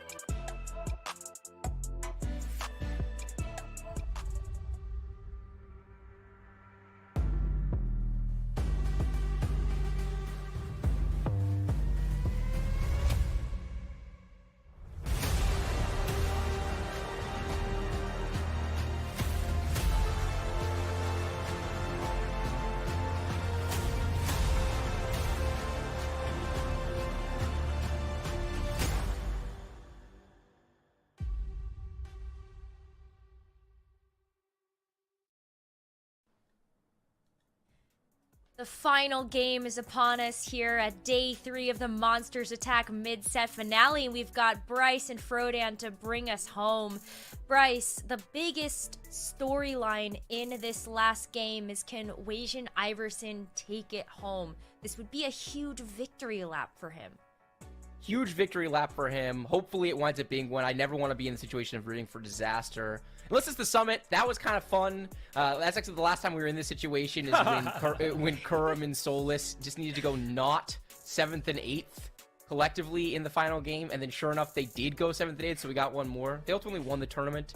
You know, in this situation it's a little different. You don't have a whole lobby of people actively griefing you. You know, Wajan has played such good TFT, not just today but throughout the entirety of the tournament. He was one of the favorites coming in, not an established name, but among his peers everyone knows what a monster this guy is. Not surprising to see him dominate.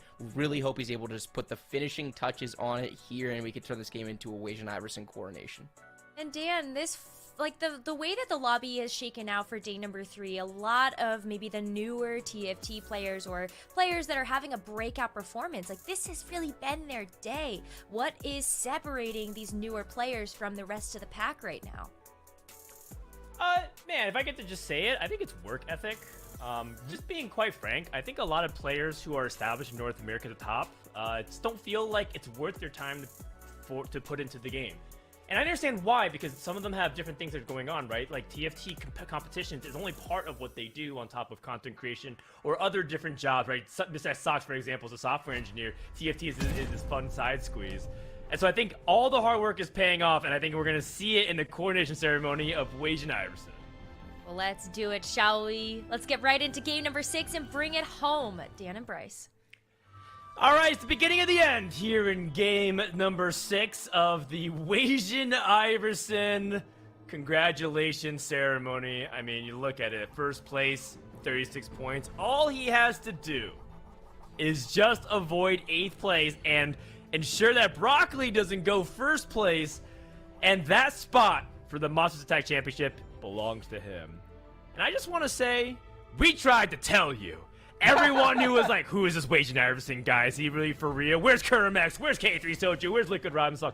We tried to warn you about the coming of the new guard, led by players like Clear and Wajan Iverson, and look at him now. Look at him now, and to Necro's point, it's not just Wajan. It's really easy to get lost in the sauce of how far ahead he is, right, and this secure position he has, just not needing to go 8th in this game. But the top 4 of this event is him, his practice partner Bossa Skills, and his practice partner Malala, alongside Broccoli. So this whole group, Showtime Sucks, is really putting themselves on the map. That's right. Oh man, the power of people who unite under one anthem. Showtime Sucks. I mean, don't really underestimate humanity, man. We can do really amazing things when we band together. True. Agreed. Like, have amazing performances in the game Teamfight Tactics. The peak of humanity. I mean, it is a village effort as well, right? I'm sure Wajan, one of the first things he'll say when you talk about interview is all the people that's helped him prepare, including all the different units that's helping him get to that spot too. 2-star Kale, 2-star Lux to start things off. Yeah, immediately versus Portable Forge. Interesting choices here. Very interesting choices. Portable Forge is one of the strongest 2-1 augments. It's really hard to envision low rolling around it because there's a lot of good items here, both from a tank perspective and from a damage perspective. I expect him to be playing very top 4 oriented this game, which would mean slamming a static shiv here. It's going to preserve a lot of HP. And since the name of the game is just don't go 8th, I think that's something you can really game plan around from the beginning. It also helps him that there's a lot of players in this lobby that really have absolutely nothing to play for, right? Buzzy Boo and Pros are mathematically eliminated. Dish Soap is on the outside looking in of the top 4 for the regional spot, but he's already qualified for regional, so it doesn't matter.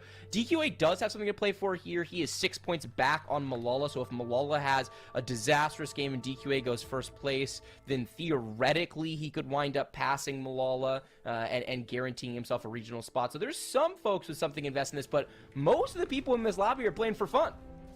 Yeah, playing for fun, playing for potential qualifier money. points, a little bit of prize money, you know, as well as maybe some bragging rights. there could be many different things that people are playing for. So let's just get into the action here with TFT. See if Buzzy Boo can perhaps play for a little bit of redemption. I think it's great to even get to this spot for players like Buzzy and pros. Those are the underdogs. They represent the everyday type of players, the ones who aren't full sweating. They're not necessarily Dishsoap and Suzuko grinding for rank 1, rank 2.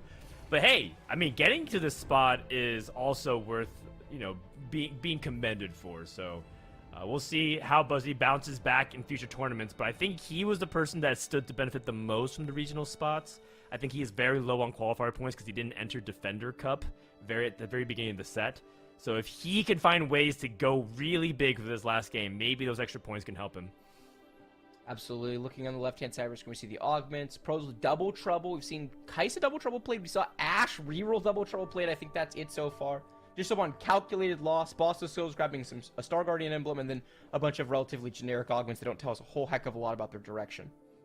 Yeah, not a lot about direction, but does give you a lot of at least ideas of what you want. I personally think that you know, items like Mana Zane and whatnot for Malala are really open-ended, but I know some people really like putting on Talia because of the interaction with Star Guardian. For Broccoli's perspective, I think from him, he's just basically going to shoot for the moon and hope that he lands amongst the stars. There's not really too much that you can ask more from Broccoli. He took some risks. He also played some comfort comps. He also played some things that he was not exactly comfortable with. We were watching last game. He looked a little bit dizzy when he was opening up Duelist. But also a hell of a tournament for Broccoli as well. I think no one should be disappointed. And we hyped him up for a while, right? Ever since, like, basically the beginning of Set 7, it felt like Broccoli had that tournament that was on the verge of breaking out. And I feel like this is definitely a noteworthy performance, even though it is a Wage and Iverson so. For sure, Broccoli has been a really great player for a long time, but he's not always in a position where he's able to work at his game and get it to click. He was really strong heading into the last cup, the Corrupted Cup, but only on the AD line. He got put in some uncomfortable positions, low-rolled a little bit, and he flamed out in that tournament. He put in a lot of work coming into this tournament, prepared really hard on the AP line. Shout out to Pitsy, who was his primary practice partner. Pitsy is an AP master and really helped Broccoli elevate his game to put on such a strong performance throughout the course of this weekend. Interesting AP lines here. Boss of Skills opens up Star Guardian Crest, not one of the most powerful Stage 2 openers. Star Guardians has kind of all the potential in the world. I'm fairly certain that 9 Star Guardian is one of the strongest synergies possible in the current game. The only difficulty is reaching it. And also the other breakpoints too. 7 Star Guardian is also very noteworthy. So I am curious to see if Boss of Skills is just going to add an additional +1 to the usual Talia boards, or is he going to actually put on quite a show for this final game and maybe show us a little bit of that sparkle. Yeah, Boss of Skills is in a position to try go for some style points. Why not, right? He's secured himself a spot in regionals via his incredible top 4 performance at this mid-set finale. No chance of contesting first place, so go with something that you think is fun and see if you can make the magic happen. Seeing items on the right, 2 people wound up taking Forge. Malala going for the Mana Zane to go along with Wage and Iverson's. Nothing really jumping out at me item-wise. Oh, Malala!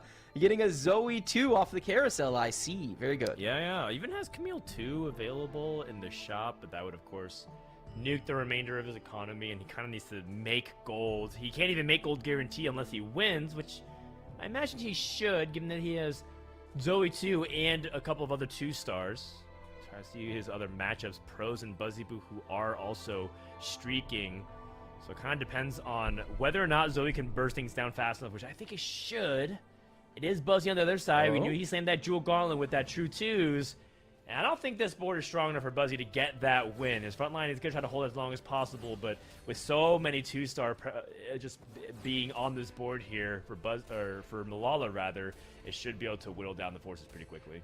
Yeah, and Yumi's focusing on Zoe, which is good in theory because it's the primary source of damage. The thing is, Zoe's bubble's already out. She's already doing her damage, right? So even if you kill Zoe, her work is done. It's a nice little fight win there. Malala actually remains our only win streaker as we head into 2-6. Yeah, Malala also had a very quiet, good couple of tournament performances as well, doing fantastic in the Corrupted Cup, able to get 5th in that tournament behind Clear. And feels like he's getting like another 5th in this tournament behind Boss of Skills and Wasion. So it does feel like Malala's just going to be sliding under the radar, but he was also one of the the players that was on the come up, particularly in set 6. I want to see him continue to improve. I feel like he made great strides this set. He's been working at it. You know, you called out some of the top North American players for being a little bit on the lazy side.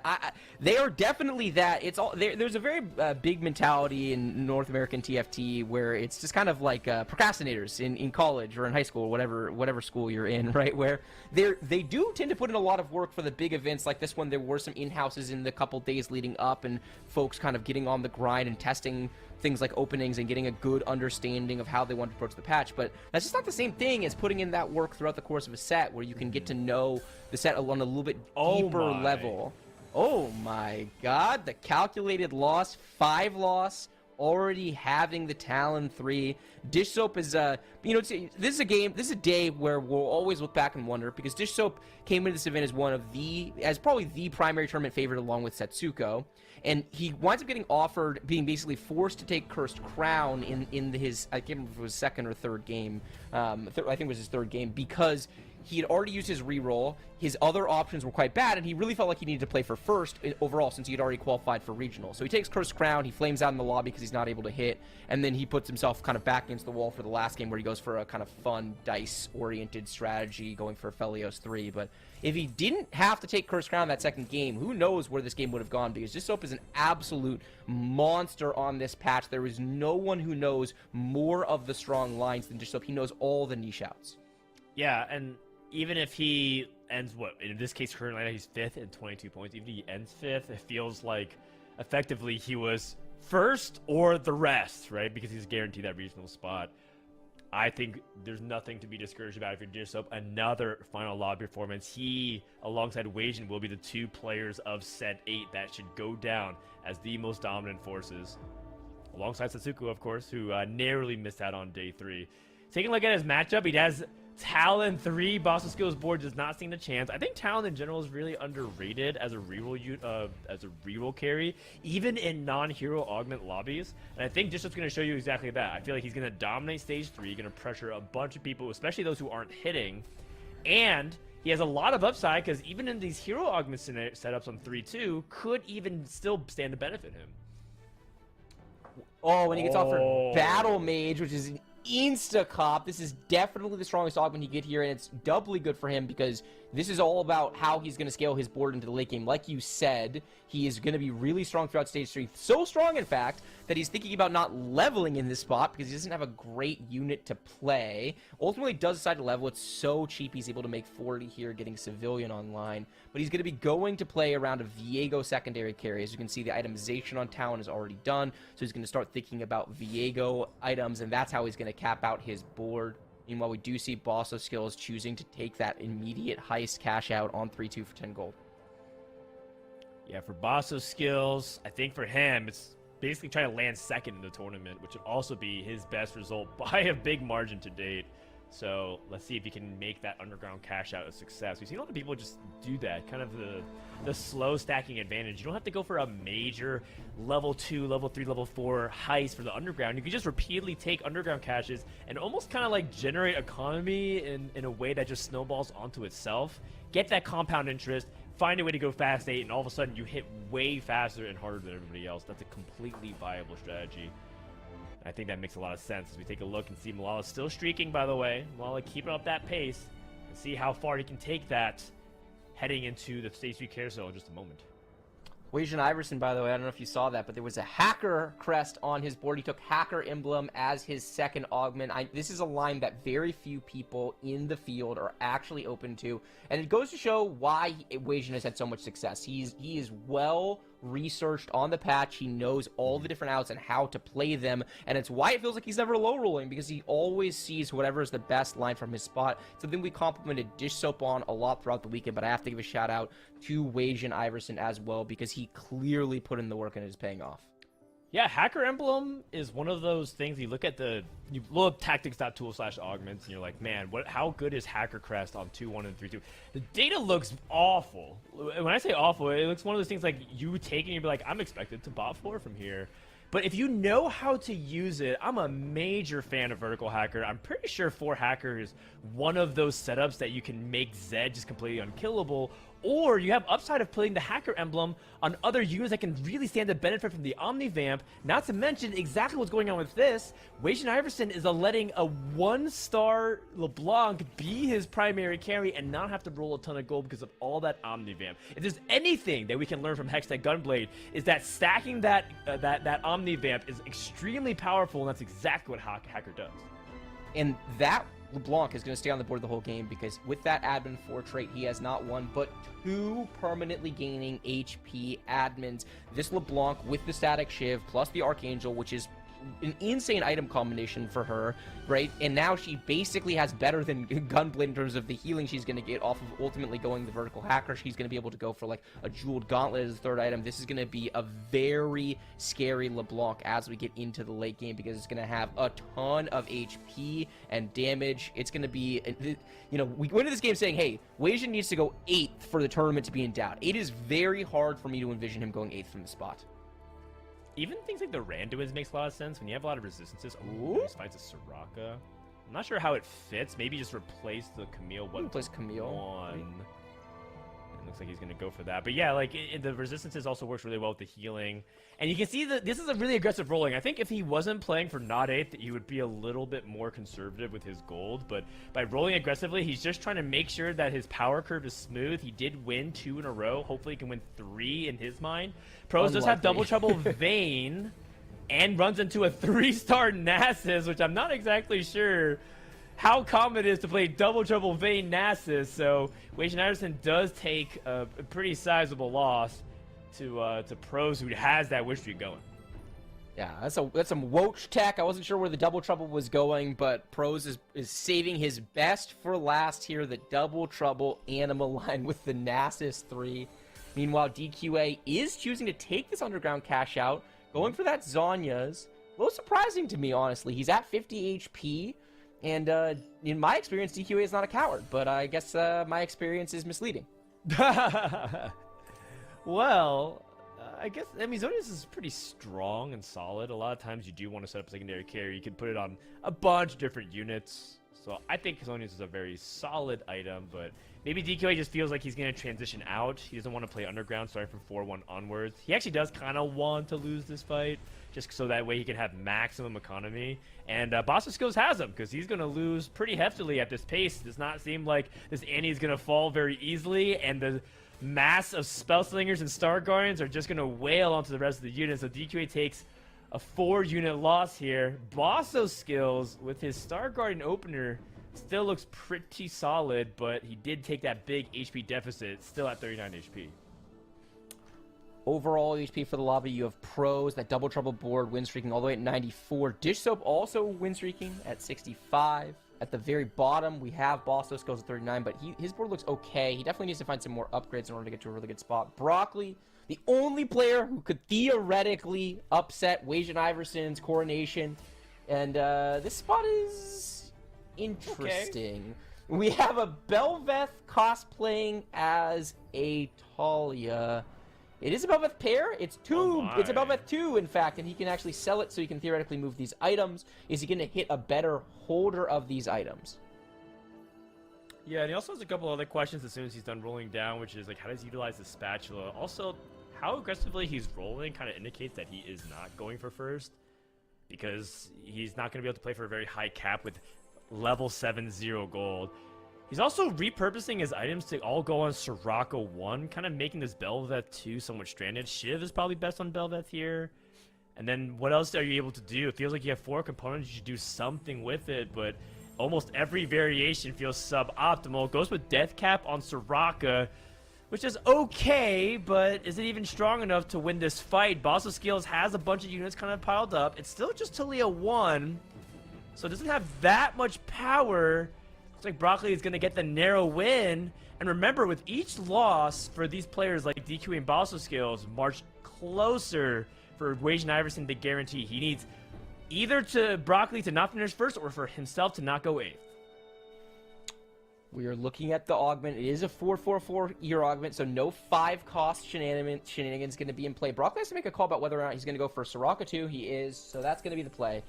I think his original plan was they wanted to play Talia, but when you hit Soraka pair and you get the chance to get Soraka 2 on 4-2, I think you just have to take that. His admin is AP at start of combat, so he has quite a bit of AP, right? He's getting extra 45 AP from the admin trait to go along with this death cap as well as the jeweled gauntlet. So this Soraka is going to hit like a truck. Yes, and he is stable for stage 4, which again, you got instead of thinking about like, oh, I gotta go first, just think about this stage. Think about what is the strongest board they can play for now, and this is definitely one of them. Going up against Malala, who also has that Talia. Seems like half the lobby wanted to play Talia this game, which is understandable considering that she's very consistent for the top 4. But it does feel like everyone else is scrambling for it, while Broccoli has Belva 2 and Soraka 2. Berserk is active now. 15 seconds in, her empowered stars will now hit multiple champions. And look out for the rest of the lobby. Broccoli is now putting together a nice little win.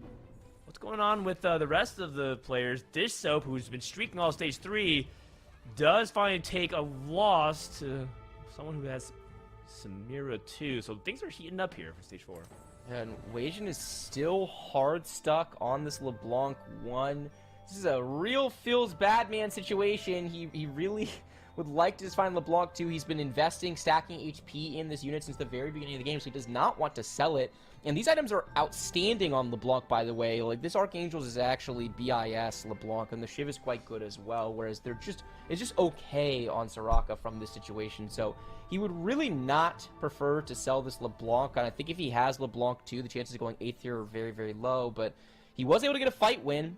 Maybe someone on the bottom is going to be bottoming out of this lobby, but we've not yet seen that. There's no one whose spot, to me at least, has looked like, okay, they're ready to bottom out. We're looking at the person who's lowest in HP in the lobby, 31 HP for Bossa skills, but he was able to hit this Talia 2. And Talia 2 is a pretty big spike. Is he going to have enough front line to deal with it? It looks like he's not. It's a huge fight win for Wajan. Again, we're just trying to avoid 8th place, so sending Bossa skills down to 21 HP is very big for the bigger picture of this tournament. Yeah, he hit Soraka 2, which is really nice as a consolation if he's not going to 2-star his primary carry. And it seems like, yeah, like 2 Talia players, 2 Soraka players. Seems like everyone's kind of divvied up their lanes. We take a look at the item set, see if it can help paint a better picture of what's going on. DQA, by the way, with 2 Hand of Justices and the Last Whisper. That brings me back of the old school builds that we see DQA build in sets 4 and 6. But let's also see what is happening at the other end. You know, Pros has not had a good day. We can just say it. He's been struggling a lot. If he can end on a high note, I think that'll lift his spirits. But he also gets to kind of play a little bit of spoiler because you know players like Bossa Skills wants to fight for that second place spot. And there are some other players at the top who are putting pressure below. Let's see what Bossa Skills can do on his level 8. He does have the Talia 2, only 2 items.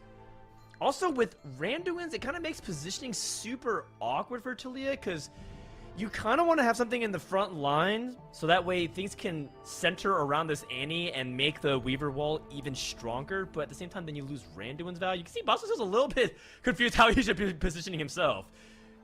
Yeah, not an easy positioning puzzle in this. He's going up against this Talon, so he's on the correct side. Talon's always going to jump to the right first, but it one-shots the Lux 1. And so now this Talon is getting ready to hunt. It's slowly but surely making its way over to this Talia, and it's going to execute it. And this Leona ulti coming out onto the Annie is keep taking a little bit of chunk damage, but there's no way there's enough damage left on Bossa Skills' board to get a win here. Buzzy Boo down at 13 HP. We are inching closer and closer to declaring our mid-set finale champion. Wajan Iverson did lose, but again, Malala is very strong given that looks like he is online and cooking. 3-star Yumi has been acquired by Buzzy Boo, though, so maybe Buzzy stabilizes here. It's a possibility. It's not very likely, but there's still hope for Broccoli fans. If you're trying to hope for a Wajan Iverson 8th and a Broccoli 1st, it's still possible. It is possible. It's going to be really, really challenging because Bosso Skills is now level 8. He is out of gold, and his prospects for improving this board are quite on the weak side. He doesn't have a strong component to play around in this chain vest. He really wants Jeweled Gauntlet for his Talia if at all possible, right? He hasn't found a Syndra. He doesn't have like crazy power spike available to him. His augments are just on the okay side of things, and he's taken losses. So I feel like Boss Skills is not long for this world, and Wasian's board should certainly be able to preserve enough HP to outlast however long Boss Skills is going to remain. But as I say that, Boss Skills gets a really close fight win against DQA. He's holding on. Any chance Wasian is losing? Wasian is losing. So you never know, but there's two parts to this. We need Wasian to go 8th, and we need Broccoli to go 1st, and Broccoli is not exactly taking care of business on that front. He is down at 25 HP. That is true. Wasian's holding up his end of the deal, Broccoli. It's up to you to try to make it interesting on your end. DQA coming in hot with that Samira too. The Zonia's on the Leona. I like that variation. Just going back to what he wanted to play all day long. It's been AP this, AP that. It just does not feel like the AD comps, the attack damage comps, have been able to flourish today in the way we kind of saw it in other days. But now DQA is getting ready to roll. We talked about how much gold that DQA usually has going to 5-1. This is yet another game. Could probably go for like a Warmogs on his front line. Not many other options here. Maybe a Zephyr instead. Yeah, we see Broccoli in the lower left-hand corner of the screen also getting, stun locked by his anvil. So a lot of time spent on this pivotal 5-1 turn. We'll see if either one. So they both are looking to transition. Broccoli doesn't really have much gold to roll though. He does hit into Felios here, and he chooses to go with the Zephyr. Some last-second repositioning for DQA as he's trying to make sure he lines up that Zephyr. He's also choosing not to roll down this turn. Going up against Malala, he's not going to be able to land the Zephyr on the primary carry, and he's on the wrong side.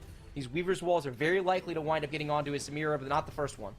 Gosh, I mean, the insta-second cast, basically, at this point, Urgot is down. A third cast is not good enough, though, and so this is the danger of the Talia boards, that sometimes she's just not able to get it done! Oh! And just like that, in the blink of an eye, Boss of Skills secures it for his buddy. Wasian Iverson is your Monsters Attack mid-set finale champion with an elimination of Buzzy Boo in 8th place. Congratulations to Nicholas. It's been a journey of a set and a half, and one of the most impressive string of performances that you'll ever see in TFT. 4 tournaments in a row this guy has been in contention, and he's able to crown it off with a first appearance at a World Championship stage. Congratulations, Wasian Iverson. Congratulations to Wasian Iverson. If you've never heard of this guy, you need to start paying attention. He came into this event averaging a 3.72 across 25 tournament games a set. He top scored 64% of his games and won 36% of them, so essentially over half of his top 4s are actually firsts. He is an amazing play for first player. He is a deserving representative at the World Championships. We should consider ourselves very fortunate. TFT is a game of RNG. You're not always going to singe your best, but this time we really did. I look forward to seeing him play in his first World Championship. And talk about peaking at the right time as well, where Wasian Iverson, which, by the way, has outplaced Broccoli one more time, just to add a little bit of a feather into his cap. Wasian has been also gaining so much more respect from his peers. You saw the power rankings heading into it. He went from a person that was on the outside who's getting some votes from a couple of individual players to barely making the list at the very bottom to now shooting all the way up to the top 6. Some people ranking him as high as top 5, and rightfully so. It almost feels like it was almost inevitable at that point where Wasian Iverson can show off some of his skills, and some of his spots aren't exactly the easiest either. He's been put in some difficult, tricky spots, able to navigate it, and bust out some really cool small and large-scale decisions that have paid off huge dividends, which goes to show you that the hard work has truly paid off. It really has. I mean, this is a great example of it. I don't know how this game is going to wind up going for him. This is a line very few people would wind up on, and he low-rolled. He didn't hit LeBlanc 2, despite all-inning on 4-1 and playing this game rather conservatively. He's still getting the job done here in Stage 5, ultimately able to get to level 8, and you could say the same thing about that Zed game we cast. Game 2 is one of my favorite games I've cast in a while. I still can't believe he got second place in that game. It was a combination of some brilliant play from him and some brilliant play from his Zed, who is the only only Zed I have ever seen outclass Faker on that unit with just some brilliant play against his buddy Bosso Skills. So look, if you're not ranking Wasian Iverson as one of the best 5 players in North America right now, it's because you're not watching him play. He is for sure that good. Yeah, that's right. And I think moving forward, people will continue to respect him. Hopefully he can keep that up. In the meantime, Speaking of a person that's had a great performance, Bosso Skills is 1 point behind Broccoli, I believe, going into this game, which means that he is now tied with Broccoli in points for second place in the tournament. And I'm not entirely sure about the tiebreak situation because I know they both have won a game. And so if Bosso Skills wants to claim that second place over Broccoli, he's got to get at least one additional placement. But he's at 1 HP, Bryce. He's at 1 HP and a dream, and he's getting Zephyred here. Really nice positioning from DQA, getting his Samira on the same side as the Talia, as well as landing that Zephyr. It's going to make this a very uphill battle for Bosso Skills. Yeah, the Fiddlesticks does get the Crow Storm straight in the face, but that sometimes might end up helping Talia if she's able to get a little bit more mana, but I don't think that's going to be the case. We're going to go to tiebreakers to determine who gets the edge between Bosso Skills and Broccoli. Although, I will say, looking at the score sheet, an opportunity for Malala to actually strike back. Speaking of striking back, Wajan Iverson, he didn't have to go for a top 4, but he is charging for it anyways. Let's have a flawless final day here for Wajan Iverson. Not placing below second. Can he one more time get a top 4 and get a 100% top 4 rate for the day? He is only getting stronger, too. Look at these HP bars. It is double HP stacking on the admin trait. So if you look at his 4 admin units, this Camille, this LeBlanc, this Soraka, and this Zoe with that emblem have a disgusting amount of HP, and that's why it's getting so much harder to deal with. He's got true dual threat going up against DQA. DQA is choosing to Zephyr the Annie. I'm not sure I agree with that decision. There's enough front line that this Annie is going to come back down. I don't think it's going to make a big difference. It did allow the Sejuani to walk up and get the CC going. The Echo Taunt comes off, though, and the Sejuani is going to cast backwards, it looks like. Is it going to land? It is ultimately going to land onto the carries. The Crow Storm has not popped yet for that Fiddlesticks, so we're going to see that Fiddlesticks come out eventually in this fight. Both the carries are still alive, but the Leona is onto the back line. The Samira is pumping out the DPS. Here comes the Crow Storm. It is the 2 admin carries versus the 2 carries left on the Samira and this Leona, and they're not going to survive. It is going to be damage dealt to DQA. A very close fight win from Wajan Iverson. It is not a top 4 secured yet, though. Pros down at 1 HP. Malala down at 5. DQA at 11. Dish Soap all the way at the top at 47. Chat, you might be watching a historic TFT performance. At this point, Wajan Iverson could finish with another second, which would supersede Robin's 1-1-1-5-1 performance from Set 5 Regionals in terms of high-stakes TFT tournaments with champ spots on the line. That is as high stakes as it gets for a regional competition. Are we watching history in the making?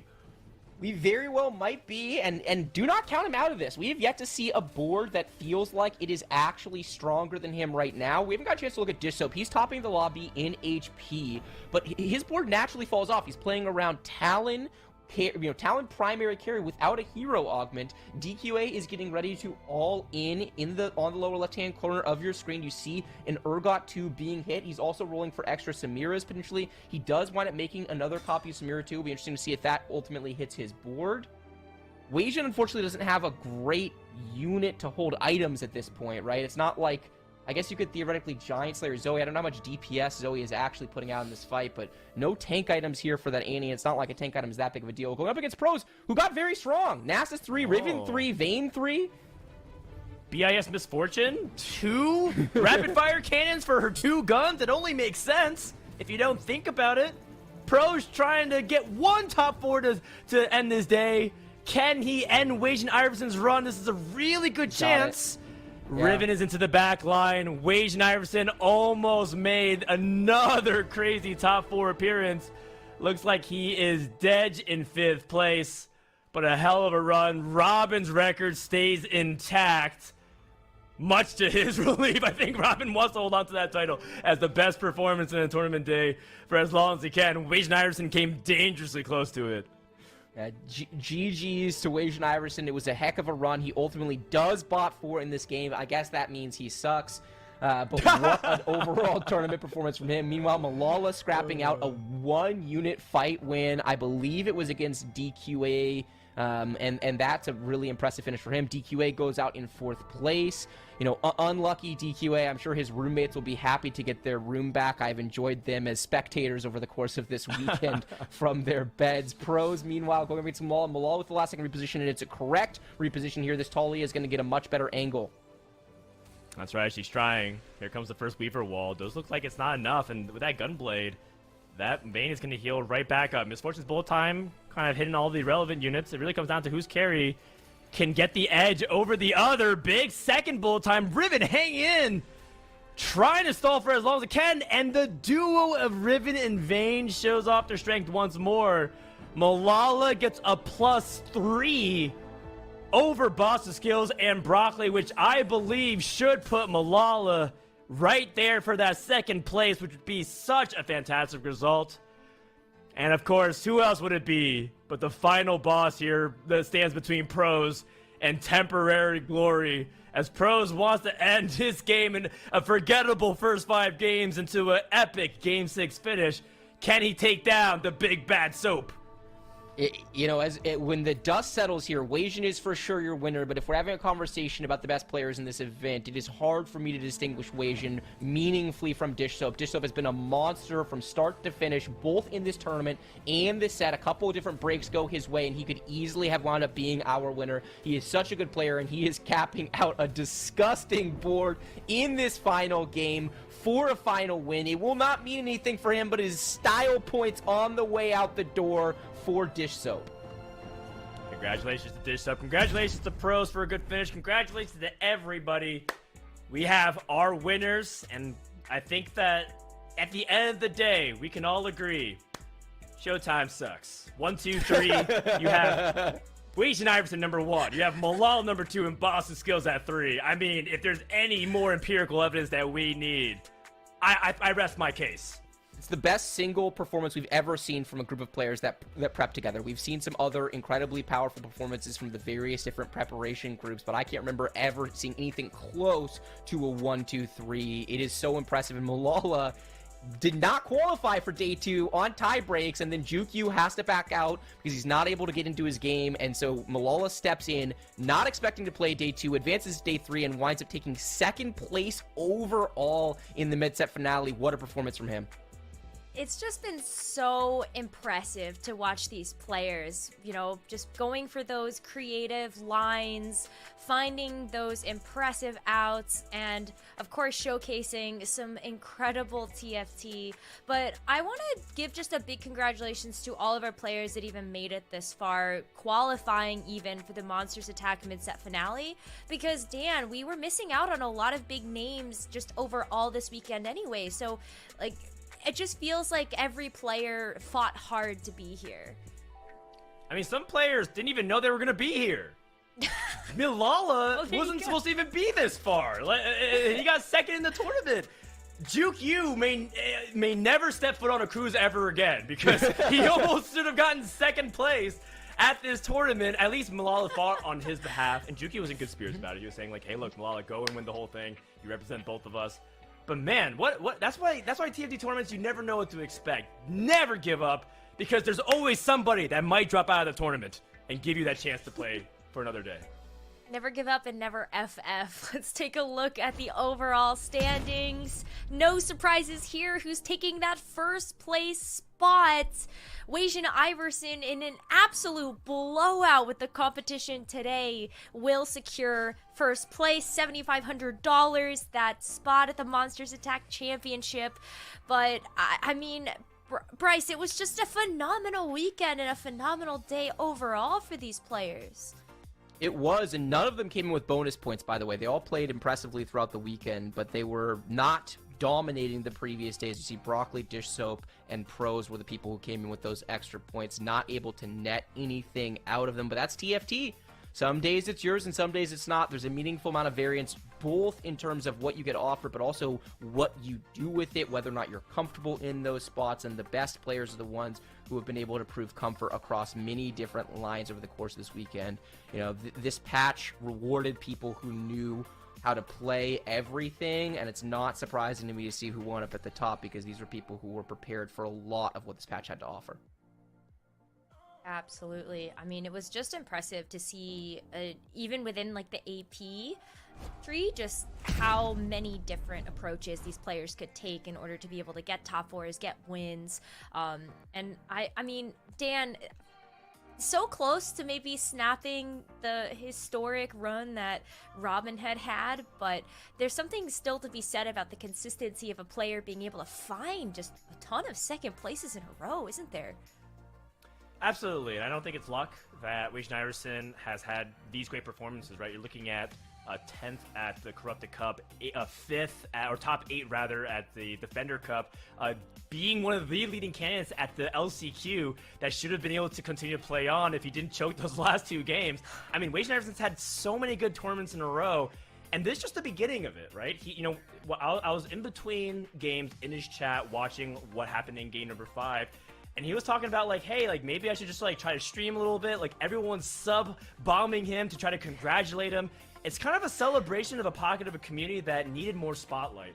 And I know that there's going to be people who are disappointed that their favorites didn't make it through, right? There's a lot of Dishsoap fans, a lot of DQA fans, even people who wanted, like, Robin and Soju to continue to play on in the mid-set finale. But this is only going to show you the depth that North America has. Yes, China has won 3 times in a row, but no king rules forever. And we are in one of the best spots as a major region to finally take home a global championship trophy. And I couldn't be more happy to send players like Wajan Iverson, who puts the time, who's got the skills, he's got the looks. I mean, this guy is the full package. I can't wait. In 3 months, China's about to find out what's up. I love it. He really is the complete package. I came into this with really one rooting interest, right? I want to win worlds. This is the game where as an esport, I really believe we can stand toe to toe with China. I think if we send our best and we play our best, we are capable of bringing home that champs title. And I wanted just to send someone who I felt like was capable of doing that. We did. I am over the moon excited for Wajan Iverson to go and have this opportunity. If he plays like he played this weekend, if he continues to improve on his play over the course of 8.5, does not rest on his laurels, right, really invests, he is absolutely capable of going and taking it to the world's best. Well, I can't wait to hear Wajan Iverson's thoughts on this incredible first place victory. We're going to take a short break, and when we come back, an interview with Wajan Iverson.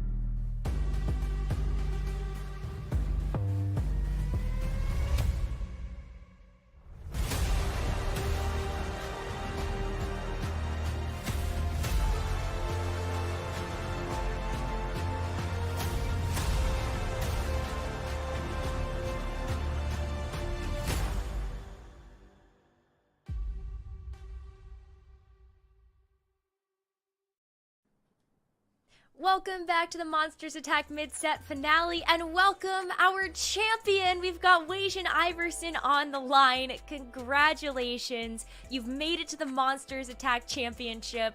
What does this first place and championship spot mean to you? Yeah, it means a lot. Like, it feels very unreal right now. Like, even when I qualified for mid-set, I didn't really think that I thought the chances that I won was like extremely low. So I didn't even really consider it a possibility until like game like 4 or 5, and then it hit me that like I might be going to Worlds. So yeah, I'm like super excited. So That's awesome. Go ahead. Go for it, Dan.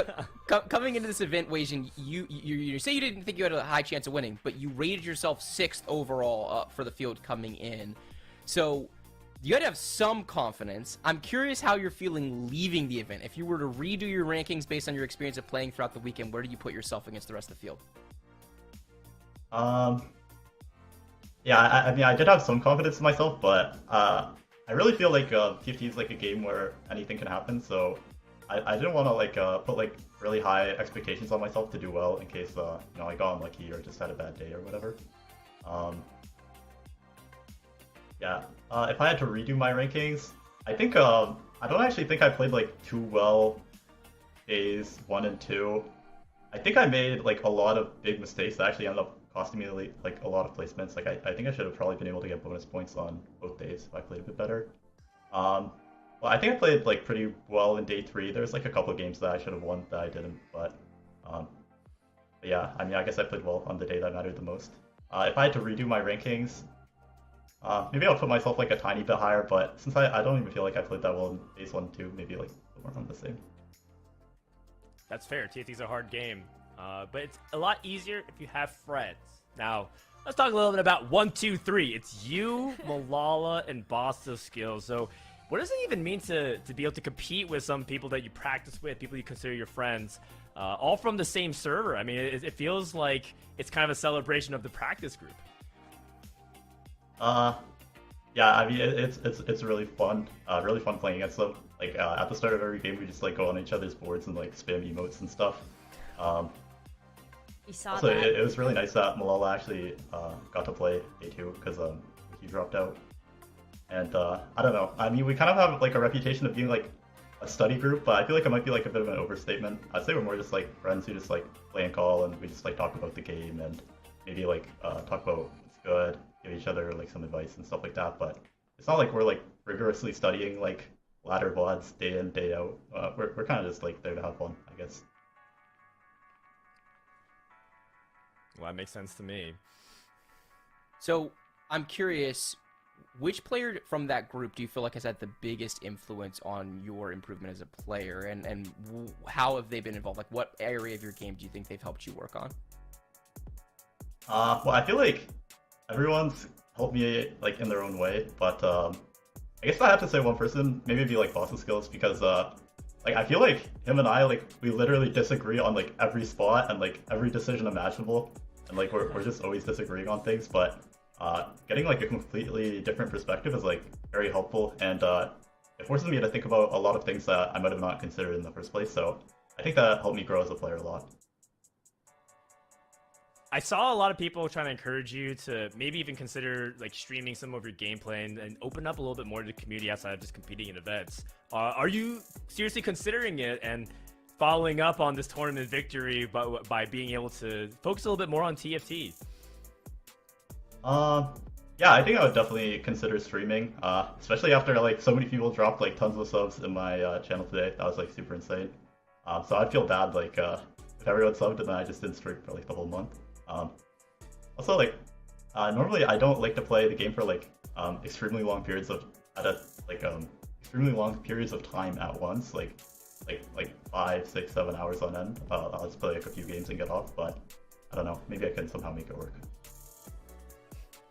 It's been super awesome and very impressive to see you play. And one thing that I think was really interesting is not only did you find obvious like success with all of your top 4s, but you also played a ton of different lines. And so do you feel like where does that come from? Just the ability to see all of these different options in front of you and pick one.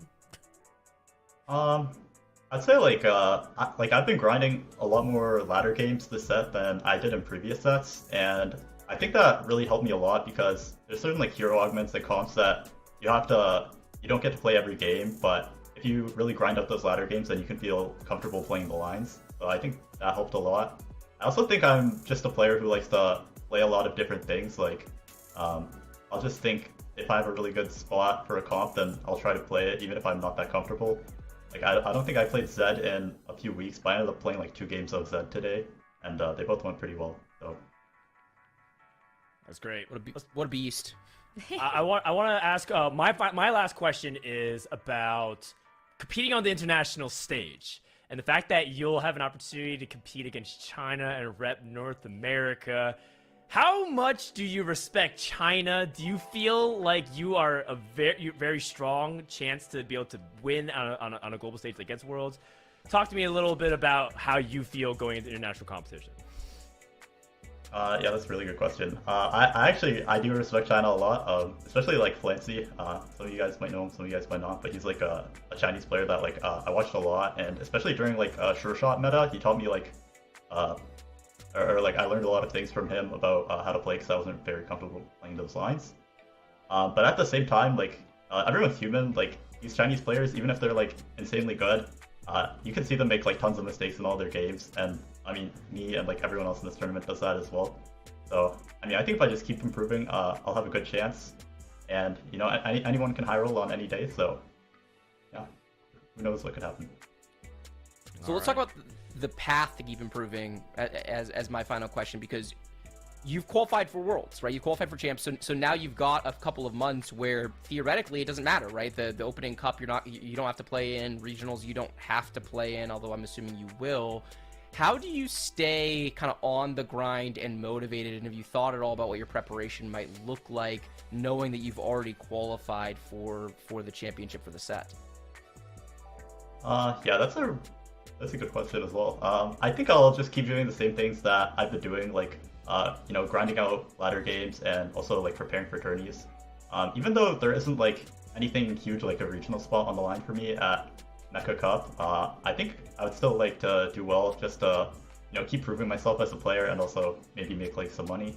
And I think now that I've qualified for Worlds, I think that's also like pretty good motivation. Like I want to stay in like good form and make sure that you know, I'm good when the time comes.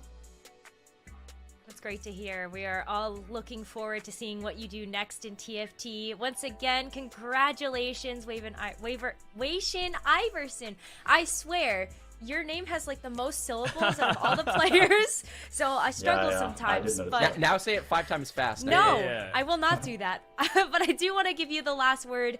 Wei-Shin Iverson, is there anything that you want to say to the people that are supporting you this weekend? Oh, I just want to say, like, thanks to everyone who watched my stream, and, like, thanks to everyone who I practiced and VOD reviewed with. And also, thanks to my parents and my brother, because they were actually watching me today and cheering me on, so that was very nice. Oh, that's so sweet. Love that. Love it. Do they know anything about TFT? They know that, like, if your HP goes down, it means you're losing, and, like, if you're at the top, it means you're winning. That's about it. That's it. Do they know the all name they of the need to know. server? That's the most important question for me. Do they know the name of the server? Oh, I think after watching the stream, I think they do. Oh yeah, the whole world's gonna know. Very good. Yes, sir. Oh, my GG's, man. goodness. Congrats. Yes. Huge Thanks so congratulations, much. and we will see you in the next one.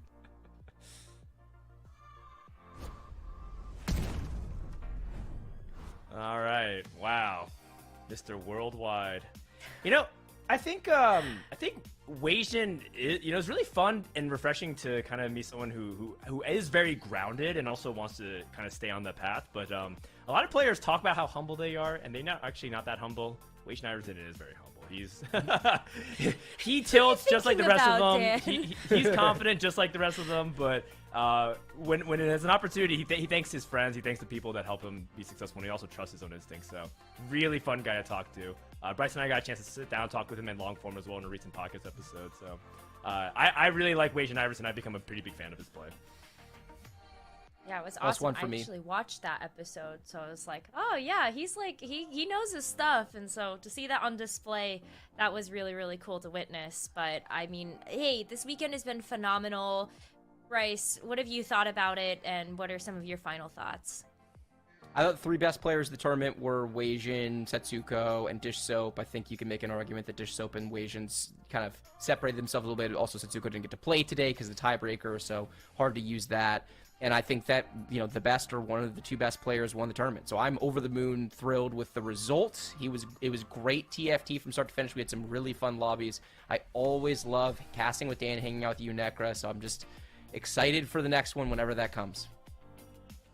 Me too. Dan, what about you? Final thoughts on the weekend? That's right. This is, I think, the last tournament I'll be casting with Bryce for Monsters Attack, which is quite sad. Yeah, maybe I'll get invited to do Worlds. You never know. It's dream big, but I unfortunately have a conflict for regionals, so I am not able to cast regionals this set. That is very sad, but you know what? We will fight even stronger. I'm really happy for all the people that had great results, and I'm also just really happy that North America is developing to the point where it feels like I'm just happy for everybody. In the past, it was almost like you had like a group of players that you kind of really wanted and some who were unknown and unproven, but the depth of our region is truly growing, and that is a great sight to behold because can't really say the same about most Riot-based IP titles in esports.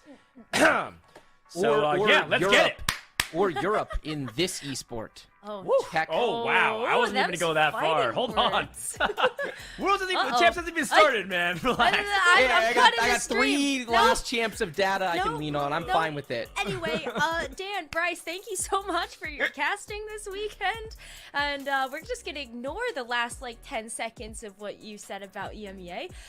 But hey, it's been such a pleasure to be on this desk with all of you and from all of us here on the production side of things, as well as Casanova and Crow. And we thank you at home for watching. And of course, we thank all of our players for showcasing incredible TFT this weekend. What a fantastic community that we have, and what a great way to send off the first half of Set 8.